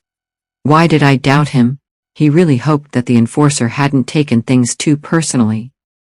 This time he was in for 200 grand, and there was no way to stop it. Once a contract was taken, it had to be completed. He was grateful to Don Genovese, of course. His control and influence over the New York Vice Squad, having been called on a couple of times over the last few months, in order to ensure safe passage and distribution of his merchandise, both heroin and cocaine. Artazzoni's paranoia began to resurface. His almost total seclusion had rendered him borderline agoraphobic. Was he being set up? The enforcer had always displayed total loyalty to his clients, but when pissed off, he had proved himself to be ruthless. He looked ahead at the limo leading the party, complete with 4 of his heavily armed soldiers, then turned around to view the limo following him. 11 heavily armed Mafia heavies could take on a small army. He began to enter his comfort zone once again. Why hadn't his men killed Gilhooly when he was in hospital? What were the chances of his bed being moved minutes before his men opened fire? Some other poor bastard taking the bullets? Gilhooly seemed to live a charmed life. All exits to his flat had been covered by gunmen as it burned. What were the chances of him staying 1 extra day in hospital because of internal bleeding? On balance, he was glad that Gilhooly had survived. He himself would deliver the coup de grace. Slowly, very slowly and very painfully. His men would photograph the execution. This would be a warning to the Gambino family, who were beginning to pose a threat to his empire. Don Artazzoni was back from his self-imposed exile, and this time, he was stronger and more dangerous than ever. The 3 limos pulled up outside of the small chapel alongside the old Mortison farmhouse. 11 heavily armed Mafia soldiers formed a defensive circle around Don Artazzoni's limo, one of them opening and holding the car door for him as he stepped out. He was quite an imposing figure, over 6 feet tall with broad shoulders, perhaps in his early 50s, and without so much as a hint of gray hair. He called out. There was no reply. He didn't really expect one. The enforcer was an invisible figure, and would no doubt be viewing proceedings from a distance. He was probably the only man in the world that had ever given Don Artazzoni instructions. The money was to be left on the coffin inside, and at the back of the chapel. Signaling for the 2 men with the assault rifles to remain on watch either side of the open door outside of the chapel, Don Artizzoni walked into the small building carrying the bag containing $50,000 and accompanied by 9 heavily armed men. His instructions had been quite simple. He was to enter the chapel where he would find Gilhooly bound and gagged. When the business was completed, he was to leave the 50 grand on top of the coffin and leave. The trap was sprung. A burst of automatic gunfire took out the 2 assault rifle-toting guards standing by the chapel door, followed by a further burst that shattered the windows and shredded the tires of the 3 limos. Inside the darkened confines of the chapel, the screaming and firing began. Don Artizzoni and 3 of his men ran from the chapel and hurled themselves into the nearest limo. The winged assassins followed them, entering through the shattered windows. There would be no need to venture far from their lair for the next few days. The Queen and her subjects now had an adequate supply of fresh protein. Smokey Robinson, dressed in full camouflage, emerged from the cover of a small clump of bushes, a couple of 100 yards away from the old farmhouse, and began walking in the direction of his well-hidden car. He was well pleased with his morning's work, and would collect the 50 grand from the chapel when the time was right. There was also the little matter of the 3 million that would soon be winging its way to his secret Swiss bank account. The hairs on the back of his neck began to tingle. He was being watched, but by whom? He stopped dead in his tracks as the Queen, accompanied by her bodyguards in perfect formation, appeared a little more than a couple of yards directly in front of him. She hovered, her body perfectly still, as if in suspended animation. Their eyes locked, neither Smokey nor the Queen giving ground, nor wavering their gaze. He raised his automatic rifle and pointed it at the Queen. If he were going to die, he would be taking her with him. She seemed to understand and altered her position, moving a couple of feet to one side. The rifle followed her and realigned. She moved closer to Smokey, who could now feel the draft from her wing beats, and again their eyes locked. She was measuring him. She did not like what she saw. There was defiance, a threatening, indomitable spirit that would never be broken. The coming war would not be without its casualties. A new queen left the colony that evening with a small bodyguard. They had feasted well, and now she would be looking for a kingdom of her own. There could only ever be one monarch in a colony, and in the Mortison kingdom, that would always be her mother. In time, she would be linking up with her sisters who were already in command of their own ever-growing kingdoms. Sisters who were reinforcing their own personal armies and producing yet more queens, each one occupying ever more new kingdoms and contributing to the exponential growth of the species. It would soon be time for the army to be mobilized. Time to seek out new food sources. An army fights on its stomach, and this army would soon have several million stomachs to feed. Chapter 26. Undercover. How do you like the new office then, Jim? Bradley and Gilhooly were seated in the rodeo bar, the sheriff's office having been completely demolished by the Pantechnicon the previous day. Having recovered from their unscheduled dive with no more than bruised egos when avoiding the onrushing vehicle, both men had pulled the driver from his cab, only to find him completely immobilized and unable to even blink. A local doctor had appeared on the scene and had recoiled in shock on treating the victim. A heart rate of 10 beats per minute is impossible without near cryogenic conditions, he had exclaimed. All of his vital functions seem to be in working order, but it appears that his brain no longer has any form of control over his physical being. He can feel physical pain but is unable to respond to it. I have absolutely no idea what the hell is wrong with him, BB. This is a condition unprecedented in my experience. There had been no need to enlist the doctor's services for the young holidaying couple seated in the open-top sports car. They had both been wearing seatbelts and had escaped the crash relatively unscathed. Yet despite the yells and screams of the onlookers, who had been powerless to help because of the rapidly expanding fire, They had simply sat bolt upright, their unblinking eyes fully open as the flames consumed them. They had lived through every second of the agony, but had been unable to respond. Gilhooly grinned as he spoke.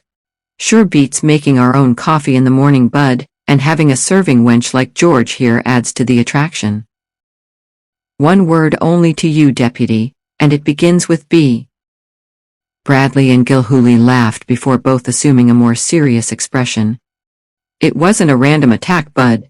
Gilhooly's eyes were firmly fixed on Bradley, his facial expression appearing almost painful as his eyes flickered towards the bar. That was a warning. I told you that I saw something fly away from the car when we got back from the Mortison ranch. These bastards can communicate with each other. They can think. Can you remember when Becky told us how they had escaped from the laboratory? That was no coincidence. They had worked it out and planned everything. If their body size is increasing by 10% with each successive generation, who's to say that their intelligence isn't increasing at the same rate? I gotta do some thinking, Jim. Bradley's ringing phone cut him short. He listened for some 30 seconds, then grinning almost manically, switched off the phone without responding by so much as a word, and shouted across the bar, "2 beers, George, please, and have one for yourself. It appears that our friendly bees have apologized for yesterday's shenanigans, and have decided to join forces with us, Jim. Go on." That was Smokey on the phone. The clever bastard lead Ardizzoni and his army to the Mortison place, and the bees did the rest. He is a little pissed off because he has 50 grand sitting inside the old chapel, and can't get his hands on it. That means that I am off the hook then. The contract dies if Ardizzoni is dead. Yes, but does the second hitman know this? There is no way of telling him, as we have no idea who the hell he is, nor can we prove that Ardizzoni is dead. He will be no more than a skeleton turned into bee shit in a few days. So, what are we now left with, bud? The control of the LA rackets will pass over to the Gambino family, as will the import and distribution of most of the country's heroin. Fucking great. Nothing has been achieved and everyone is back to square one. As you said, bud, meet the new boss, same as the old boss. As Sinatra sang, Jim, that's life. We aren't even cogs in the machine. We are so low down in the pecking order that we barely exist in the minds of the people in the corridors of power. You seem to be forgetting something, bud. Someone in the corridors of power still wants both you and Smokey dead, and if Bond doesn't do the job, what are the odds of them sending someone else? It seems that none of us are off the hook yet. Bradley's phone rang again, as George placed the 2 bottles of beer in front of him. His eyes opened wide as he recognized the number calling him. Nodding at Gilhooly, he put the phone on speaker as he accepted the call. "Hi Josh, where the hell have you been? Things have been moving on at pace down in my little township. We have got to talk, bud, but not over the phone. I will fly down to Memphis tomorrow morning and meet the 3 of you in your office around midday. I don't have an office anymore, Josh. So see you in the rodeo bar. That is my new office. No change there then, bud. See you around 12. The phone went dead as the call ended. Now why would he want to see the 3 of us, bud? If his intel is as good as he claims, he will be aware that Smokey isn't around. Bradley pursed his lips, a sucking sound creeping out, before going silent for a few seconds. Gilhooly waited. Something isn't right here, Jim. Why would he want to fly all the way to Memphis just to tell us something? He can't know anything about Ardizzoni yet, so what could be so important that he wants the 3 of us together? There is no way that Smokey is likely to show up. In fact, I haven't a fucking clue where he is myself. Gilhooly picked up his beer and took a long swig before speaking. Is Smokey still in town, bud? Bradley grinned. You will never know until he is needed, Jim. Like I told you before, when Smokey goes undercover he can't even find himself. There were times in Iraq when he sat in on important meetings among the main terrorists and insurgents. He speaks perfect Arabic and can mimic most of their regional accents. He got caught out once and was close to losing his head. Literally. A dog barked outside of the bar. "That's probably Smokey now, Jim. I told you that he would be close." Both men burst out laughing. George, who was in earshot, joined them. "Why all the cloak and dagger stuff though, Bud? Why does he need to be invisible to even us?" "That's the way Smokey has always operated, Jim. As he has no idea of the Genovese hitman's identity, he cannot afford to be seen with either of us. The way he plays it is to observe everyone who comes close to you. It could be a woman, or even a cripple in a wheelchair. One thing for certain is that he or she will be a professional, and will only be recognizable to a fellow pro." "Do you think that he could already be in town, Bud?" Bradley grinned. He detected genuine concern in Gilhooly's voice. "If he is Jim, then his life expectancy will be noticeably short. You have no idea how good Smokey really is. I have never come across anyone better, so relax." Gilhooly looked over towards the bar and began to chuckle to himself. "Oh my God, the irony of it all, Bud. For the last 5 years every cop in LA has been on the lookout for the enforcer, and here am I having a drink in a one-horse town bar, and having the man himself as my minder. You really couldn't make it up, could you? You are a lucky man, Jim. When Smokey goes undercover, it's the one he is keeping tabs on who usually winds up in church feet first. Outside of the CO in Iraq, Smokey has never done protection work. In his mind there is only offense, never defense." Chapter 27. Bullshit in, bullshit out. Gilhooly looked concerned as he and Bud sat in the rodeo bar the next day, waiting for Major Josh Bond to appear. That morning as he was taking a shower, Becky had rung him. Dripping wet, he listened as she had described being trapped in her aunt's Ohio home, unable to leave, or to make any phone calls. "The landline was dead, Jim," she had said, "and the mobile was blocked. The same guy that we saw standing outside the restaurant that day took turns camped outside for 24 hours a day with some other guy, and refused to let me leave." "How did you manage to escape then, Becky?" Gilhooly was a little skeptical, his voice betraying his uncertainty. He had never believed what Bond had told him. He had seen genuine fear in her eyes. No trained Mossad agent would ever allow their emotions to betray fear. "Someone shot them both, Jim, honest. I was in the kitchen when 2 shots rang out. I stayed inside for over 2 hours before going out. I found them both with holes in their heads. It was horrible, Jim. There was blood everywhere, and millions of ants crawling all over them." Gilhooly grinned and silently mouthed the word, "Smokey." "Where is your aunt then, Becky?" "She died 4 years ago and left me the farm, Jim. I pay a manager to look after it for me, but he hasn't been around for days. The last time I saw him was the day that I arrived. I can't understand it, he is an old family friend. That is why no one could help me. I was on my own. Grab a few things, Becky, and drive over to Greensville. I know that it's one hell of a way, but you will be safer here than you are back at the farm. Christ knows who gave your location away, even I didn't know where you were in hiding. Did you tell anyone else?" "No, Jim, only Smokey. He was brought up around these parts and knows the area well." Gilhooly again smiled.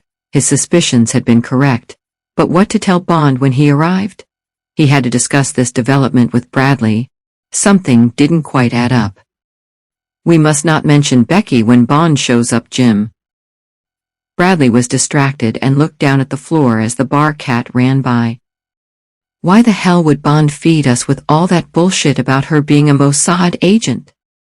It seems that 2 + 2 = 5 simply because she had a Jewish boyfriend at university. Beats me, Bud. Why don't we prime him a little, and simply ask him if he knows anything about Becky and her whereabouts? If he denies knowing where she is, then we can assume that everything else that he has told us has been nothing but bullshit. The question is why? What is he hiding, or who is he covering for? A car pulled up outside the bar, followed by the slamming of a door, and a few seconds later, Bond entered. As before, he was dressed in an immaculately tailored suit, and was carrying a briefcase in his left hand. As he walked over to the table, shaking hands with both Bradley and Gilhooly in turn before speaking. "Where's Smokey, guys? I particularly wanted him to be present." "He's taking a little time out, Josh." Bradley tried to sound convincing, but was not a particularly good liar. Gilhooly interrupted. "Getting his end away in the Ozarks at the moment, Josh. He's got himself involved with some girl there and reckons that he is going to marry her." Bond glared before speaking. "You know fucking well that he isn't in the Ozarks. He left over a week ago. Now, where is he? The bastard killed 2 of my best men yesterday, and my superiors are going fucking berserk." Bradley and Gilhooly looked at each other, each man holding the other's stare before Bradley spoke. "And who exactly would your superiors be, Josh? Bullshit in, bullshit out. I am also fucking well fed up with some of the crap that you have been feeding us." Major Joshua Bond sat back in his chair, a whimsical look crossing his quite handsome, most certainly upper-class face, before bursting out laughing. "How about 3 beers, George, and have one for yourself?" His tone was friendly, and still he laughed. "Okay, gents, no more bullshit in, and no more bullshit out, agreed?" Bond's expression turned serious. "I have to apologize for holding back on some of the information I could have given, but I had to be sure that we were all on the same side. In my line of work, one slip-up, no matter how small, can compromise months of work. What exactly do you want to know?" "All right then, Josh." Gilhooly opened the questioning. "Who exactly are you working for?" "I have already told you that, Jim. I am British Secret Service, seconded to the CIA, in order to investigate and monitor the heroin trade in both Britain and the States. To be more specific, I follow the shit from the moment that it leaves the poppy fields of Afghanistan, right up to its point of entry into both countries. From there I hand over the control to whoever is working alongside the Mafia bosses, who in turn control the distribution.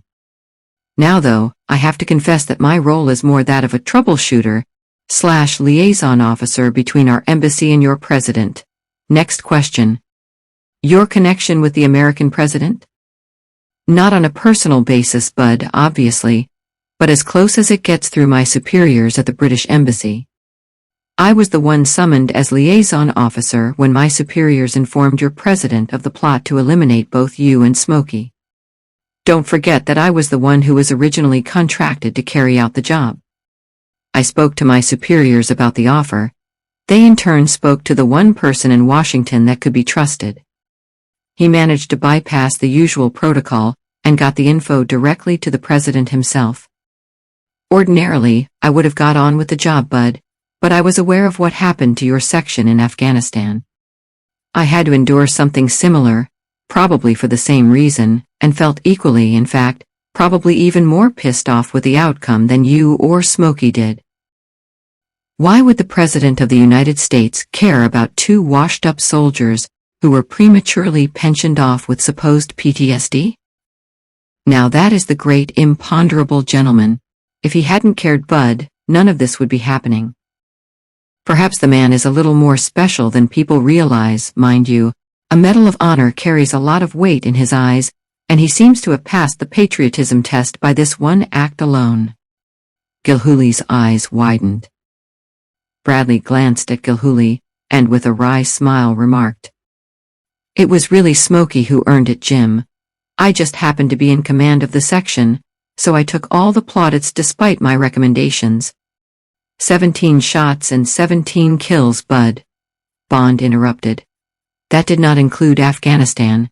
Don't sell yourself short, Master Sergeant Bradley. I could have done with you in my section on more than one occasion when serving in that shithole." "So, you really were in the SAS then, Josh?" Gilhooly's voice held a trace of doubt. "Of course I was. Did you think I was one of the fucking chefs?" "Sorry." "Next question then, gentlemen." Bond held both of his hands forward, palms raised questioningly. "Why were you chosen to eliminate both Smokey and me, and by whom?" Bond shook his head as he spoke. "I have already answered that one. The previous administration needs to erase all items of incriminating evidence against them and their involvement in the heroin trade. A shadowy offshoot, reputedly linked to the Clinton Foundation, has laundered the cash through a multitude of offshore island banks spread around the globe, which has elevated many of the previous administration from barely middle class, right up to multimillionaire status. With no possibility of a political comeback, they, and their legions of hangers-on, want to walk away lily-white before awkward questions are asked and accusations start to fly. You are looking at Watergate on steroids if any of this information leaks out. You may recall the death of Senator Withers a few months back? He had begun to ask the wrong kind of question and paid with his life. Your section wasn't ambushed, Josh. We would have heard. Correct, Bud. My entire section was picked off piecemeal and posted to various regional hotspots, and as is usual with both the SAS and the SBS, total silence was imposed. I have no idea if they are even still alive. I am probably still under a death sentence though. Prepare yourself for a shock, Bud, and hear me out before you explode. I was the one sat with bin Laden when you came under fire. I received the message that your section had us covered, and I rang in the code green to take bin Laden out. We were all under drone surveillance and being viewed in real time by the Washington power brokers. Someone in Washington countermanded my order, and your men died.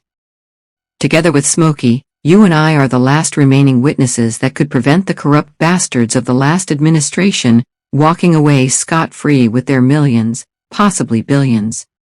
My country wasn't blameless either. Our last PM has been elevated into the multimillionaire bracket in the last few years. What about Becky Josh? Where does she fit in? Gilhooly's voice betrayed a hint of concern. Bradley's face radiated menace. His eyes narrowed to mere slits.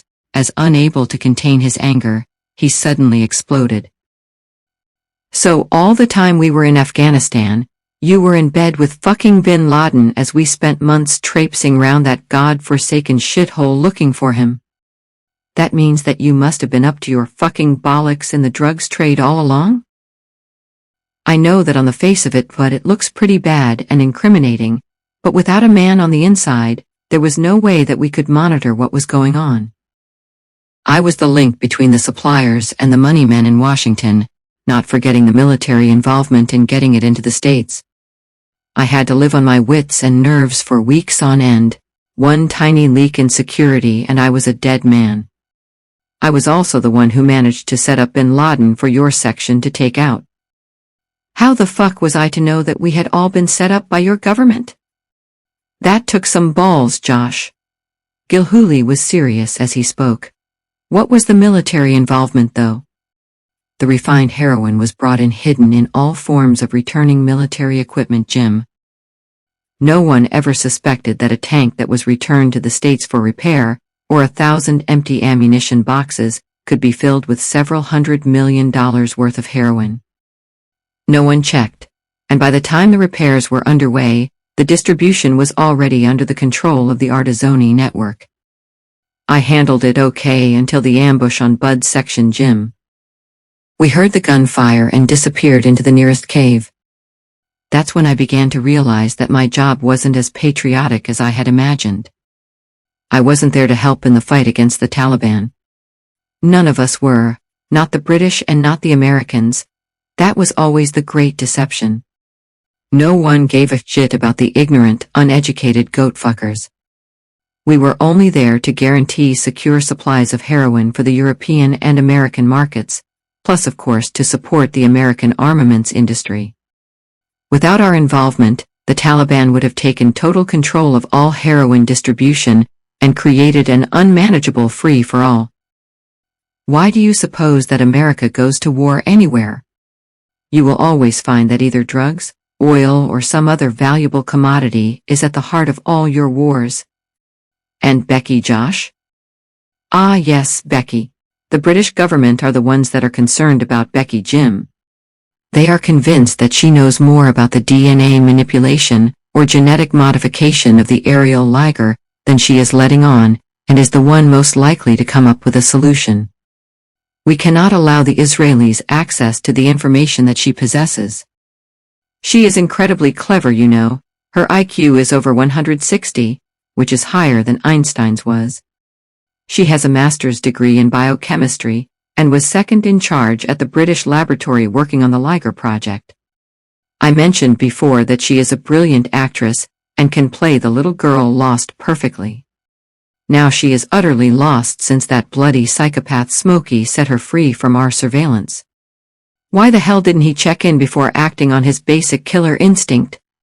Smokey has always acted on instinct, Josh. Bradley had calmed down, and was now speaking in a more controlled manner. He smelled a rat that evening in Afghanistan, and wanted me to take the shot. If I had done, you would have all been cut to pieces as the whole of my section were primed. Pity you didn't, bud. If not you, someone else is sure to do so soon if we don't get something sorted pretty sharpish. I've skipped the bullshit, Jim. It's now your turn. Bond directed a serious look in the direction of Gilhooly. What's the latest on Becky? I take it that she has been in touch? Jim Gilhooly was hoping that Becky's whereabouts would remain secret. However, if Bond could be trusted, then Becky was indeed perhaps a problem for national security. Somehow, her being a Mossad agent just didn't seem to fit no matter how good her acting ability. He had seen genuine fear in her eyes on a couple of occasions. Fear can be contrived, genuine fear is impossible to act. Sure, she may well have been involved in the original, origin of species, experiment with the Liger, but that didn't make her a spy. He had to come clean without endangering her life. She rang me yesterday, Josh, and told me about the 2 dead men outside of her aunt's farm. I told her to make her way here. It's a fair old drive and she seemed to be in a pretty vulnerable state. That's good news, Jim. Perhaps we can keep her under surveillance again without Smokey sticking his nose in. Can you put her up in a hotel somewhere nearby and let me know? I will instruct my men to keep a strictly low profile from now on. Why did you not tell us that she was under your surveillance when you knew that she was in Ohio? Bradley shook his head almost condescendingly, his voice betraying a hint of sarcasm. She is our most prized asset at this point in time, Bud. Possibly the only one with any knowledge of the Liger's potential vulnerability. I was instructed to lead you anywhere except Ohio.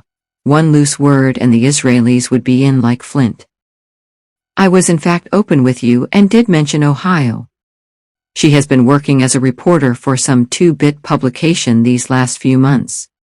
We think that it is no more than a cover for her to gain more info on the Liger's progress, which she is passing on to her Mossad boyfriend. If she is Mossad, surely she will have let them know of her location? Not necessarily so, Bud. Bond pursed his lips and rubbed his hands together, pausing for a few seconds before continuing. When the first Liger embryos disappeared from the Cambridge laboratory, the finger of suspicion pointed at Becky, who at the time had swallowed the story of the breeding program being all about the elimination of the African killer bee. If she helped to create the monster, why would she want to steal it then, Josh? Gilhooly looked puzzled. British intelligence were aware that when she was doing her master's degree at Cambridge, she was dating a Mossad agent. That doesn't necessarily mean that she is Mossad. Gilhooly had a note of relief in his voice. She is half Jewish and spent a few weeks in Israel with this Mossad agent Jim. So don't build your hopes up too much. We are nevertheless treating her as Mossad even though the evidence isn't quite 100%. I'm going to ask her outright when she arrives. And you think that she is going to admit that, Jim? An incredulous look crossed Bradley's face. Only one way to find out, Bud. Only one way. Tread carefully, Jim. You may be grabbing the tiger's tail. Bond's voice was almost lyrical. If she has been trained by the Israeli intelligence services, she may be far more dangerous than you can imagine. It's also quite possible that she has backup cover in case things do go wrong. I'm going to take my chances anyway. As things stand, I've got fuck all to lose. Bradley laughed as he spoke. Neither had the Black Widow Spider's husband Jim, and we all know what happened to him. What a way to go, Bud. Gilhooly licked his lips. I kinda like the idea of being eaten by Becky somehow. Chapter 28. a new kingdom. It was just before dusk when the first wave attacked. The operation had been planned for a couple of days, with scouts posted at strategic points around the isolated farm building, observing the comings and goings of the Richards family. The new queen had found her ideal kingdom, and was now accompanied by her trusted lieutenants, plus around 50 reinforcements from her mother's colony. The location was perfect. Few people ever came close to the farm, which was situated almost 2 miles from the new freeway, with an access point a further 3 miles along the dirt track. The barn alongside the farmhouse was high and offered an excellent 360 degrees of surveillance vision. Mother and her 2 teenage daughters sat around the outside barbecue, waiting for 12-year-old Jack's arrival. He had been to the gymnastics class held every Thursday evening at the school, and always got a lift home from the neighboring farmer's son, both farms bordering each other. The son, despite being only 14, always took his motorbike to school, his family not having any serviceable vehicles other than tractors. The father, Jack Richards Sr., turned the 5 burgers on the barbecue and lifted the sausages onto the plate alongside before speaking. "If he isn't here within the next 5 minutes, Jess, we're starting without him. He gets home later and later every week." The attacking phalanx moved into formation and swept in from behind the family, breaking ranks at the last possible moment. Only one Liger soldier landed on each family member's neck, all at the same time, the rest hovering and holding formation. Jack Jr. heard his sister's screams as he walked alongside the barn out of view of his family. Peering around the side at the glowing fire, he saw the 4 family members each fall to the ground, his father still holding the barbecue tongues, and hovering above him, a swarm of giant hornets. He tried to scream but no sound left his lips. Turning around, he ran into the nearest field and headed for the dirt track leading to the neighbor's farm. Jack Jr. was a smart kid, and despite his moment of panic, recognized that to hang around was not an option. His family needed help, and he was their only hope. A scout positioned at the apex of the barn detected the vibrations of his feet as he ran, and signaled to 2 of his soldiers. Young Jack never even made the dirt track. The new queen surveyed her kingdom. Her scouts had chosen well. Tomorrow, they would extend the borders to include the neighboring territory. They had been observing the young kid's progress on the motorbike, as he had dropped Jack Jr. off.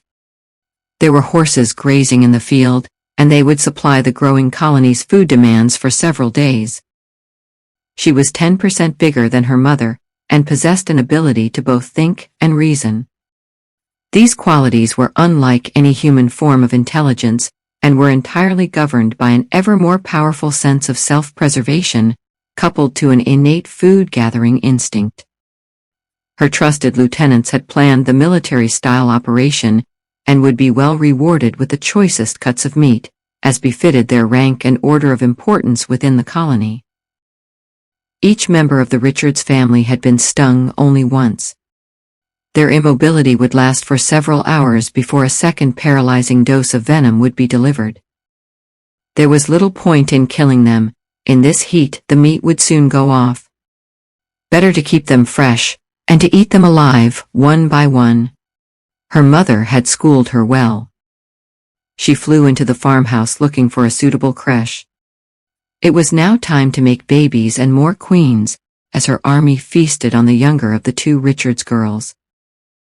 As in all Liger kingdoms, the eyes were always reserved for the queen herself as a sign of homage, and were always delivered by her most senior lieutenant. Tomorrow she would fly to meet a few of her older sisters. They now had their own established kingdoms, and each of their colonies' inhabitants numbered in the hundreds, soon to be thousands.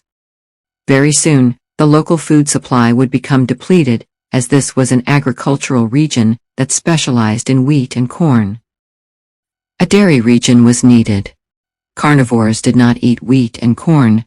Carnivores needed meat, lots of meat, in order to fuel the exponential growth of both their kingdoms and their species. It was getting near to the time for joining forces with her sisters. Time to seek fresh supplies of protein for their ever-expanding army.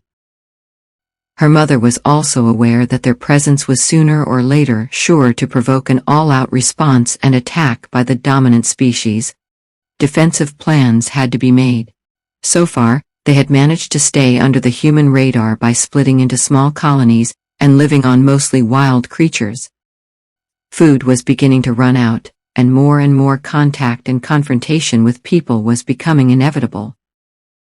Humans needed to be controlled. They were to be their future source of protein. Only they were able to rear the livestock that would be required to sustain their army of millions, and then billions. In the short term, however, the humans had to be thinned out.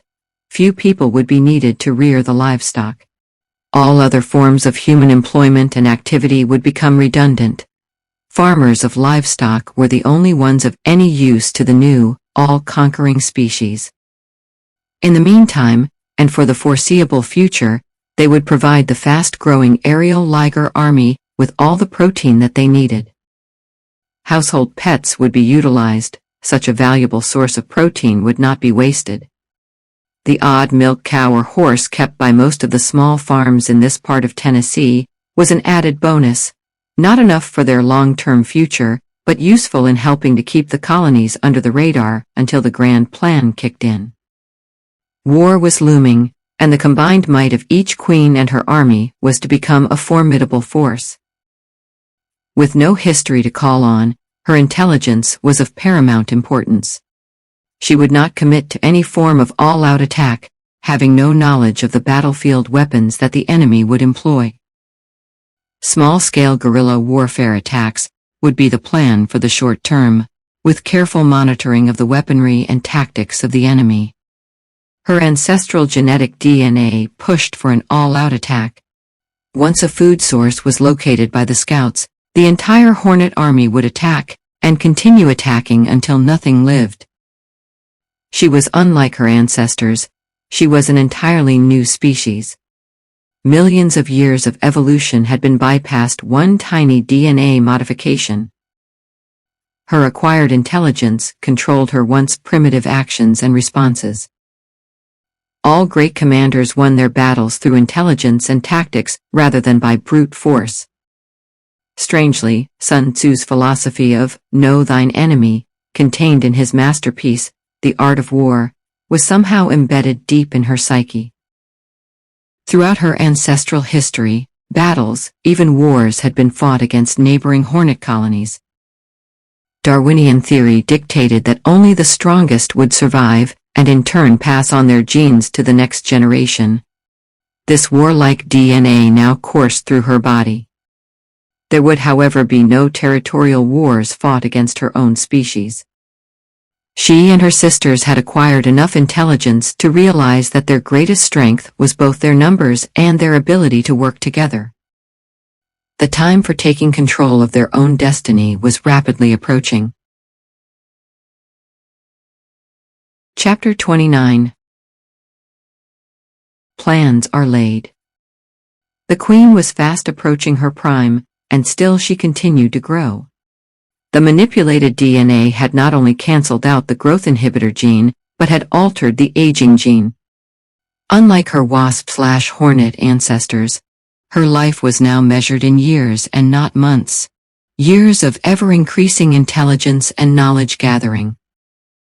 Her army fed her a constant supply of fresh protein, and she in turn strengthened their ranks daily, producing an ever-increasing number of both soldiers and queens. Her escape from the institute had been well planned, and her subjects had obeyed her instructions and performed their tasks well. The order to attack had been given by neither sight, sound, nor smell, but by a means of communication sought by humans for generations. Her daughters now had control over their own respective kingdoms, each of them in turn giving birth to ever more and larger queens. Soon it would be time for her to make her decisive move. It would be a limited military-style operation, to be carried out by a fully mobilized army under her command, sections laid by each of her queens. The queens were to be her military commanders. Discipline within the ranks was absolute, and an in-depth knowledge of the enemy to be was essential. She needed to know the weapons and tactics available to the opposing army. She needed to know thine enemy. Would they stand and fight, or would they flee, as the invaders of her kingdom at the Mortison Ranch had unsuccessfully tried to do? She had allowed one of the invaders to escape. He had been under surveillance for a considerable time. It was something instinctive that she could not understand. Somehow, she felt that he had supplied her with the food for a reason, and had destroyed the vehicles to prevent the rest of the attackers escaping. She was incapable of compassion, yet instinctively, she had spared his life and could not reason why. There would be casualties when she made her move, but she recognized that only one species could threaten either her dominance or her army's survival. She had seen how vulnerable this dominant species was when attacked directly during a one-on-one confrontation. Nevertheless, she recognized the intelligence and ingenuity of the human species. She had observed the planes dispensing their cocktail of death over the surrounding fields, immobilizing her army for days on end, and killing all other forms of insect life. She wondered what other weaponry they could deploy. Her weaponry was limited and could only be deployed by direct contact. 1 sting immobilized, 2 stings killed. A head-to-head war was not an option. It had to be a slow process of attrition, guerrilla warfare, carried out on a need-to-feed basis, at the same time gathering strength, numbers, and knowledge. One of the attackers she had allowed to escape, the one who had originally fired the gun and brought the food. 2 more had spotted her colony days earlier. Their location was now compromised. Her warning to the town had gone unheeded. No more witnesses must be allowed to survive. Soon she would attack with her entire army. She needed to establish a stronghold, a garrison town. Her army would no longer be scattered over many square miles. There was to be strength in numbers. She dispatched soldiers to summon her queens. Orders needed to be given, strategy planned. Her senior lieutenant brought her food, the eyes of Don Artizzoni. He was still alive, and would feed the 1,000-strong colony before the imminent attack on the town. The soon-to-be united army would gather strength on the rest of the food provided by the man with the gun. Her strategy was simple. Her army was now strong enough to encircle the 3 towns, and on her command, the attack would begin. She was still undecided on whether to again warn the inhabitants or to deliver a one-off lethal blow. The second option worried her. Once the town's inhabitants had been eliminated, how many reinforcements would be brought in, and what weapons and tactics would they employ? Would they attack her colony now that they were aware of its location? There was only one weapon that she feared: fire. The burning of one harvested field had claimed over 100 of her soldiers, as they had flown in tight phalanx formation to attack a vulnerable farmer. Without the use of their wings, they would be powerless. With them, they were invulnerable to all reprisals except the weapon of fire. One thing still puzzled her. Why had the man with the gun delivered several days of food to the colony? She had quietly observed his progress and instructed her scouts not to attack him. Was it a peace offering? If so, why? She was beginning to acquire the power of reasoning. The man with the gun had some ulterior motive, but what? Somehow, she knew that sometime in the future, there would be further meetings. She would allow him to live for as long as he proved useful. Chapter 30. Thaddeus. The small bespectacled man assembled his bespoke rifle and attached the telescopic sights. His field of vision was quite limited, however there was a small window of daylight between the buildings, and nestling seductively in the center of his sights was the entrance door of the rodeo bar. When made up, he could easily have passed off as a 50-something loser, striving to barely make a living. He was in fact only in his mid-30s, and had operated in the high-value market of New York for the last 7 years. Leopold Thaddeus Epstein could wait. There had been times when he had patiently waited for days on end. He was in no hurry. His cover had been established over the last few days as he had shuffled from door to door around the sleepy townships of River Valley and River Pastures. Who would ever think that a small, stooping, almost wizened insurance salesman was the #1 hitman for the New York Genovese family? He had used many disguises over the years, yet this one had always been his favorite. He smiled to himself at the thought of the $100K nestling in the boot of his car as he had moved from door to door, earning a few dollars commission, using his long-established day job as the perfect cover. Like his counterpart, the LA enforcer, he only took on high-value jobs, and should have really retired a couple of years ago to the comfort of the Ohio farm that he shared with his half-sister. His anonymity would have ensured a danger-free retirement, so why did he keep going? His first kill hadn't been for money, it had been pure and simple self-preservation. The 15-year-old student had threatened to expose Professor Epstein's predatory sexual tendencies, and had paid the price in blood. He had felt a degree of exhilaration as the knife had slid home. He had found his vocation. His mind flashed to the enforcer. What had gone wrong? The enforcer had never failed, so why on this occasion had he walked away? He had taken the Don's money yet had failed to deliver the goods. Something didn't stack up. The only conclusion to be drawn was that he had been killed, so why were rumors circulating of his still being alive? He had eliminated the enforcer's agent on Don Artazzoni's instructions before leaving LA. The Don's reputation of invincibility and absolute control over everything that went off in LA was being questioned, and he was not happy.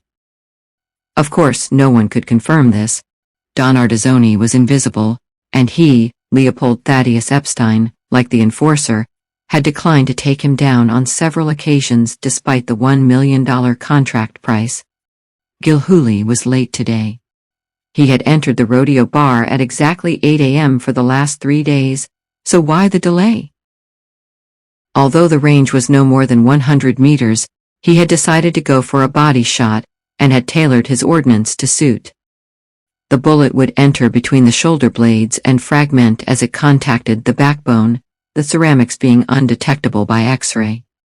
A headshot would have required a faster-moving bullet to guarantee accuracy, and would have countered the rifle's silencer as it broke the sound barrier, giving away his hotel location. He would then resume his door-to-door insurance job, his short, lightweight ceramic weapon broken down into 3 pieces and concealed in the false bottom of his suitcase. His weapon was a one-off, designed by himself, and containing no metal, being of a completely ceramic composite construction, as was the single bullet that was already chambered. His cover perfectly complemented his entire physical being.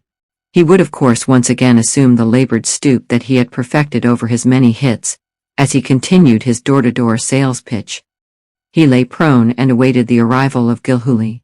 In a few days he would be back in New York, 200 grand richer, his identity still a mystery. The whereabouts of the enforcer nevertheless still concerned him. The enforcer was almost a mythical figure. Even in New York the Mafia heads were wary, never knowing whether one of the other 5 family heads had decided to expand their operations at their expense. They were all aware that much of the enforcer's work was for both the Artazzoni and Gambino families in LA, and as long as the New York and LA families operated a quid pro quo business arrangement, there would be relative stability. Thaddeus was still nervous, and on his guard, as he peered through his telescopic sights. He hadn't stayed alive for so long without being both anonymous and thorough. There was just something that didn't fit. The enforcer had worked for many years in the jungle that is LA, and it was unthinkable that he could have been killed in a tiny outpost like Greensville. So where was the bastard? He had spent days knocking on doors, seemingly trying to earn a few dollars selling a second-rate series of insurance policies, all the time looking out for anything suspicious. The whole area was clean. There was no enforcer. He had never scouted a hit so thoroughly in his life. Everyone in town lived in town. There were no strangers. It was all clear to go. Chapter 31. cold steel. Gilhooly stepped out of the shower, threw a towel around himself and grabbed his phone. "Becky," his voice betrayed obvious delight. "Where are you now?" "I've just passed Nashville, and before you say anything I took a wrong turn. I should be with you in around 1 hour. See you in the office." "No you won't, young lady, we have moved our office to the rodeo bar." Gilhooly laughed out loud. "I will explain when you get here. Your bloody bees have been playing tricks on us again. Anyway, why do you always ring me when I am in the shower? Is this some weird sexual fantasy that you are harboring?" "You have got it in one, Jim. My eyes are becoming quite misty thinking about you dripping wet and completely naked." Becky Thompson laughed out loud, the stress of the last few days dissipating. Jim Gilhooly somehow made her feel safe.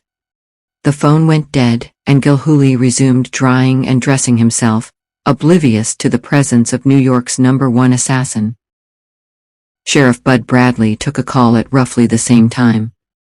Josh Bond was driving in from Memphis, having flown in from Washington that morning. Deputy Jim Gilhooly crossed the road to the rodeo bar 5 minutes later than normal, having spent the extra time grooming. He was looking forward to seeing Becky again. This time, he would be a little more adventurous. He would overcome his awkwardness in her presence. He had always been at ease in female company, but there was just something about Becky that agitated the butterflies in his stomach. Leopold Thaddeus Epstein tensed, his finger enveloping the trigger as Gilhooly climbed the 2 steps of the rodeo bar. Between breaths he felt the cold steel press into his neck, a thin trickle of blood running down onto his shirt. He relaxed his hold on his rifle. "Good morning, Thaddeus." "Good morning, sir." The sentence was delivered without a hint of fear. "You will be the enforcer, I presume. I was told that you were good. Your reputation is understated." "The contract has been cancelled, Thaddeus. Ardizzoni is dead." "You know that I cannot simply take your word for it, sir. My professionalism would be called into question." Smokey Robinson smiled at the near-perfect English accent. He sounded so like Bond, only slightly more nasal. "Pack your toy away, Thaddeus, and come with me. I will take you to Ardizzoni. You will then disappear and never return. I will be retiring shortly, so my identity breach is no longer important, and neither is yours." "Why are you allowing me to live, sir?" "Let's just call it professional courtesy, Thaddeus. On the other hand, no one is paying me to kill you, and I never work for free." Leopold Thaddeus Epstein turned around and gasped as he caught sight of Robinson. "You are fucking CIA, sir." "You remember me from the election celebrations then, Thaddeus.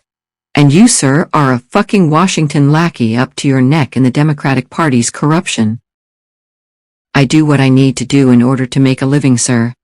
I make no distinction between political targets. I was working on the day that you spoke to me in Washington. My mission was accomplished the next day." "Senator Withers?" "Correct."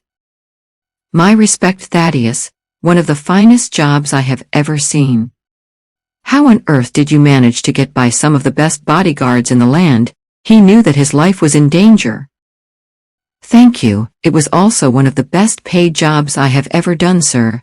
Paid for by the soiled fingers that control the old administration, I believe. I had a little help from my sister on the night." Senator Withers could never resist a honey trap, and the heart attack brought on by the drink that he shared with my sister kicked in exactly as and when planned, right in the middle of his speech to the Senate.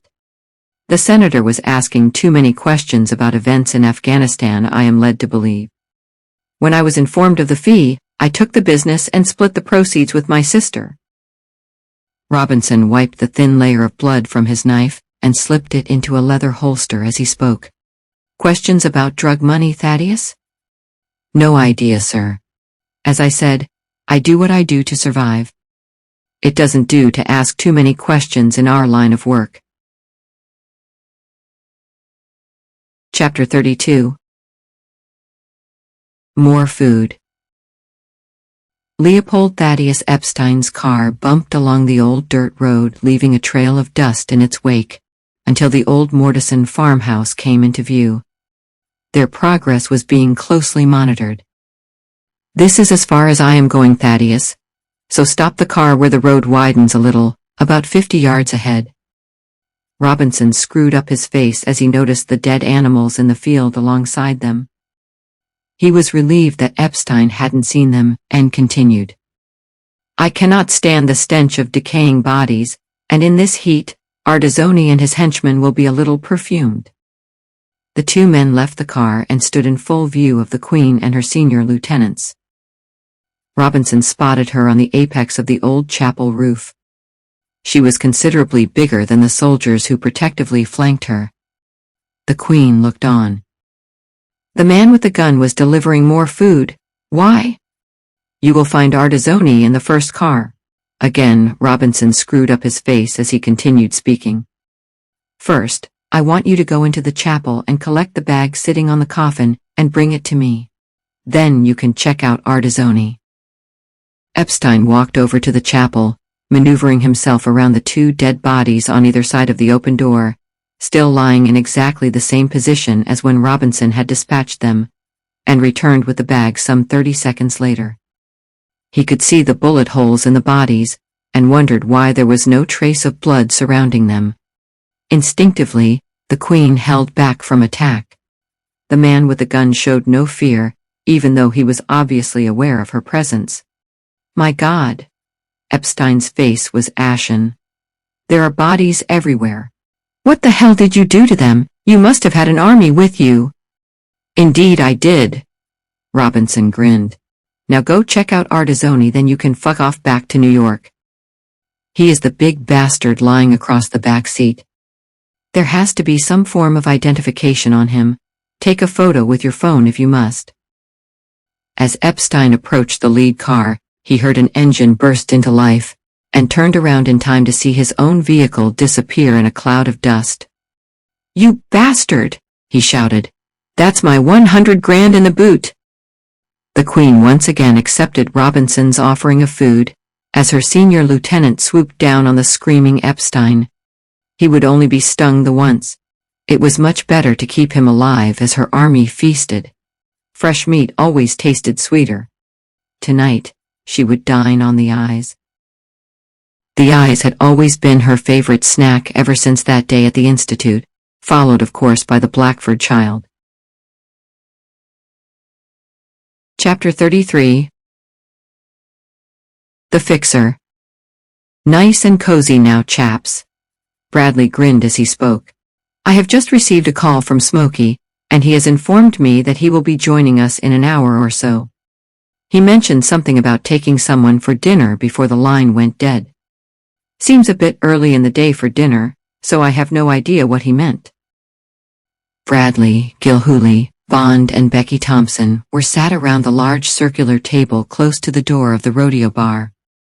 George, the landlord, had locked the door before delivering 4 beers. "Where is he, Bud?" Gilhooly's face sported a questioning expression. "I haven't seen him for almost 2 weeks. He's been out killing my fucking agents, Jim. That's where he has been." Bond's expression bordered between contempt and anger. He acquired a taste for blood in the military, and hasn't been able to let go ever since. The CIA file on him is as long as my arm, and that doesn't include his freelance work.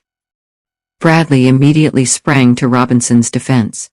"If Smokey killed them, Josh, he had a reason to. Smokey is no psychopath. When he arrives, you can ask him yourself, but tread carefully. In answer to your question, Jim, he has been looking out for your welfare. He has been concerned over this New York fella commissioned by Ardizzoni. Apparently he is the best that there is, and Smokey always works better observing things from a distance." "Do you know what has happened to Don Ardizzoni, Bud?" Bond stroked his chin slowly as he spoke. "The last I heard was that he had set out with half of the hoodlums in LA, and was heading in this direction. The shit has really hit the fan over there, and all 4 of his captains have been eliminated. Francesco Gambino has now assumed total control of LA, and was involved in a meeting with the 5 Mafia dons of New York only yesterday." Bradley raised his eyes and fixed Bond with a threatening stare as he spoke. Ardizzone and his henchmen are dead. How come you know so much about this mafia shit, Josh? Mafia business is strictly controlled within the family. Word of this would never have leaked out so soon. I was at the meeting, bud. What the fuck? The Ardizzone family no longer have control over the heroin business. Bond returned Bradley's stare with interest. The entire East Coast distribution is now split between the New York families, giving Gambino control over the West Coast. Says who? Gilhooly cocked his head to one side. If you are working as an insider, why are the government not stepping in? You are in a position to put these people behind bars. Weren't you wired? Says the Federal Reserve of the United States of America, Jim, and no, I wasn't wired. Do you honestly think that I would have walked away if I had been? Why the hell are the Federal Reserve involved, Josh, and why were you at the meeting of the Mafia heads? Bradley still had Bond fixed in a threatening stare. The answer to the second part of your question is of course my involvement with bin Laden and the Saudi royal family. I went to Eton with bin Laden's son, and was pretty pally with him at Sandhurst. Naturally enough, he was under a different name. After getting my commission, the British government thought it a good idea to second me to the Saudi royal bodyguard in an exchange deal with one of the royal princes. I took the Islamic oath and turned Muslim, becoming known as the Fixer. I am the conduit between the heroin supplier and the distributor. I help to keep the Saudis sweet, and they in turn ensure that only controlled amounts of heroin enter Europe and the States from Afghanistan. I guess that they are planning for when the oil runs out. It's only the massive amounts of crystal meths flooding the market that has resulted in the whole drug scene becoming a fucking free-for-all. The government has no choice other than to control it. You cannot simply eliminate the heroin problem now that Ardizzone is out of the way. That would open the door even wider for the crystal meth suppliers, and that stuff is even more lethal and addictive than heroin. It can also be produced in someone's kitchen using ingredients that are readily available to anyone. That's what you were doing with bin Laden then when I had you in my sights that evening in Afghanistan. Bradley looked angry. You were sorting out a drugs deal. I would have blown both your fucking heads off if I had known what I know now, and my section would still be alive. And I could have had you and your section eliminated at any time that I wanted to, bud. Not just me, but also the administration back in Washington. Nothing was allowed to get in the way of business. Your position at any one time was tagged by GPS linked to your radios.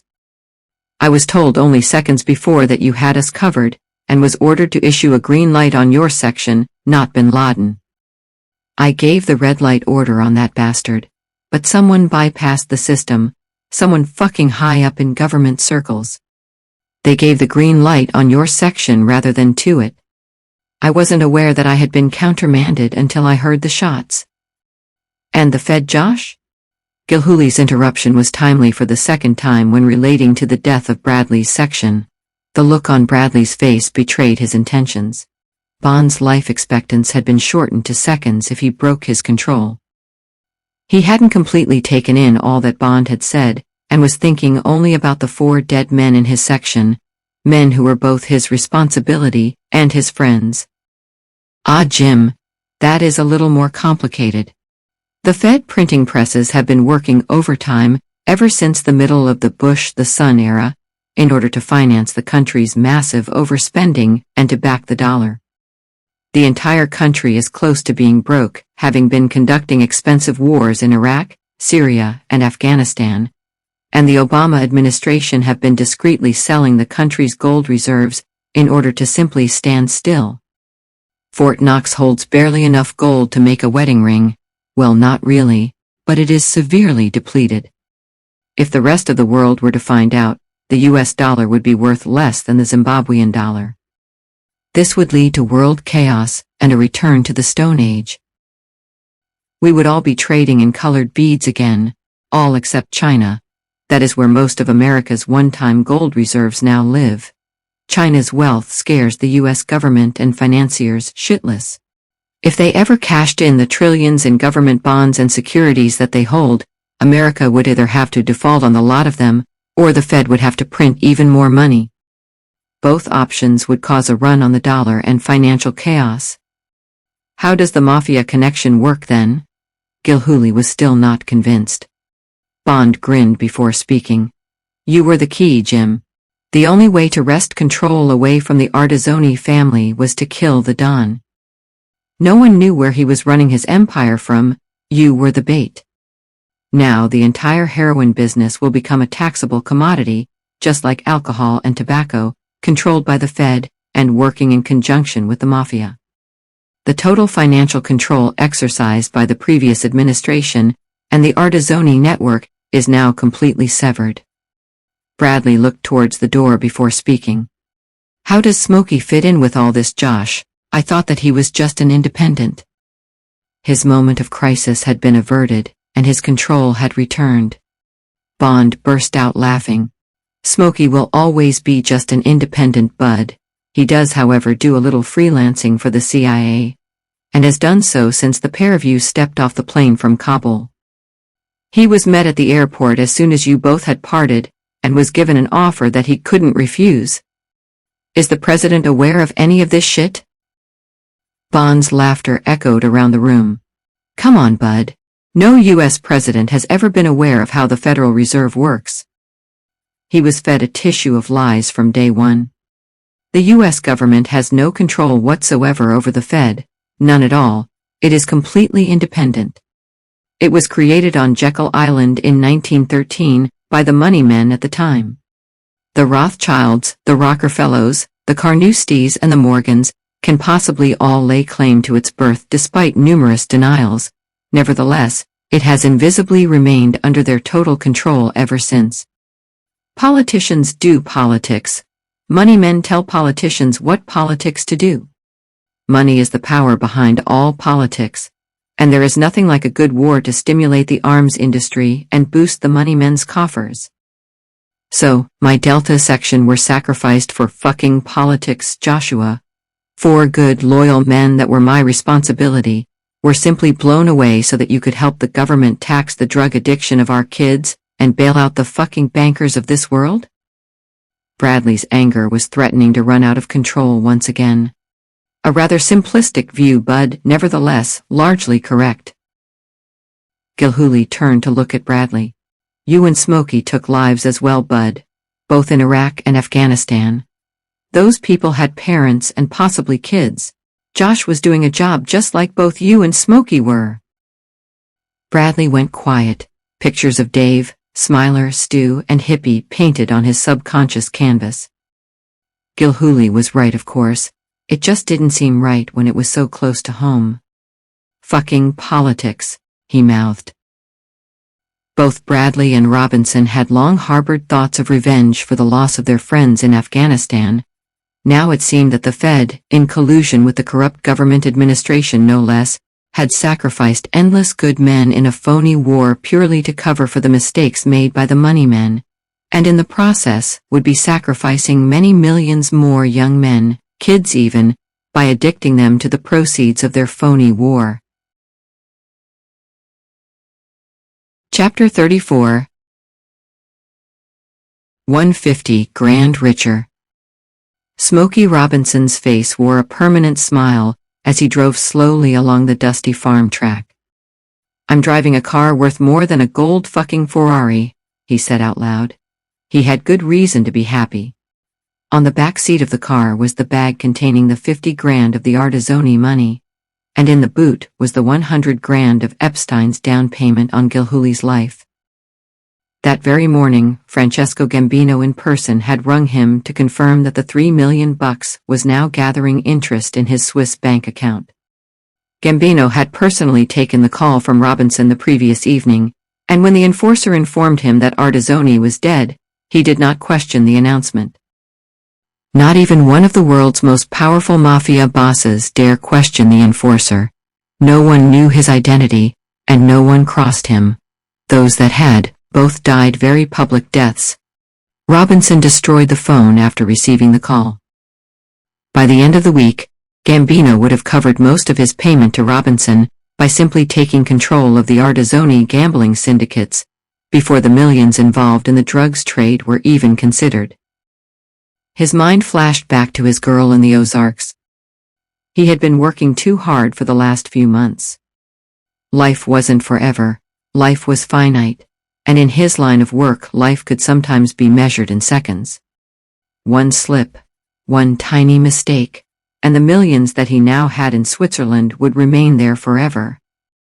"That's it, I'm fucking finished now," he almost shouted, as Epstein's car left the potholed and rutted track leading from the Mortison Ranch. Robinson slowed down to a dead stop at the junction with the old, semi-redundant highway. Something had caught his attention, just a glimpse, a slight movement at the limit of his peripheral vision, which when added to a well-honed instinct for survival, transported him back to his special forces days. His whole body tensed and radiated caution. Danger was lurking somewhere close by. This inbuilt survival instinct had kept him alive both throughout his time in special forces and during his time as the enforcer. Leaving the engine running, he stepped out of the car and, pistol in hand, instinctively looked up at the sky. Those dark clouds were moving independently in his direction and getting closer by the minute. "Fucking hell," he said out loud. "She is assembling and mobilizing an army." The clouds moved ever closer, each cloud representing a colony, and each colony led by a queen. They seemed to change direction slightly, descending slowly, and heading directly for him. He knew, of course, that he wasn't the target. The queens were flying home to meet Mother, bringing with them the thousands of her children and grandchildren. He jumped into the car, checked that every window was closed, and with wheels spinning in the dry dust and soil, left the farm track, turning right onto the old road and heading for town. He wondered how long it would be before an attack became imminent. This was going to be something on a grand scale, but why and where, he wondered. Things were moving along nicely for them, and would continue to do so for as long as they retained their cloak of invisibility. Any kind of attack on a community, however, and retaliation was guaranteed, coupled with a concerted attempt at their elimination. "They are hungry. The bastards have run out of food." He accelerated as he continued to talk out loud. "They cannot continue to breed without a steady food supply. Fucking hell, that's going to be us. We are their passport to ever more expansion. We will be feeding them for years to come. I've got to get the fuck out of this place, this country, this continent. I am not becoming dinner to a swarm of fucking bees." He grinned as he drove on. "There's nothing wrong with talking to myself." He again spoke out loud. His professional life for the last 5 years had been a lonely one.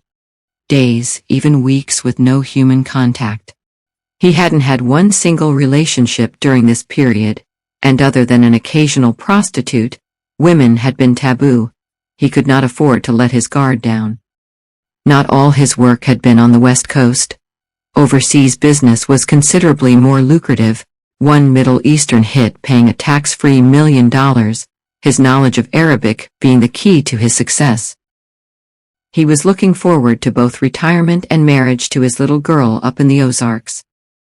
She had been vulnerable the evening that he met her, on the rebound from a long-term relationship, and was very, very drunk. Why her? He had asked himself. She wasn't particularly pretty, but the chemistry had been instant and explosive. "Keep it warm, baby, I'm almost ready." He glanced skywards as he spoke. He had spotted at least a dozen swarms, each one containing up to 1,000 individuals.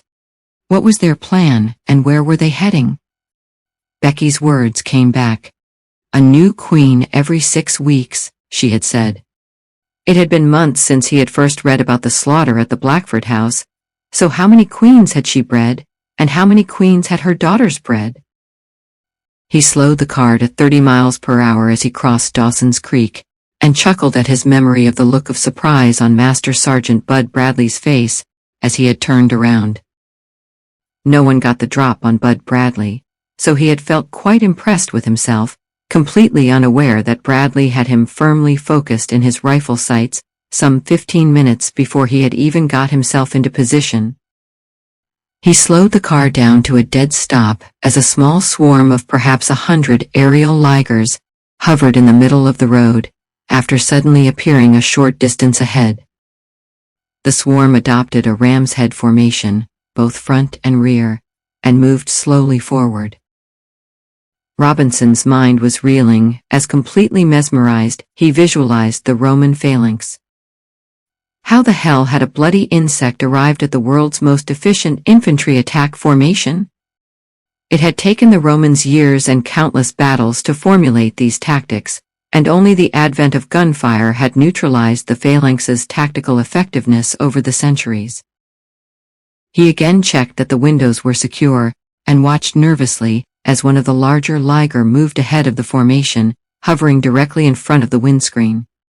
He was checking him out, assessing his strengths, and looking for points of weakness.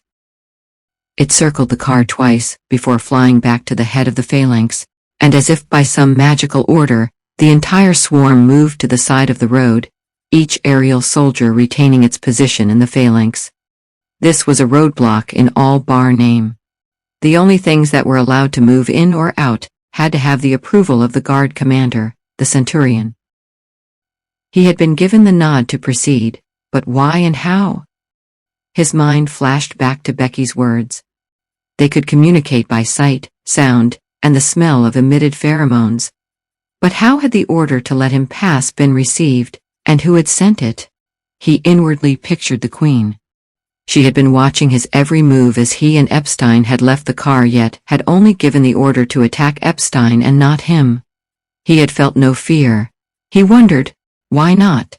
Was there some form of communication between them that he wasn't aware of? Maybe a form of mutual respect, chivalry even? Robinson drove on in the direction of Greensville, traveling no more than 200 yards before he saw the farm tractor upside down in a roadside ditch, its driver lying in the long grass alongside in a state of suspended animation. He was deeply troubled. This was a potential enemy with no apparent weaknesses and an innate sense of self-preservation, unknown in any creature before or since the evolution of the human species. These creatures had also certainly acquired some primitive form of intelligence. Was it based purely on self-preservation, or could they really think? Had they evolved some form of telepathic communication? Once again, his mind flashed back to Becky's story of how they had escaped from the research laboratory. That had not been luck. That had been thought out and planned. That had required more than a primitive degree of intelligence. He drove on, checking the sky for any further swarms. Nothing caught his eye. Chapter 35. Becky's story. There was a knock, followed by a loud banging on the locked door of the rodeo bar. "You have 10 seconds to open this bloody door, George, before I break it down. Are you listening to me, George?" "Now who can that possible be at this time of day?" George, the landlord, laughed as he slowly walked over to the door before shouting, "Bugger off, whoever you are. This party is for friends only." George Riley was a big man, well over 6 feet tall, with shoulders almost as wide as the rodeo bar door. He had boxed during his stint in the Marines, and a crushing right hand had helped to create his 15-0 record. George Riley feared no one. Well, no one except Sheriff Beebe. They had gone to school together, and no matter how often he had tried to establish dominance over Bradley, he always came off second best. He knew that the outcome of any skirmish nowadays would be even more one-sided. Beebe was still in shape, while he was carrying 30 pounds more than his boxing weight. He was also aware of Beebe's Medal of Honor, plus the skills taught in Special Forces. Still, it would have been nice to have met him in the ring when he was in his prime. Who knows, one right hand on the button and all those losses sustained while growing up would have been cancelled out. George's size meant that trouble at the rodeo bar was almost non-existent, only one man ever having been a persistent problem. Bill Blackford was now dead, and in many ways, he was glad. Like BB, he had gone to school with Blackford and Kathy, and like BB, he hated his constant womanizing. Kathy didn't deserve that. He unlocked the door, to be greeted by a friendly jab in the ribs, and an order for beers all round. Smokey Robinson grabbed a stool and joined the four people at the table, before speaking in a triumphant voice. "Your troubles are now over, Jim, my son. Both Artizzoni and his New York hitman are now being turned into bee shit as I speak." "That's disgusting, Smokey," Becky spoke, physically shuddering and screwing up her face. "Okay then, Becky, my dear, they are being turned into honey, is that better?" Everyone laughed out loud at Smokey's comment. "You are hardly the person to pass comment, Becky. You were responsible for creating the damn things in the first place, you and your Mossad chums." Bond's voice was tinged with bitterness, and he was fishing for a response. The room went quiet for a few seconds, everyone feeling a touch of embarrassment at what seemed possibly true, but had barely been mentioned before. Becky looked puzzled. "What are you talking about, Josh?" "Okay then, Becky, stop me if I go wrong." Bond's face took on a stern glare. "You left America 4 years ago to do the final year of your master's degree at Cambridge in England, where you became the girlfriend of a fellow biochemistry graduate called Aaron Cohen.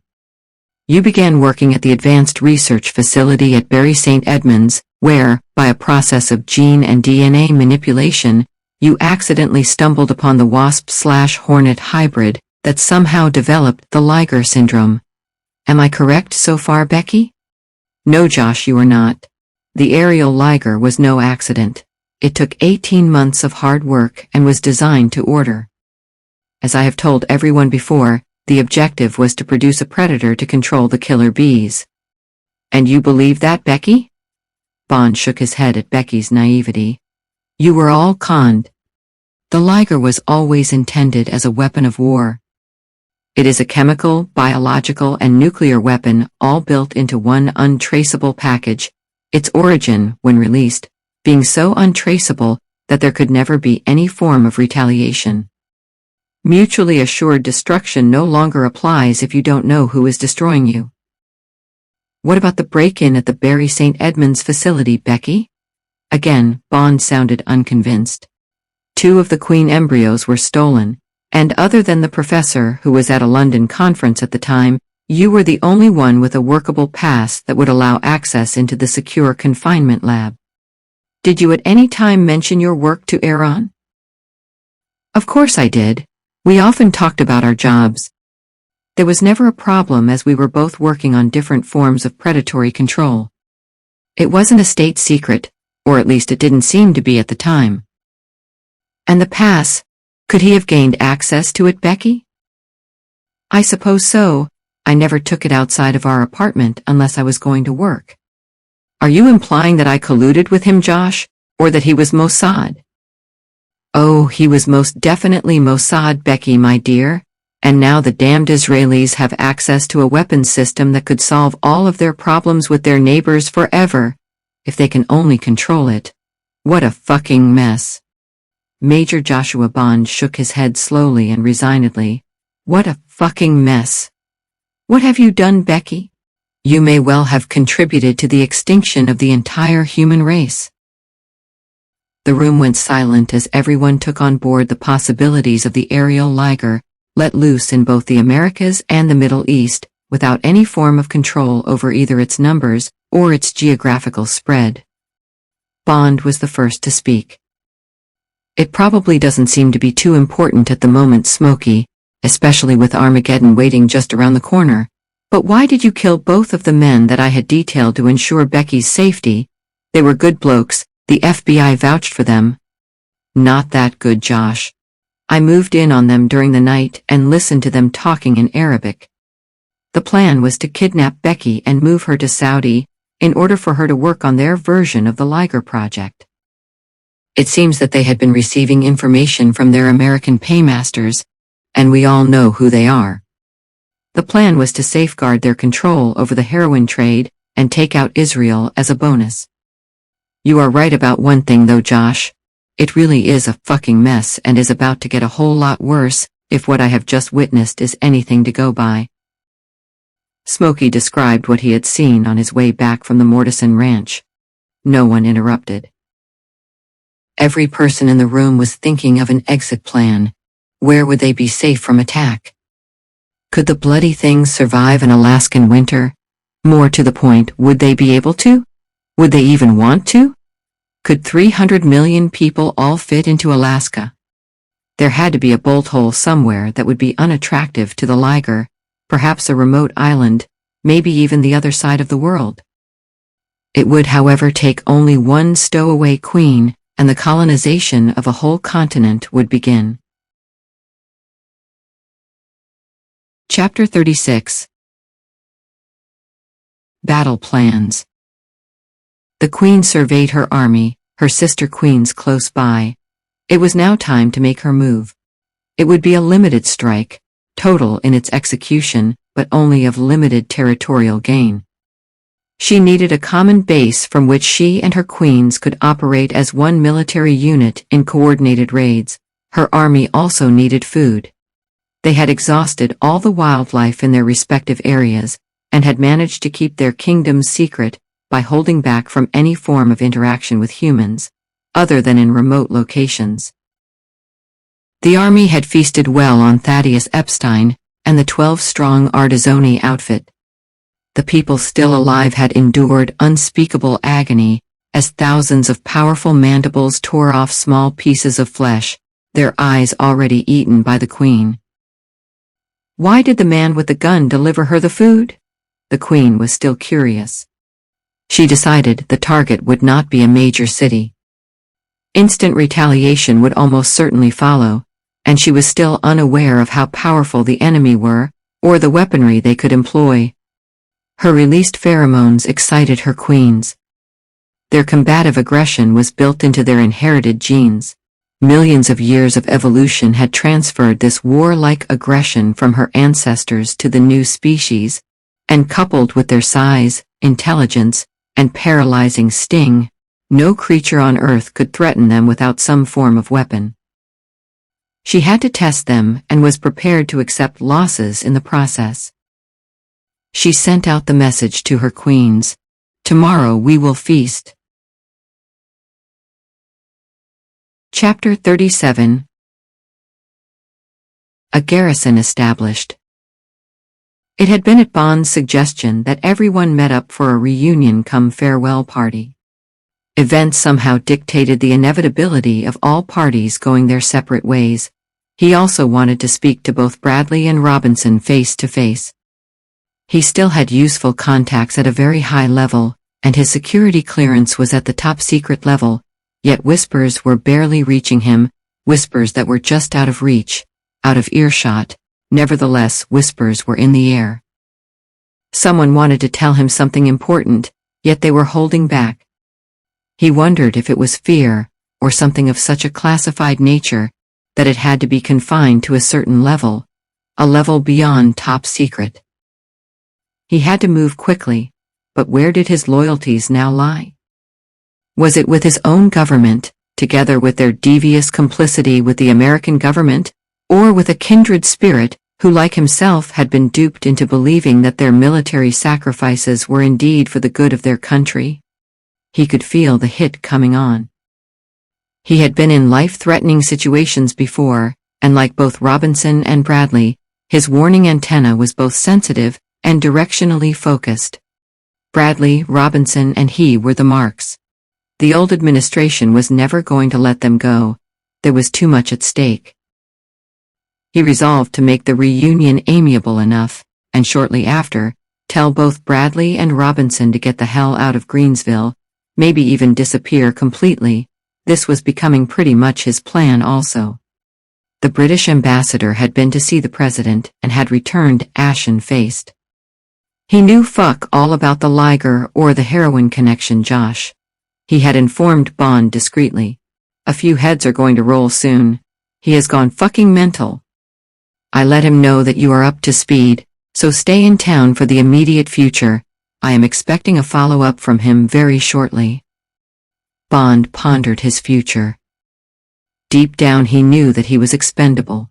As long as he, Bradley and Robinson were still alive, the bin Laden connection with the previous administration was also alive. Ah well, it's been nice knowing you guys. I'm not too sure that we will ever meet up again. If we do, I guess that it will be several thousand miles from here. Sheriff Bud Bradley appeared to be enjoying his role as self-appointed master of ceremony in the none too grandiose setting of the Greensville Rodeo Bar. I'm glad that you two are working out. He looked over to Gil Hooley and Becky Thompson. I'm also glad to see the back of James fucking Bond here.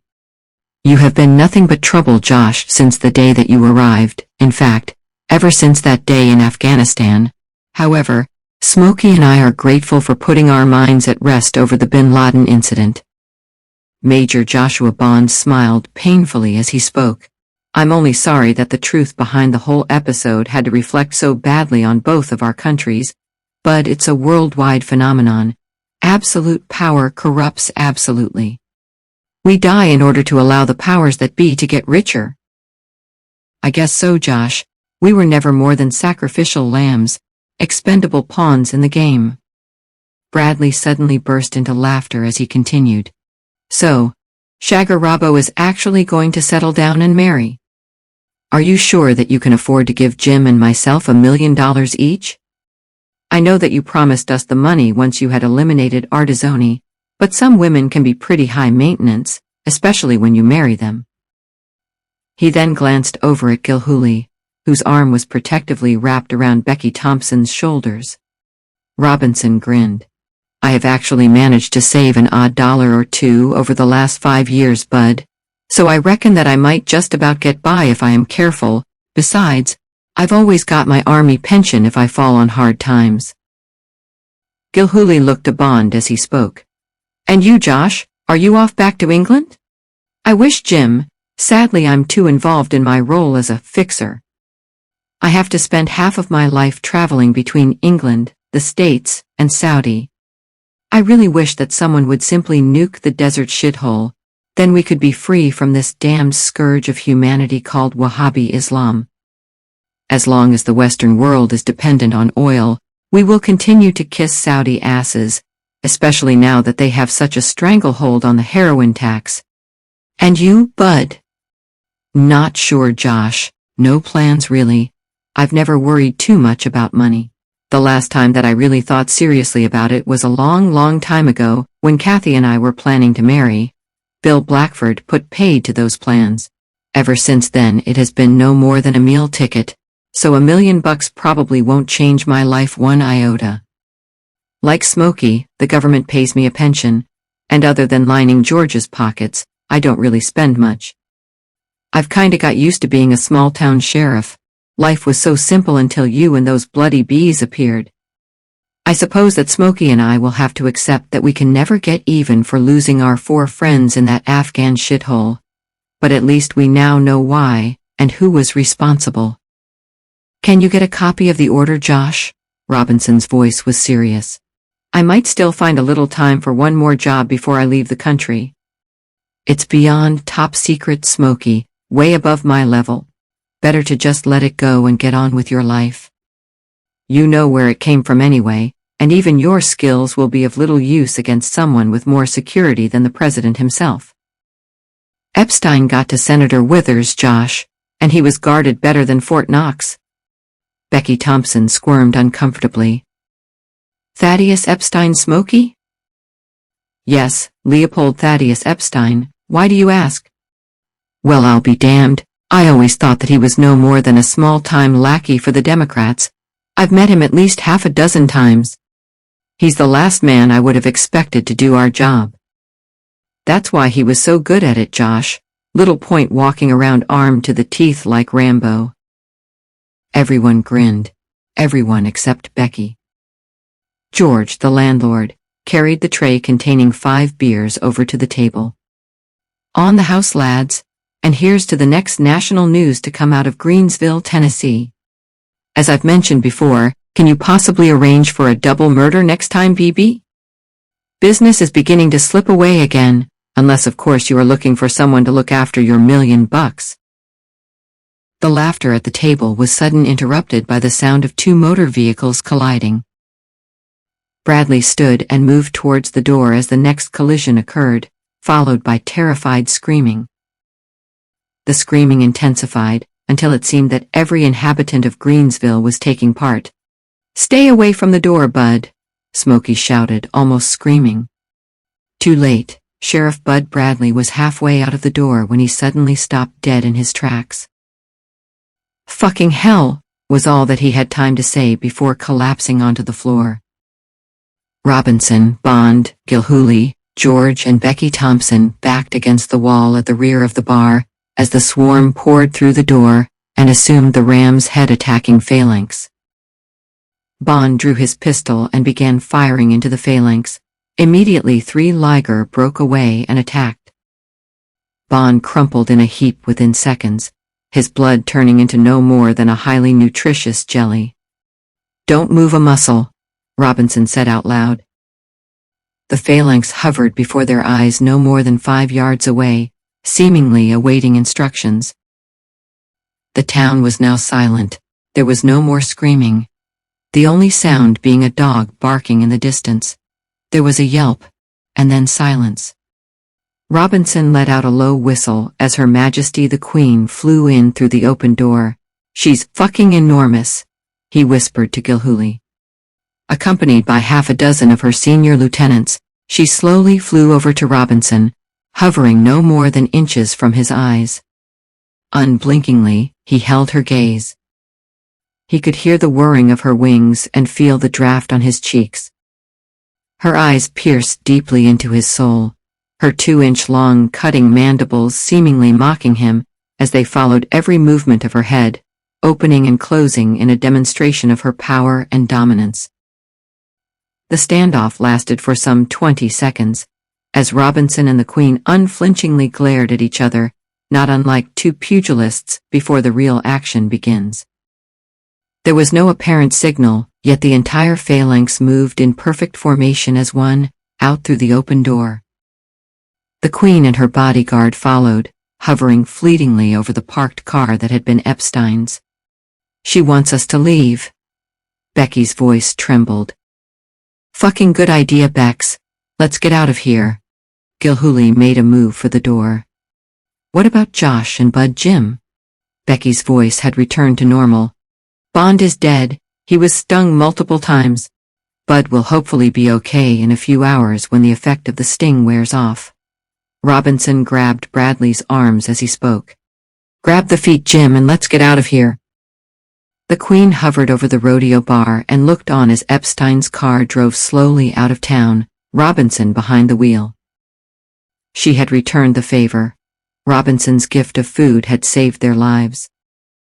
There had been something in Robinson's eyes that unquestionably demonstrated that these creatures intended to fight back. So far her conquests had been without casualties. It wouldn't always be so. She had witnessed a hidden power of defiance in the eyes, an indomitable spirit, a warrior instinct for both survival and conquest.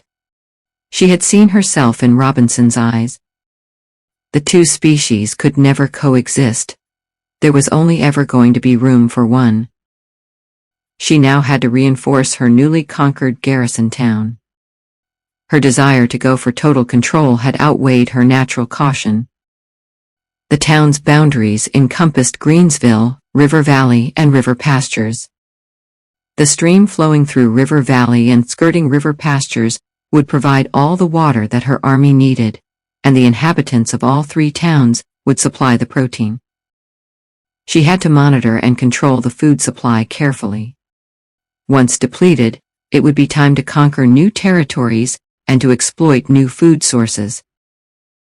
Over the next few weeks, the Queen and her sisters had to produce many more queens and soldiers. There was a war looming and she had to be prepared. She needed to know the weapons and tactics that would be employed against her.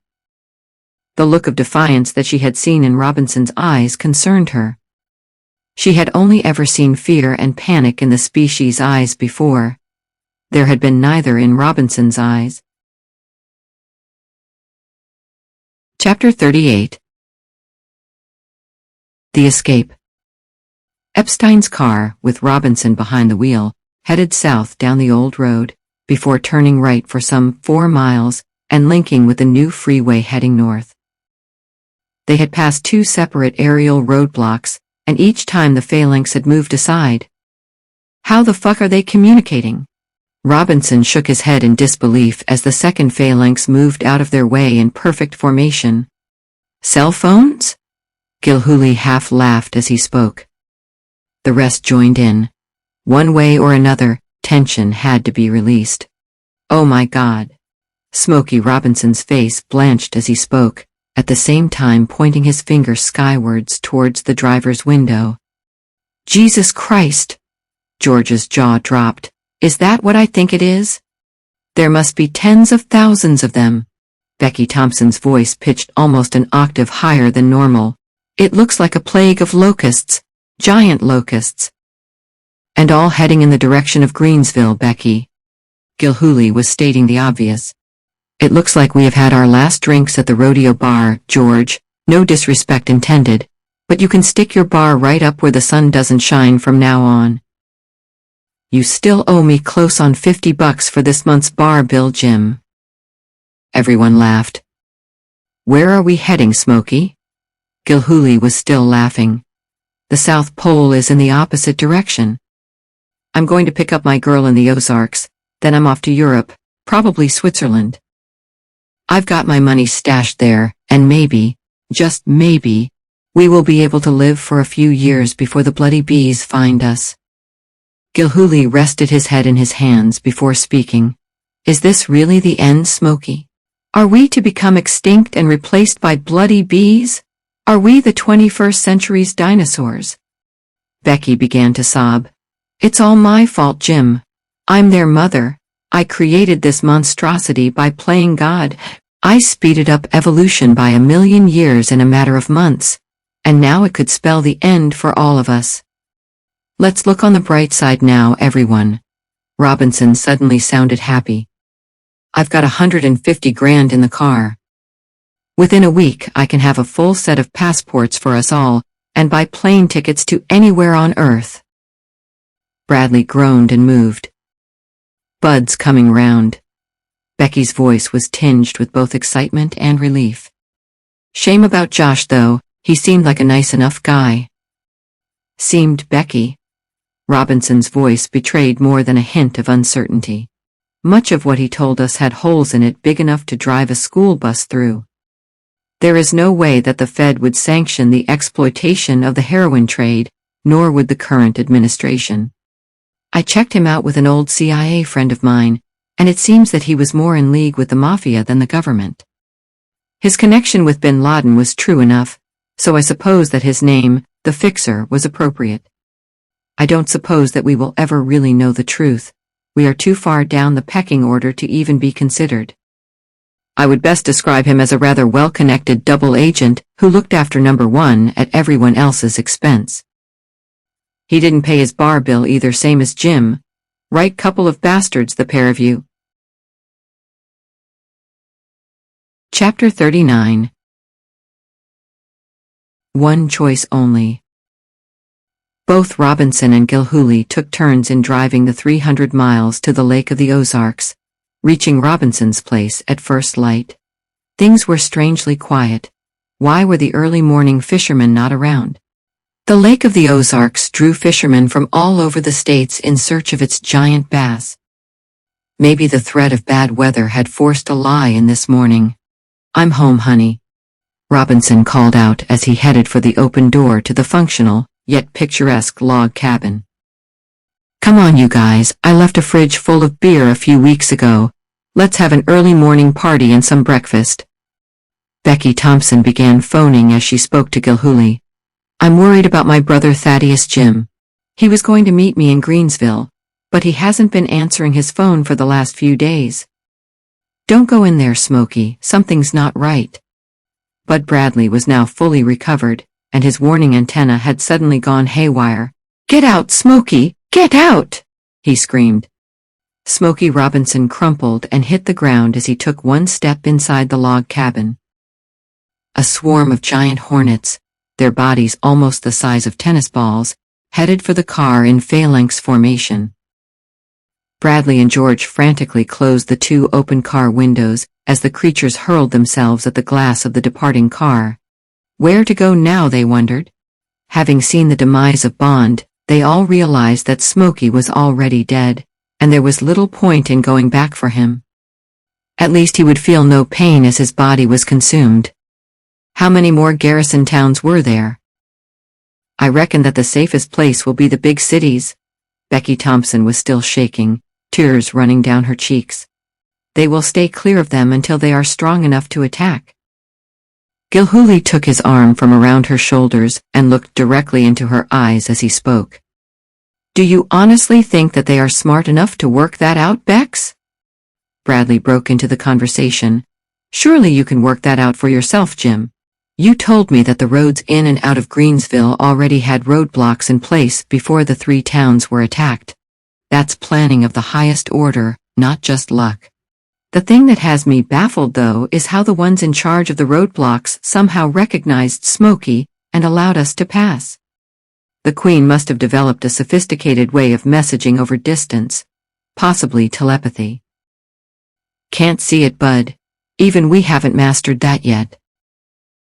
We haven't mastered flight without aeroplanes yet, George, but those bastards have. If they can communicate over distance, BB, who's to say that they aren't relaying details of our progress before we even get there? Get where, George? Where the hell should we be heading for? Gilhooly put his arm back around Becky's shoulders. We're heading for Jefferson, roughly 40 miles away. Bradley glanced down at the fuel indicator. Damn, we're almost out of gas. He gripped the steering wheel tightly. 10 miles further along the road, he breathed a sigh of relief as he turned into a gas station, the engine beginning to splutter before coughing its last, the car freewheeling to pull up alongside the gas pump. Something's wrong, bud. Gilhooly's warning antenna was agitated. No one's moving, and it's deathly quiet. Bradley pressed the car horn twice. No one came. Many people heard the horn but were unable to respond, nor were they able to see. They had endured the excruciating agony of watching and feeling their eyes being devoured, and had been powerless to move. Their last vision, one that was now deeply ingrained in their consciousness, was of a giant hornet, mandibles clicking together, biting away small chunks of their outer eyes, the picture dissolving into a kaleidoscope of vivid color before entering various shades of darkness, followed by total oblivion. The phalanx appeared and hovered a few yards in front of the car. Oh, fuck, bud, what now? Gilhooly took his arm from around Becky's shoulder. Sheriff, Master Sergeant Bud Bradley's hand reached for his pistol. He had finally used up his 9 lives. The others would have to decide for themselves. Chapter 40. No, Bud. Both Gilhooly and George waited for the explosion, knowing that the percussion wave in such a confined space would be extreme. Bud, no, Bud, please wait. Becky Thompson's voice was pitched an octave higher than normal, and resonated concern tinged with fear. There has to be help on its way. There is no way that the authorities can ignore this. Please, Bud, we've got to save Smokey. Bradley paused, and slowly, very slowly, relaxed his grip, and in slow motion, lowered his hand from his head and put his pistol away. Becky was right. His actions were selfish. He was thinking only of himself. Smokey Robinson would have walked through the fires of hell for him, and here he was, abandoning his best friend to the fucking bees without even putting up a fight. He had been through the paralysis, and had been well aware of everything that was happening around him, yet had been powerless to even blink. To remain in the state of conscious inanimation, as firstly your eyes, and then the rest of your body is slowly eaten, had been the only thought going through his head. His mind momentarily flashed back in time, and 1,000 encounters in 1,000 places appeared and moved on in an instant. He was hallucinating, the paralyzing effects of the venom having disrupted his brainwaves and removed his cognitive powers of reasoning. Smokey was saving his life in a remote African village as he waited to make the killing shot. The warlord was jeopardizing American control in the cobalt-rich region and was threatening to nationalize the entire American mining interests. One shot would have alerted the target, and days of preparation would have been wasted. He had been lying prone and totally unable to defend himself as they came under attack. Smokey had used his knife against the three men, himself sustaining a bad wound to his shoulder, a self-sacrifice made in order to deflect the thrust aimed in his direction. Now it was his turn.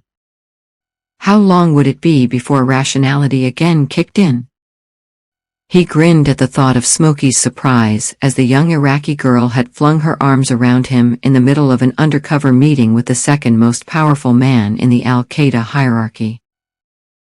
It had been a risky operation taking out the two guards with his knife, but to have used his pistol would have alerted the men inside the building, whose first action would have been the slitting of Smokey's throat.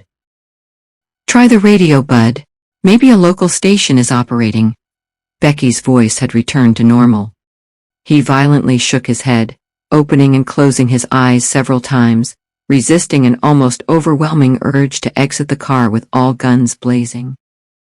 He reached forward and turned on the radio before checking the stations. Country music blared out. Everything was normal. How the hell could everything be normal when the country was under attack, possibly even an overwhelming invasion by an enemy against which there was no defense? What the hell were the authorities doing? This couldn't be kept under wraps. The Black Ops Department couldn't make hundreds of families simply disappear. "Emergency, emergency."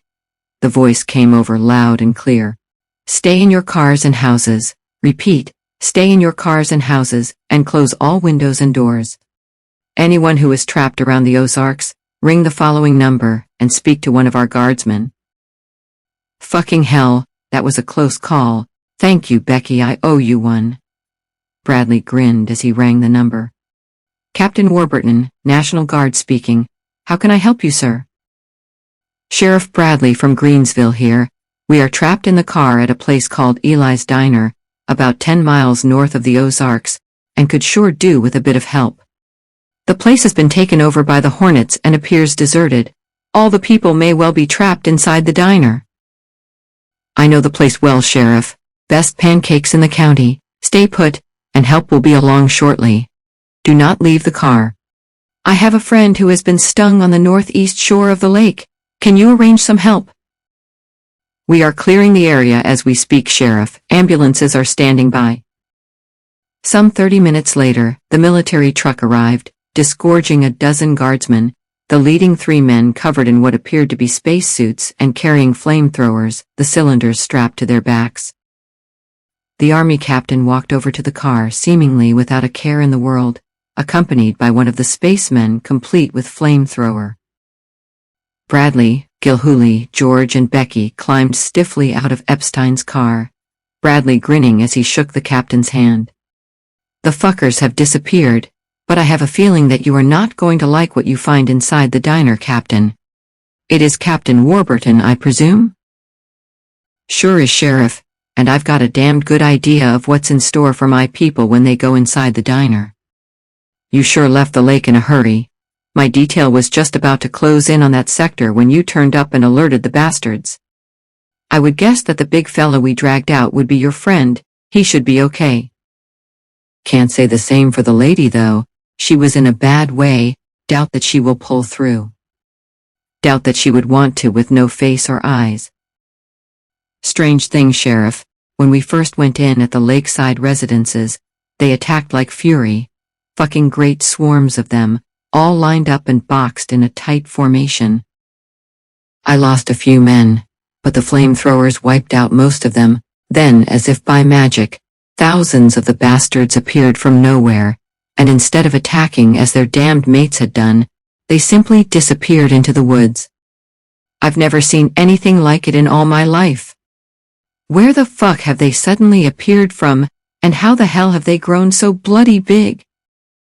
"It's a long story, Captain, but take it from me, you have not seen the last of them. Now if I can get this gas pump to work. We are on our way to Jefferson. Is it clear there?" Guess so. Only the Ozark Lake area has been affected as far as I am aware. I had been getting reports of giant insects as big as birds for weeks before today, and dismissed them as hippie tobacco dreams. What is going on? Are the authorities aware of the problem, and how widespread is it? Bradley shook his head as he spoke in a deadly serious voice. The authorities are well aware of the problem, and have been for months now. The FBI appear to have imposed a complete lockdown of all information. They will have to come out of hiding after this. There is no way that they can keep a lid on it. So far, Captain, and only so far, my township at Greensville has been wiped out together with your territory. No one has any idea how many more colonies there are. For all we know, there could be hundreds of them spread all over the country. Greensville, is that just across the county line in Tennessee? Sure, why? I believe that is our next assignment. Could do with a bit of inside info before we go in. I reckon that we have got the measure of them now with the flamethrowers. Becky suddenly broke into the conversation. Don't ever think that, Captain. This is the smartest life form that you have ever come across. The Queen will have learned from today's attacks, and will not be repeating them. How do you know that, young lady? They are only insects, and can't possibly think or even remember today's events? She created them, Captain. Bradley and George both grinned as Gilhooly put his arm around Becky. Meet the lady who is responsible for causing all of your problems. As she herself said, she is their mummy. Now why would anyone go and do that? Captain Warburton scratched his head as he spoke. It's a long story, Captain, and none of us are completely sure of its origins. Bradley then grinned ruefully. One thing that we can be sure of, though, the ending will not be a good one. Why don't we go back and check on Smokey Bud? I kind of like his idea of fucking off out of the country, and don't forget that the money in the car is his, not ours. Gilhooly looked seriously into Bradley's eyes before continuing. I also reckon that $1 million may well come in handy wherever we wind up. He still owes me his bar bill, Bud. I agree with Jim.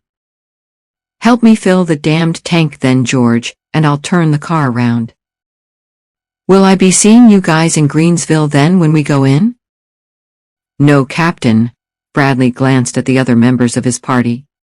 George here may pop back to check on his beer stocks and empty his till, but the rest of us will be putting in as many miles from these parts as time will allow us. If you have family, take a long holiday as soon as possible, preferable on the other side of the world. I reckon that is where we will all be heading. Chapter 41. An expected attack. The Queen observed proceedings from a tall tree overlooking river pastures, accompanied by 50 of her daughters and granddaughters. Her entire army was out of sight in the trees of the river pastures' spring wood, the tree branches buckling under the weight of her 50,000-strong army. She had been expecting an attack for several days. The humans had raided and largely destroyed a garrison town in the Ozarks. Considerable activity around the 3 small towns of her garrison had been observed and allowed to proceed. She wanted a closer look at the weapons that had proved so effective against her daughter's Ozark army. The multiple phalanx attacks had proved to be disastrous, resulting in 100% casualties within seconds of every attack. What was their weapon? She needed to know in order to formulate her own attack strategy. Over 50 military vehicles surrounded the 3 towns, and 1,000 men from the Tennessee and Arkansas National Guard moved into river pastures in organized formation. At their head were the men carrying the flamethrowers. The Queen ordered a phalanx attack on the leading men. Flames shot out of their weapons, and the entire phalanx was destroyed in an instant. Fire was the one weapon that she had always feared. There would be no more head-on attacks, she had seen enough. A battle plan was emerging. One of her soldiers in a guerrilla attack was considerably more effective than an entire phalanx facing the enemy head-on. The National Guardsmen walked forward, unable to comprehend what they were seeing. Half-eaten bodies filled the streets, skeletons filled the cots and beds of children. Men and women with no eyes stood or lay motionless, feeling the pain, the agony, yet were unable to move or to offer any response to the men speaking to them. More and more National Guardsmen arrived and began the process of removing the bodies, both alive and dead. All three towns were now occupied with no signs of either the Queen or her army. Ambulances numbered in their hundreds as nurses, many of them in tears, began to treat the screaming people as the effects of the sting's paralyzing venom began to wear off. Soon, the Queen's army would grow hungry. She needed to replenish the food supply. 50,000 hungry mouths needed vast amounts of protein daily.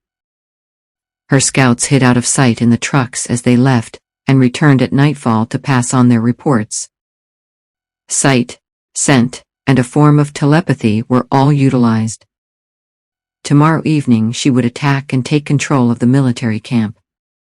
The initial attack on the three small towns had been conducted without losses. This was the blueprint for success. There would be no more direct confrontations with the enemy. One of her soldiers carried enough venom to immobilize up to 10 humans. It would be all over within minutes. Her new garrison town would provide enough food for several weeks, by which time her ever-expanding army would be strong enough to move on. Memphis was being scouted. Her battle plan had been established. She had learned much from the one single phalanx attack. She had also learned much from the Greensville car and Pantechnicon crashes. People trapped in their vehicles in a completely immobile traffic jam would eventually have to leave, and without the protection of the flamethrowers, they would become fast food in an all-inclusive Tennessee buffet. Chapter 42. No eyes. The agonizing screaming began early in the afternoon in the Tel Aviv biochemical firm's top-secret research laboratory on the Mediterranean coast of Israel. It was a young Jewish female trainee who was doing the screaming. She couldn't see. She had no eyes, only empty sockets. The laboratory door was open.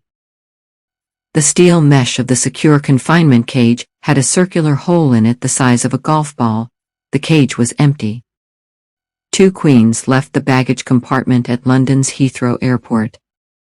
It had been a long, cold journey, but they had survived. They left the city and scouted for a suitable location for their new colony. The food supply appeared to be plentiful. The Lord your God will send the hornet among them until even the survivors who hide have perished. Deuteronomy 7:17-2. Deuteronomy, Hebrew Devarim, words. 5th book of the Old Testament, written in the form of a farewell address by Moses to the Israelites before they entered the promised land of Canaan.